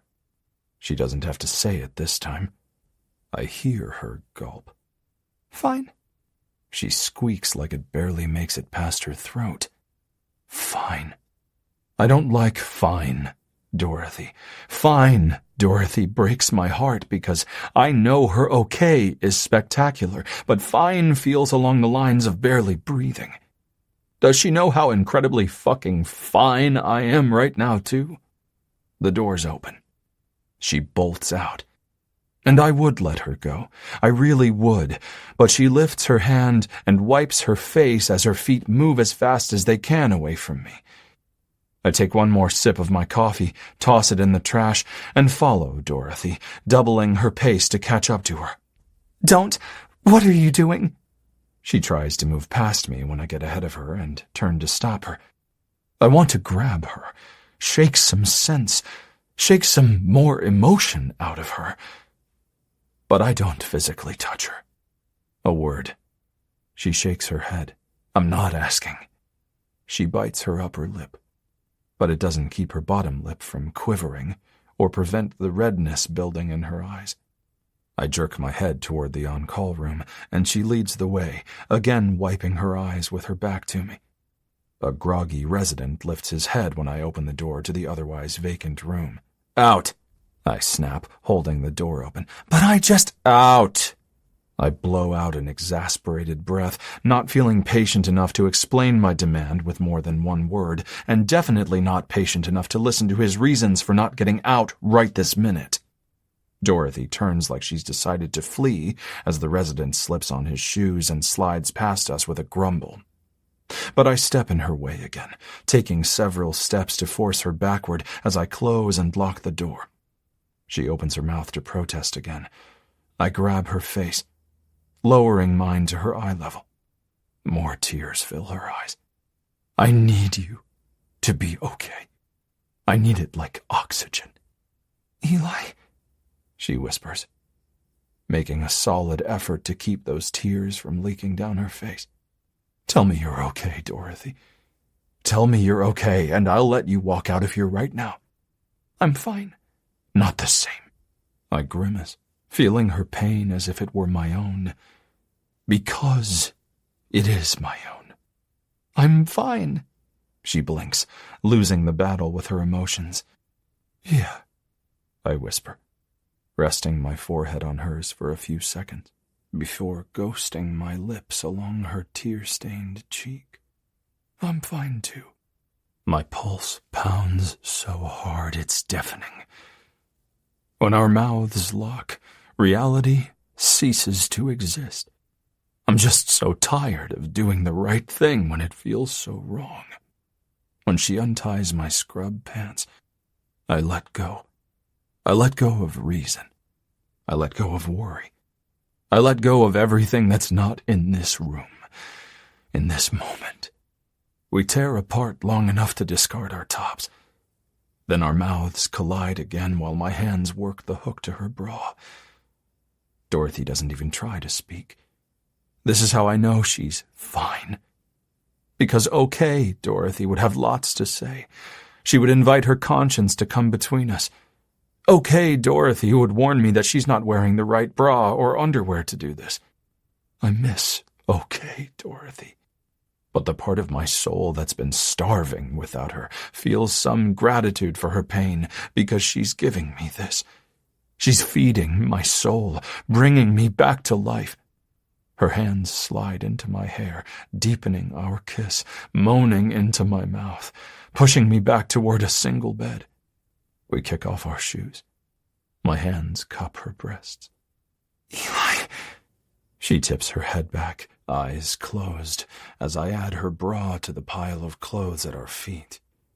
I slide her scrub bottoms and panties off in one smooth motion as my mouth covers one of her breasts. I can't get enough of her. My hands and lips move along her skin, desperate to consume every inch of her. We fall onto the bed, both of us working together to get my bottoms and briefs off. With them still clinging to my right ankle, I settle between her legs, guiding her left knee toward her chest, and push inside of her. Our mouths crash together again. Hungry. Desperate. The perfect union of all that we've held back. The legs of the old metal frame bed scrape along the floor as the springs whine beneath the thin mattress. Dorothy's fingers curl into my backside while I drive into her. I don't want it to end. But the need spurs me on. She spurs me on with her tongue mimicking our rhythm and her back arching off the bed, letting me know she's close.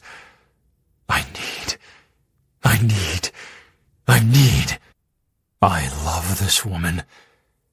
She makes me crazy. All of my senses culminate in her presence. I am the best version of myself with her. I just love this woman. Jesus, she pants, closing her eyes as her head eases to the side, and one of her heels digs into the back of my leg. I press her other leg an inch closer to her chest, like my entire being wants to crawl inside of her, possess her, keep her forever. My neck stretches back, face twisting as I release. My mind and my heart instantly prepare for her to push me away, pull on her clothes in under 30 seconds, and run out on a wave of regret because the only thing that comes close to the size of Dorothy's heart is her conscience. But she does what she's always done best. Shocks the hell out of me. Her eyes flutter open, lips curl into a perfect smile, and she cups the back of my head, like I've done to her so many times. Then she pulls me back down to her for a slow kiss. Our kiss ends when something on the floor makes a vibrating sound. It's one of our phones. Eventually, she whispers, brushing the pad of her thumb along my eyebrow. I squint. Her lips form a faint smile. Eventually I'll be okay, and so will you. A goodbye. This is goodbye. A redo. Because the one in my office was horrible. But nonetheless, it's goodbye. I don't know if saying goodbye to Dorothy Mayhem can ever be anything but horrible. I nod, because all words remain congested in my throat. Chapter 33. The Man in the Yellow Hat. Sex isn't closure. It's not a goodbye. And it doesn't satisfy the heart. It's a false moment of hope, where the body gets its way, while the mind turns a blind eye to reality. My reality? I have a family. Tonight I'm dressed as the man in the yellow hat. Julie is a banana, and Roman is Curious George. Roman wanted us to be superheroes, but Julie fell in love with the monkey theme. I really think she was just pissed off that Roman insisted we be superheroes like Dorothy. Julie gives Roman a real banana as a snack before we head out and fill his belly with candy. I snap a quick picture of our little monkey eating the banana and send it to Dorothy, because I know she'll love it. Me. Not a superhero, but still pretty dang cute. It's the first contact I've made with her since the on-call room weeks ago, other than the occasional quick passing glance at the hospital. I'm not even sure why it's such a knee-jerk reaction to take the photo and send it to her. But it is. Your family is on their way over here. Julie rolls her eyes, peeking around me to see my phone. Jesus, Elijah, she whispers before I can get out of my message screen that has Dorothy's name at the top. I turn toward her, but she's already halfway up the stairs. Hello? Where's George? Mom calls, opening the front door. My parents and sisters make their way into the living room, snapping lots of their own pictures of Roman and then of me. These are the best costumes. My mom beams. Where's Julie? Bedroom? I gesture toward the stairs. I'll go see if she's ready. I take slow steps down the hallway to my bedroom. Our bedroom? Fuck, I have no idea. I close the door and slither my guilty ass to the doorway of the bathroom. Julie glances up in the mirror, eyes wet, lips trapped between her teeth. I'm sorry. How unoriginal. Even with the sincerity in my voice, the words sound empty. What are we doing, Eli? Our gazes meet in the mirror. Because I'm here, going through the motions, trying to put our family back together, and I thought that's what you wanted too. It is. I drop my chin, feeling too much guilt to even look at her any longer. What did I misread? Misunderstand? Because I thought you and Dorothy were over. I've been making meals and doing the laundry. We sleep in the same bed, but you never touch me. And I thought it was because of your injuries, and maybe Dorothy too. I thought maybe you just needed time to let go. But messaging her pictures of Roman is not letting go. I force my gaze back to her, and she doesn't look mad. She looks hurt. She stares at her feet. I get it. I ruined us. I've never expected anything from you. I bore the burden, but you begged me to give us another try, so I thought this was what you wanted. And since I've been taking my meds and doing the counseling, I've realized it's what I want, too. But I can't do this if you're not all in. If you need more time, I'll give it to you. Just ask me. If you don't want this anymore, then just tell me. But please, I beg you. Don't hold me at arm's length, making me look like a fool because you can't decide what it is you want. I take off my yellow hat and run my hand through my hair on a deep sigh. What I want. I want the impossible. Daddy, let's go! Roman tears into the bedroom, ramming into my leg, thankfully my good leg. Julie turns her head and blots her face. Okay, George, let's go. I step out of the doorway. Roman takes my hand and tugs on it as I try to lead him out of the bedroom. Come on, Mommy. He holds out his other hand to her, and she takes it. As the three of us stand here holding hands, Julie and I look up at each other. I want this, I whisper to her. She gives me a quivering smile and nods. Me too. We take our little boy trick-or-treating. I watch him giggle, and it makes me smile. A real smile. Julie plays chase with him between houses, as if our little monkey is going to gobble her up, and it makes me smile. A real smile. When we arrive home, we give him a bath, and more smiles and giggles ensue, and I think, maybe I can do this. Maybe I can find my way back to this life. Maybe Dorothy is right.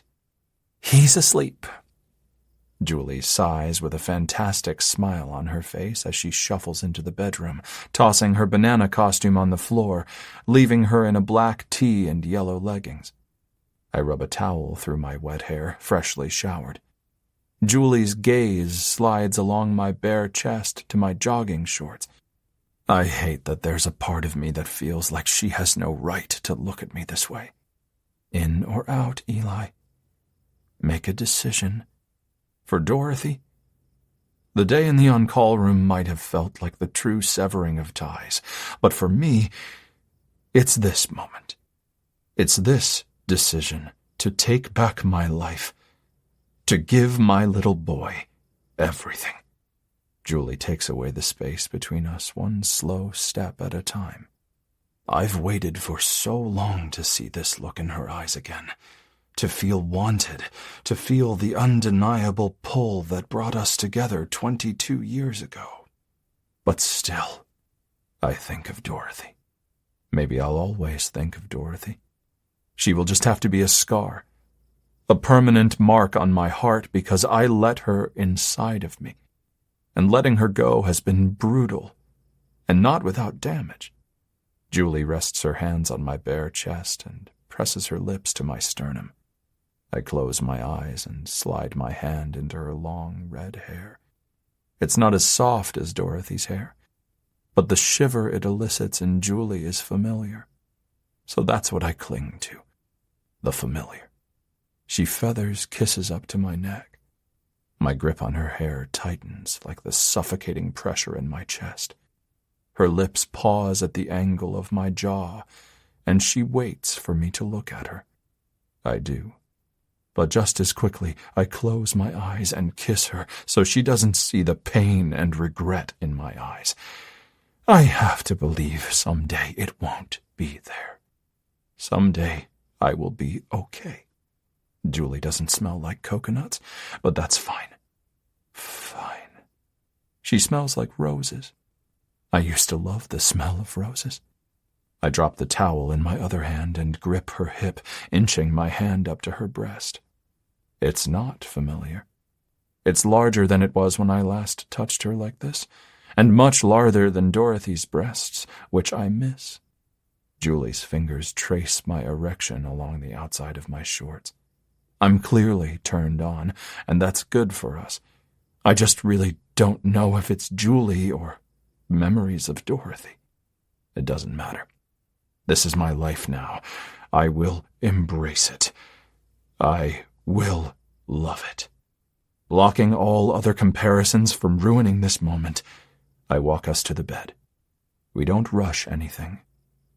Like there's a need to get reacquainted, a need to let our bodies find their old rhythm. Our arms and legs tangle together on the bed as we continue this slow kiss. I remove her shirt and bra. Julie sucks in a deep breath and holds it, eyes filled with apprehension and regret as I stare at her new body.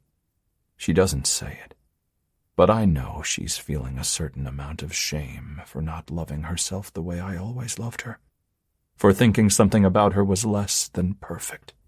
But perfection changes, and so does how we view ourselves, and that's okay. Just as I get ready to say something comforting, we turn our heads toward the door and the sleepy-eyed boy with vomit down the front of his jammies. Oh, buddy. I climb off the bed as Julie quickly covers her chest. My tummy. Yeah, let's get you cleaned up, I say. He cries a little, then heaves, but I don't get out of his way quick enough to keep the vomit from landing on me. Without giving a second thought to what was about to happen before Roman got sick, we clean up the mess and tuck him into bed between us, with a big bowl for any more messes. Chapter 34. Oops, Dorothy. What are you doing? Jesus! I jump at the sound of Dr. Warren's voice. Don't scare me like that. He tosses his lunch wrappers in the garbage. I ate my lunch watching you pace a 6-foot strip for the past 15 minutes. What's up? Nothing is up. I force myself to stand still, shoving my hands into the pockets of my scrub top. 15 minutes. Fuck. My break is up. No, this is a good thing. I need to work. Work is good. I should think about work. Haven't seen you lurking around the lab as much. Does this have anything to do with the reconciled Hawkins-Hathaway duo? Warren tips his chin up, eyeing me with suspicion. Oh, so the rumors are true? They're back together? He lifts an eyebrow. Yeah, he says slowly. Good, that's great, just as it should be. Then the breakup and subsequent 32 journals used to sort out my thoughts weren't all for nothing. It's a silver lining. Silver linings are good. Roman has his parents back together. That is all that matters to me. Sort of. How many cups of coffee have you had today, Mayhem? 1. Why? I stop myself from pacing again. When did I even start pacing again? He chuckles, pressing the button to the elevator. No reason? He's happy, right? Dr. Warren pauses, holding open the elevator doors. Sure. I mean, they've all had gastrointestinal issues or food poisoning, vomiting, diarrhea, shit stuff going on over the past 3 weeks, but I think everyone has recovered. That's good. Just in time for the holidays. He laughs again before stepping onto the elevator. Sure. Wait! The doors close before I can stop them. I need to get back to work. My shaky finger pushes the button. Hi. I look over my shoulder. Hi! I practically choke on that one word as Dr. Hathaway gives me a polite smile. The elevator doors open again, and I rush onto it, which is stupid since she's getting on as well. It's not like I can really run from her. She presses the button to the 6th floor. Fantastic. That's where I'm going as well. How have you been? She asks, and it feels real and kind. Not like she found out I had sex with Eli in the on-call room 5 weeks ago. Not that I'm counting. Fine. I heard you've all been sick. Sorry. Hope it's all good now. Yeah. She shakes her head with a bit of relief. That wasn't a lot of fun. I'm sure not. I reach into my pocket as my phone vibrates. When I pull it out, the other things in my pocket come out as well, dropping to the floor. Crap. I bend down at the same time Julie does. My hand goes for the wad of tissue, because I don't want her to touch my dirty tissues. She grabs a folded-up $10 bill, and the one thing I really should have snatched up before her, but I didn't. We stand at the same time, both of our gazes affixed to the pregnancy test in her hand. My pregnancy test. The one I took in the cafeteria bathroom 25 minutes ago. The doors open and she slips the test into the pocket of her lab coat. Like, what the fuck? That's my test. A word, Dorothy. She steps off the elevator, shoulders back, chin up like the boss bitch she is, making a straight line to her office with my pregnancy test. What is it with the Hawkins-Hathaway duo and their constant need to have a word with me? I was never sent to the principal's office in school, so this is new for me, and it sucks because I'm not prepared for this. If she can give me a day, I'll be ready. Something tells me she's not likely going to grant my request. Close the door, please. I close the door. She stands behind her desk, as any authoritative boss bitch would do, and pulls the test out of the pocket of her lab coat. After wordlessly staring at it for an eternity, she lifts her gaze to mine. Please tell me you have a boyfriend. I shake my head. Her brow wrinkles as she returns her attention to the pregnancy test. When is the last time you spoke with Elijah? On Halloween, he sent me a photo of Roman, but I didn't respond. But not because I didn't think it was a cute picture. Roman is the most adorable little boy I've ever seen. Dr. Hathaway grunts a laugh and nods several times. And when is the last time you had sex with Elijah? It's not her business. I mean, I don't think it's her business. I honestly don't know whose business is whose right now. 5 weeks ago, I say, because I can't lie to her. Her head resumes its slow nod. She would have been a good principal or maybe even a prosecutor. What are your plans? She pins me with a neutral look that makes me squirm. I peed on that stick less than 30 minutes ago. I don't have a plan yet. Are you planning on keeping it? Are you planning on telling him? I shake my head. Of course I'm keeping it. She cringes. I didn't mean to imply that you shouldn't. I simply respect a woman's right to choose.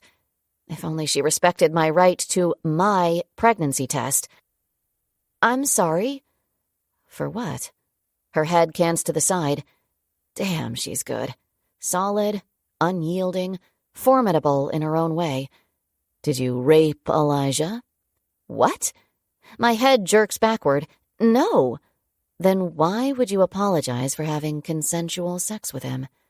Because I gave him back to you, so Roman can have a home with 2 parents who get to see him every day. Because that's the dream.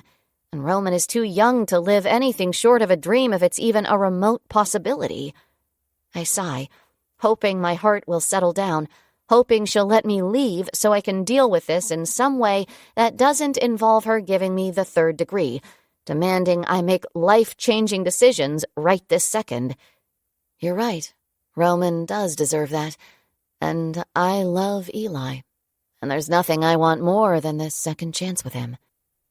I work my teeth into my bottom lip so hard I can taste blood. I'm not taking him away from you, but I have to tell him. You know this, right? And we'll figure something out, but I'm not ready to tell him yet. If you want me to let you know when I'm ready to tell him, I can do that. She turns her back on me and drops her head, cupping a hand on the back of her neck. You can go now. I don't need to be told twice. Elijah. I need to go. I unfold from the chair as my mom stands and makes her usual Friday trip around her desk to give me a hug and kiss. Thanks for lunch. We'll pick Roman up around 5. I'm proud of you for giving Julie another chance. You are a kind man and an incredible father. So just enjoy your weekend alone with Julie. You both need this, especially after a solid 3 weeks of someone being sick in your house. Everyone will be well rested and in a good mood for Thanksgiving next week. I nod. Yeah. Okay then, I'll see you later. I head back to work.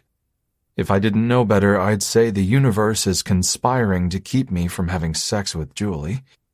And while I still can't get Dorothy out of my mind, I need to make an effort to move forward and show Julie my intentions are real. So now that everyone is finally well, I'm sending Roman to spend the weekend with my parents while I work on my relationship with Julie, while I reconnect with her. God, I hope it falls into place. I hope all the old feelings come rushing back because I can't live a life with her if every damn day my heart beats for another woman. I get home a few minutes before 5, a little surprised that my mom and dad aren't here yet. Hey, I smile at Julie when I walk into the kitchen. Hey. She returns my smile, but it's not quite as big as mine. Rough day? I ask, looking over my shoulder as I wash my hands. She sips a glass of red wine and shrugs. You could say that. My gaze makes a quick sweep of her body, covered by the same clothes she wore to work, fitted black pants and a soft pink blouse showing a bit of cleavage. Her hair is done, and her lips are covered in red. You look like $1,000,000. I mean it. And I feel a sense of accomplishment for saying it without tripping over any guilt. Thank you. Julie stares at her wine glass, swirling it a bit while I pour myself a glass of it. I love you, Elijah. She keeps her chin tipped to her chest. I know. I lean against the counter next to her, brushing a strand of hair away from her eye, coaxing her to look at me again. Over the past few weeks, while muddling through a mess of sickness, I felt every breath of her love. The way she cared for me and Roman when she wasn't feeling well herself. I witnessed the woman I fell in love with so many years ago. A world of vulnerability resides in her eyes and the deep lines along her forehead as she forces a smile. I'm in. Even if it's a long shot at best, I'm in. I brush my hand down her arm. What do you mean? I mean I want a life with you. The one I took away, I want it back. I know I don't deserve it, but I want it. You, me, Roman. There's nothing I want more, so I'll fight for us until I get my family back. Or, she blinks, averting her gaze to the side, until you tell me the fight is over. Jules. I brush my knuckles along her cheek, and she leans into my touch. The fight is over. We're fine. Fine. I inwardly scold myself for saying it. Even if it means nothing to her, it still means something to me. It means we're not okay yet. But I want to get there, I do. It's not. It's only just begun. She takes a step back and holds out her other hand. It's a pregnancy test, And it's positive. She's pregnant. And we both know it's not mine, so it's his. The man who left her to go back to his family. A million thoughts race through my mind. Does he know? Will he come back to her? But she still wants me. She still wants me and Roman. Tears fill her eyes. Jules, everything will be fine. We'll figure this out. I take her glass of wine. She shouldn't be drinking wine. She wipes her eyes before the tears escape, shaking her head slowly. You don't even sound surprised. You knew. She told you. I squint. How could I have possibly known you're pregnant with another man's baby? And who is she? What are you talking about? Oh my God, Julie whispers, covering her mouth with her hand. The tears win over and break free in a blink. You thought She shakes her head. I was pregnant with his baby, and you were just fine with it? Julie laughs. The crazy kind. The painful kind. The kind of laugh that scares me. I reach for her, my natural instinct to comfort her and protect her, but she takes another step away. Only you, Eli. Only you love like that. Like what? So completely, she whispers on a sob. So unconditionally. You always do the right thing, even if it kills you. Jules, there's no right or wrong here. I'm just saying I support you no matter what you decide. But I don't think you should decide this without him. If I were in his shoes, I wouldn't want that. Jesus Christ. She puts her hand on her head and fists her hair, continuing to shake it like this is a reality she's not ready to face. After a few seconds of her doing something between a sob and that crazy woman's laugh, she grabs my hand, places the pregnancy test in it, and closes my fingers around it. Her painful smile fades into an expressionless face, drenched in tears, makeup smeared around her eyes. It's not my pregnancy test. I'm not the one who's pregnant. She lifts onto her toes and presses a kiss to my cheek before grabbing her purse, slipping her feet into her shoes, and walking out the front door. I open my hand and stare at the positive test. What just happened? It feels like someone just rammed a truck into my brain. Her words are there, echoing over and over. I hear them. Julie's not pregnant. It's not her test. Dorothy? No, Julie wouldn't have her test. It makes no sense. Yet it's the only explanation that makes any sense at this point. Dorothy's pregnant with my baby. Chapter 35. Guacamole for the win. Dorothy. Orville got stuck in Gemma's dog door again, Dad says, rolling his eyes after the waitress takes our order. I convinced them to meet me for late-night Mexican. Guacamole and chips makes everything better, even positive pregnancy tests. So, what's up? You have exciting news for us? Mom takes a sip of her huge margarita. Early job offer, new boyfriend, promotion at work? Nope. I take a sip of my water. Just pregnant. Mom chokes on her drink. Dad doesn't move. Not a single blink. It's okay. You don't have to say anything. There is not much to say. Mom clears the rest of her drink from her throat. Not much to say? Dorothy, you're pregnant? Well, do you not get what that means? The waitress brings our guacamole and chips. I dig right in. Yes, Mom, I'm well aware of how babies are made, the developmental process, and the 18-plus year commitment. But I already took the test. I already had my initial meltdown, followed by Dr. Hathaway stealing my pregnancy test and 9 hours of denial. Wait, what? Mom reaches across the table to grab my hand, stopping me from taking a bite of my chip, so I retell the whole saga. Then we eat in silence because I know they have no idea what to say or do at the moment. That makes 3 of us. But I have roughly 35 weeks to plan everything out. It's no secret that I had no intentions of ever having children. Adopting, maybe, but not this. And yet, here I am, knocked up by Dr. Hawkins. Don't wait to tell him. Mom finally speaks as Dad pays the bill. If Julie hasn't already told him. No, trust me, she didn't tell him. I honestly think she's hoping I don't tell him. I mean, she has him back. Now here I am threatening to disrupt all of that, but not really. He can be as involved as he wants to be or not at all. I don't need him financially, and I'll figure it out. Right? And by right, I 100% mean you guys have my back, right? Of course. Mom scoots out of the booth after Dad. But tell him, Dorothy, and tell him soon. I will. I just found out today. I haven't even confirmed it with a doctor, and I could sneeze and miscarry. Disrupting everyone with a 911 pregnancy alert isn't called for at almost 10 o'clock on a Friday. But my nose wrinkles.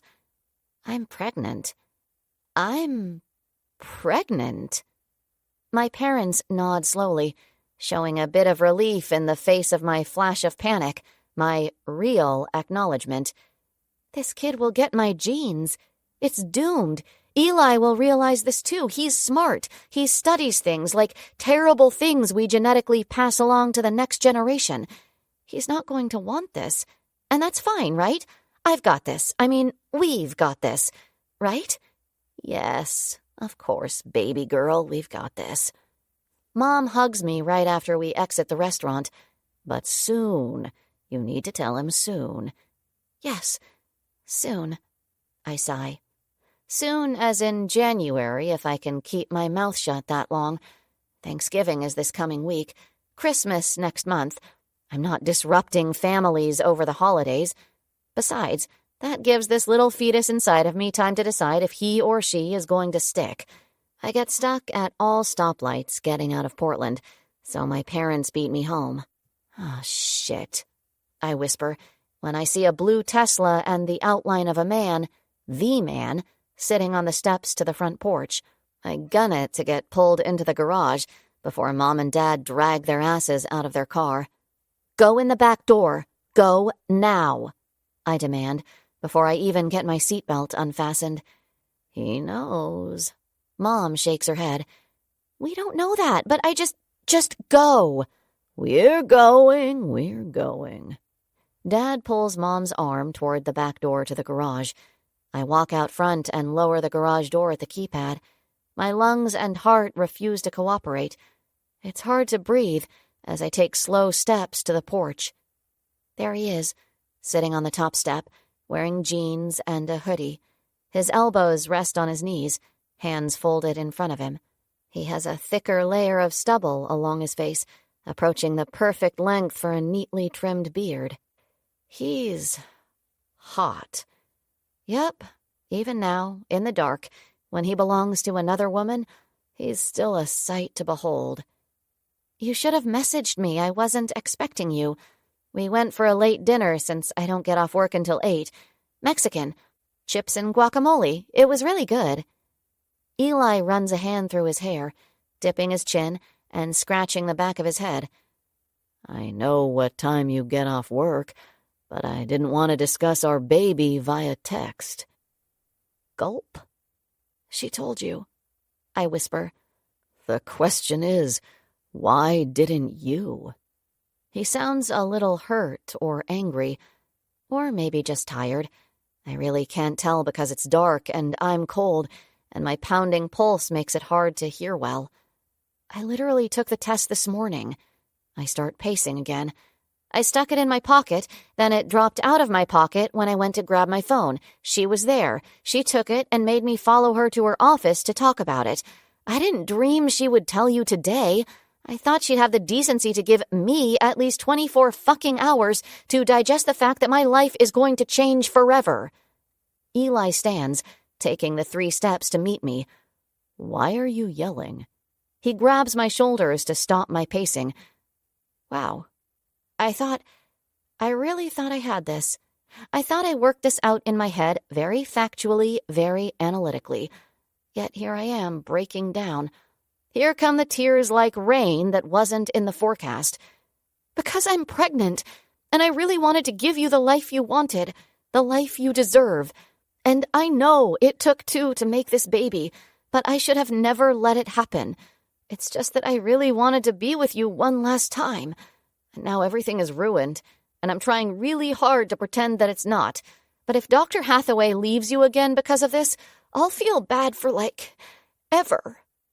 I cover my face with my hands and hold in the sobs, but they shake my body anyway. Eli wraps me in his arms. Oh my God, Dorothy. You're not even close to hitting the truth about what this means. He presses his lips to the top of my head. I wipe my face, sniffling as I look up at him. The moonlight illuminates his face, and right now I want to be selfish, but I can't. I won't. You just got your family back. Don't let this ruin that. Promise me you won't do anything stupid. He rubs my cheeks with his thumbs, drying my tears and pushing away the hairs stuck to my cheeks. Define stupid. A grin pulls at his lips. Stupid is thinking that I can't do this by myself. I can. And my parents are here. This baby will be loved and well cared for. Stupid is thinking I need you more than they do. Dorothy Mayhem, stupid is thinking that I don't need you. Stupid is thinking this baby is anything short of the best damn miracle I've experienced since Julie told me she was pregnant with Roman. Stupid is thinking I'm letting you make any more decisions for me. Eli's grip on my face intensifies as he leans down to force me to look him in the eye. The only thing that's been ruined is me. You ruined me the day you walked into my life, wearing those outrageous red Nikes. You ruined me for Julie and all other women. I'm the expensive vase you broke while shopping. I'm no good for anybody. I'm yours. You are stuck with me. So pick up the fucking pieces and deal with it because I'm not going anywhere. But Roman, he releases me. No, no, no, no! Brushing past me, he walks a good 20 feet down my driveway, pulling at his hair. Roman is perfect, he yells, as if he's trying to wake up everyone in a 5-mile radius. He's happy, he's loved, he's well-adjusted, and he adores Dorothy Mayhem! Eli cups his hands around his mouth and tips his head back like an animal howling at the moon. Everybody loves Dorothy Mayhem because she's the very best human that ever existed, and she's having my baby. I am the luckiest man alive! Dropping his hands from his face, he marches back toward me. I can't even begin to explain how completely embarrassed I am right now. I choose you, Dorothy. I chose you then, even when you didn't choose me. I choose you now. I'll choose you tomorrow. But for the love of God, woman. He drops to his knees at my feet, literally resting his forehead on my tennis shoes, hands gripping my calves. Would you please choose me?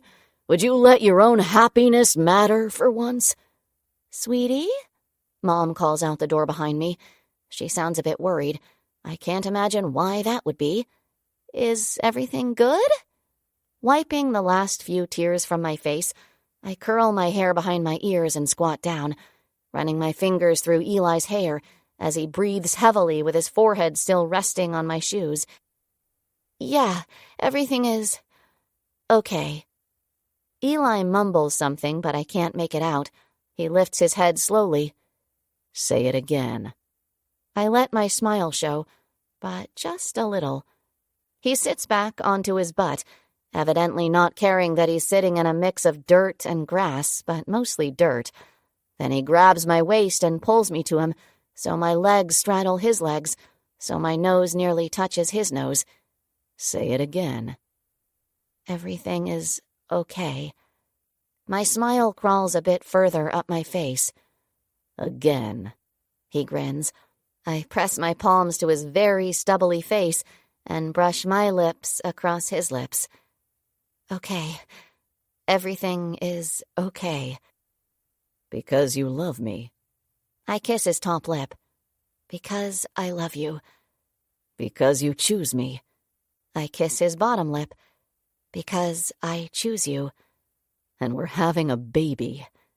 I nod, kissing his nose, his cheeks, his forehead. And we're having a baby. Chapter 36. Elijah. Oh my God! Grimacing, I crack open one eye. My back hurts. I'm on my stomach. Rarely do I sleep on my stomach. Must be why my back hurts. A pillow lands on my ass. My bare ass. Kelly stares at me, wide-eyed, with her hand over her mouth. And she starts to mumble behind that hand. I was going to do a load of laundry for Dorothy, and I thought I'd wash the blanket that was tossed onto her bed, but I had no idea you were under the blanket. Oh my God! Why would she completely cover up a naked sleeping man and then just go to work without saying anything? I squint, opening my other eye and rolling onto my back, keeping the pillow over my midsection. We're talking about Dorothy. Clearly your guess is as good as mine. We were zipped into her bed. And then we started doing certain activities that required more freedom to move about the bed and the floor. Yeah, I'm pretty sure we were on the floor at some point. My mind is a little fuzzy because I don't think I got more than 2 hours of sleep. I have no clue when Dorothy even got up or how she's functioning on so little sleep. Thank you for loving my baby girl. She hugs a wad of dirty clothes to her chest. I rub my eyes before lacing my fingers behind my head, meeting Kelly's huge grin and bright eyes. Julie's mom never thanked me for loving her daughter. I return the smile. It's truly a pleasure.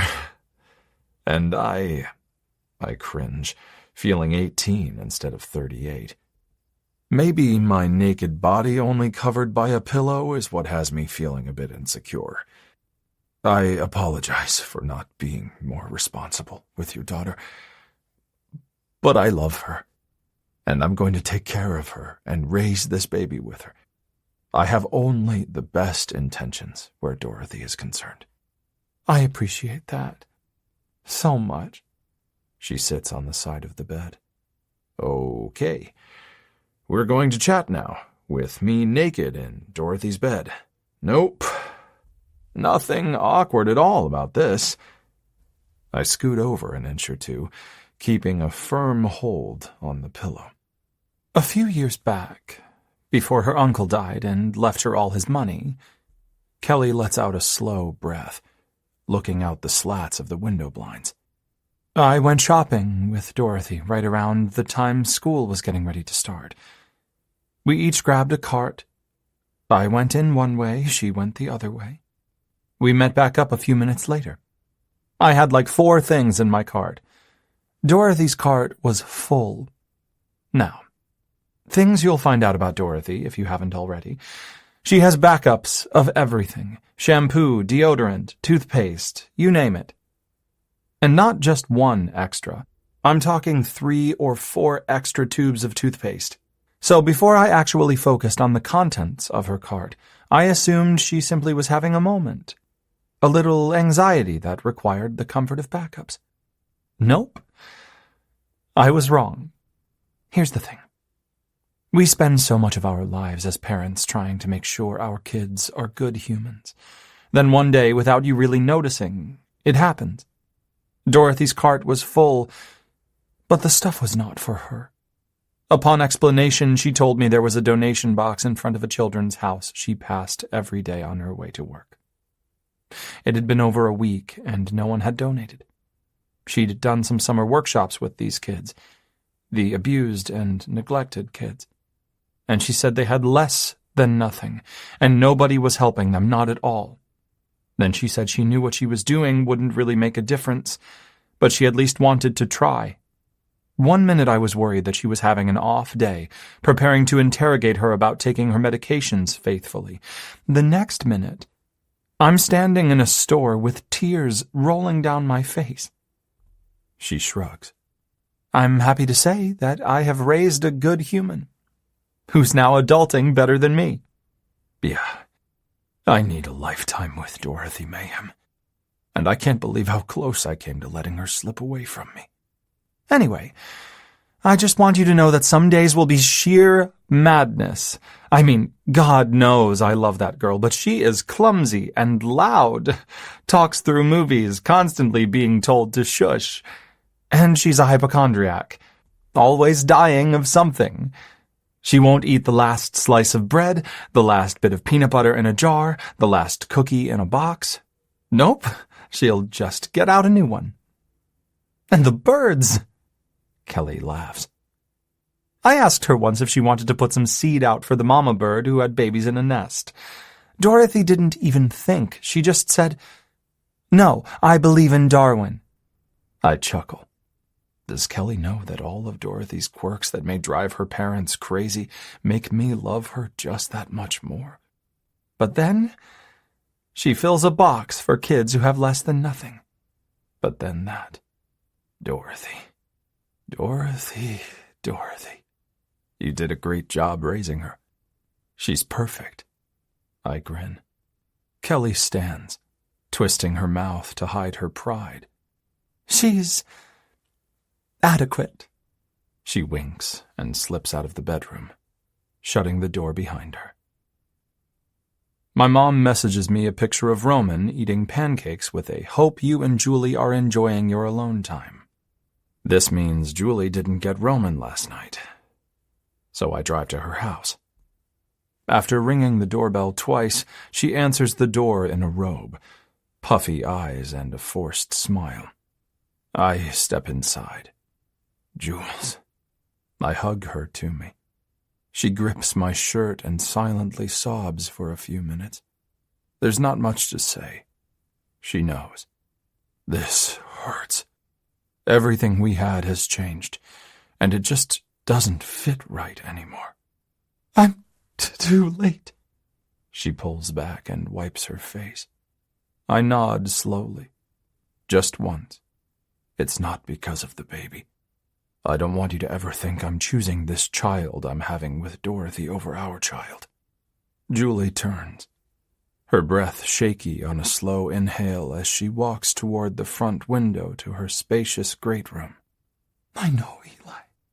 I want us to be okay, Jules. Maybe not today.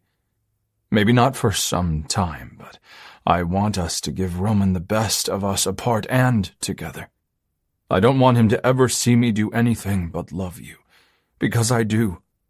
I love you with a part of myself that will always belong only to you. She turns, blinking more silent tears that she quickly wipes from her face as she shrugs. So that's what we do. We give him everything. Me, you, us, and the woman who idolizes me. Jesus, Jules. I shake my head and allow myself to return the same tiny grin she has on her own face. Are you going to lord this over me forever? She laughs. It's still partially a sob, but I can tell she's trying so hard to make this right. Yes, you'll get her love, but I'll get her respect. My eyebrows shoot up my forehead. You think she doesn't respect me? Well, Julie straightens her robe like she would straighten her lab coat, shoulders back, chin up. I'm sure there's some respect there, but I don't think she could ever think of you as a boss bitch. I have a million comebacks, starting with the fact that I'm pretty sure men can't be boss bitches, but I don't give her anything more than my silence and an easy nod. She's hurting. I know this because I recognize the false confidence. I've lived it for the past year. Letting go of your first love is pretty fucking painful. And as much as people might think she let go of me last year, she didn't. Not really. This is her truly letting go. This is me letting go. Eli, as more tears fill her eyes, I fight my own emotions, and she sees it. This time she hugs me. This time she comforts me. We hold each other for so long, I'm not sure what time of day it is. It's a silent goodbye. It's painful. It's exactly what it should be. Because we've been each other's world, each other's everything for so long. I spent a lifetime with this woman. Now I kiss her on the cheek one last time as I release her, turn, and walk out the door. To spend a lifetime with Dorothy Mayhem. Epilogue. New Neighbors. 7-ish months later. I'm a whale. A whale in a gown. A whale with a hat. How do you like that? Are you ghostwriting for Dr. Seuss? I asked Dorothy, the mother of my child. A girl, we were told. My superhero. My exercise buddy. My almost everything. Except Roman. Oh, and she's not my wife. Nope. No marriage for Dorothy Mayhem. Just as well. It would be a crime to change that awesome name first. I adjust her graduation gown before kissing her coconut-flavored lips while holding Violet Riley Mayhem Hawkins in my hands as she kicks inside her mom's belly. Yes, I'm getting ready to live a life of Riley and mayhem. Does this gown make me look fat? Dorothy continues, frowning. Nurse Mayhem, I've had about enough of you insulting the woman I love. Can you give it a break? Put a smile on your face. And go plant your sexy booty in that chair to get your diploma. Think you'll actually stick with this one? Her dad smirks, referring to her many degrees. Dorothy shrugs. I don't know. I'm kind of getting sick of the hospital scene. I laugh to lighten the mood. Her parents, they don't laugh because they know she's not joking. I know it too, but this woman has my baby inside of her. I don't give a shit whether or not she gets an actual job as a nurse. My Dorothy wanders through life. And as long as she always makes it back to me, I don't care if she spends an eternity in college, getting 20 different degrees, or pushing patients around a hospital, or gleaning every night of the week. Dorothy, I will clap for you. Roman hugs her legs, and she bends down to hug him back. My son loves her, maybe more than me. She's worthy of that kind of love. She's just fucking perfection. Thanks, Romeo. Kisses for Violet. He presses his hands to her belly and kisses his baby sister. I'm going to cry. Kelly wipes her eyes. Please don't, Mom. I'm puffy everywhere else. Can you not make me cry with your sappiness? It's happiness, not sappiness. Kelly rolls her eyes at Dorothy. We're going to take Roman to find seats. I love you. She hugs her daughter. Dorothy makes her usual awkward attempt to hug her mom back, but Violet has complicated things. As if that's even possible with a Dorothy Mayhem hug. Come on, Dorothy. One of her classmates calls, passing Dorothy to get seated in the auditorium. You good? She grins at me. I'm okay. I glance at my watch. I'm going to watch from here so I can close my standing ring before you. Jerk. She frowns, pivoting to head into the auditorium. I grab her gown, giving it a tug to stop her. Then I wrap my arms around her, resting my chin on her shoulder, my hands over hers on her belly. "Dorothy Mayhem," I whisper. "I am so proud of you. You are the universe. Unequivocally the kindest human I have ever known. Thank you for choosing me. This lifetime. With me. I love you." Her head tips back against mine. "I think I love you too." "Okay." I kiss her cheek one last time before letting her go. 3 days later, I take my Dorothy to the hospital at 3 in the morning when her contractions get too close for comfort. Only, we don't make it there. "Now, Eli!" She shoots me a wide-eyed glance 10 minutes from the hospital. Her hand slides up her skirt. "Eli!" She closes her eyes, holding her breath. "I feel the head! Eli!" "Okay, babe. We've got this. No big deal."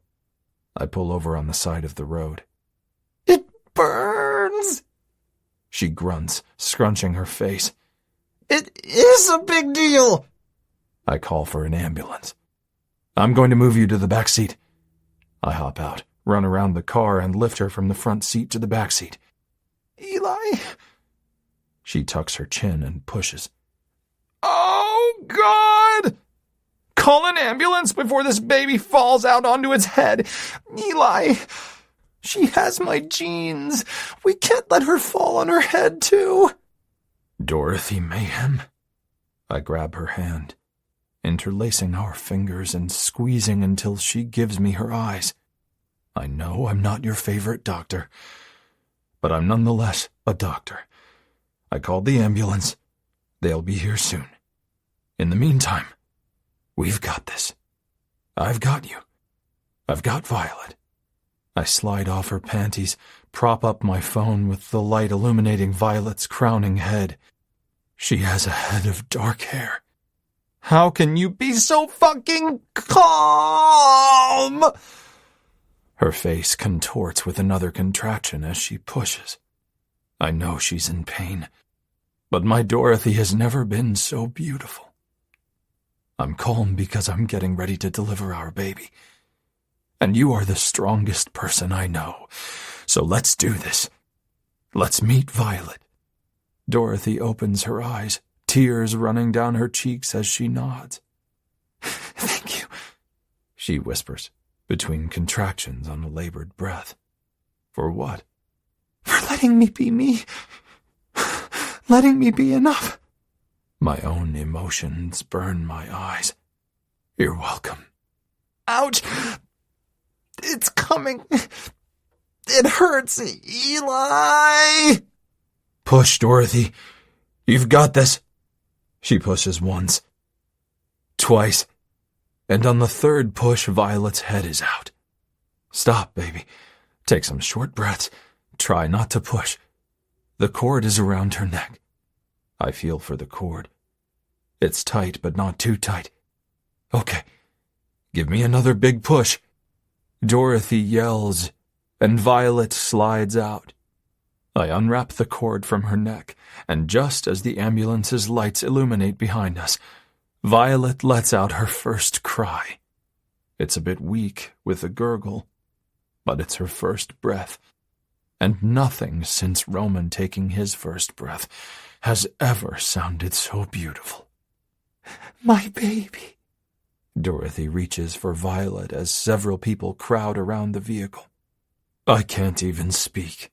I'm so fucking over the moon as I hand Dorothy our daughter. It's funny how a year can change your world. And it's amazing how a single breath can take a life, give a life, and sometimes save a life. She is my breath of life. Dorothy, 3 weeks later. We brought Violet home from the hospital 2 days after Eli delivered her in the back of my Q5, I really should have gotten the Q7. Home. Well, it's his house off Skyline Drive, and our weekend home is 45 minutes away, with a huge yard, a trampoline, and 2 emus. Gemma travels back and forth with us, and my parents spend more time sitting together on the sofa with me not there as much. I'm a homebody, a creature of habit. I like the familiar, and Eli respects that. He honors every little quirky thing about my personality. My need for space, my need for expressing my emotions in emojis and sorting them in piles and piles of brightly colored journals. Julie is coming over. Eli frowns as he comes down the stairs from putting Violet down for a nap. He sets the monitor on the coffee table. She's just dropping off Roman. What's the long face about? I ask. We have a great relationship with Dr. Hathaway, and all the guilt I thought I'd feel over Eli giving up having Roman full-time was for nothing. Roman is a thriving young boy, because all of us have worked hard to make sure he feels an abundance of love and sense of family. She's moving. He shakes his head. We agreed we wouldn't do this until Roman is older. It's not a written agreement, but we both voiced it. I heard she was offered a job in New York. New York? Dorothy? That's too far. That's too many trips. He's supposed to start preschool this fall. How can she do this? How can she uproot him like this? There's no way it's going to work with every other week. He runs his hands through his messy, and yes, sexy hair. I feel his anxiety, even if I don't know what to say. Is he going to ask me to move to New York too, so we're close to Roman? The idea evokes a nauseating anxiety, because I know I'll say yes. It will kill me to leave my parents, my emus, my comfort zone, but I'll do it. I'll do it for Roman. And Eli knows this. He knows my love for Roman is as great as my love for Violet. I don't see Roman as anything less than my own child, my buddy, my little superhero, my Romeo. So, we go. Yep, here I go, avoiding conflict at all cost. We move to New York. My patience, babe. This isn't just about Julie, Roman, you, Violet, our families. It's about my patience.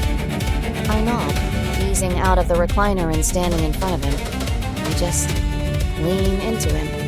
It's my way of offering a hug. Eli wraps his arms around me. Of course you'd say this. I love you so fucking much, Dorothy Mayhem. The doorbell rings, and before Eli can answer it, Roman opens the door and runs inside. Shh. Eli preemptively shushes him as he picks him up for a big hug. Violet is sleeping. How are you, buddy? He buries his face in Roman's neck and kisses him over and over. Daddy? He giggles. Dr. Hathaway, yeah, she'll always be Dr. Hathaway boss bitch to me, walks in behind Roman and grins at the display of father-son affection. Go play quietly in your room while I talk to Mommy. No, listen, Daddy, we have a surprise. Eli holds his finger to his mouth to remind Roman to keep his voice down. We have a surprise, Roman repeats on a whisper, cupping his hands at his mouth. God, I love this kid. Dr. Hathaway chuckles.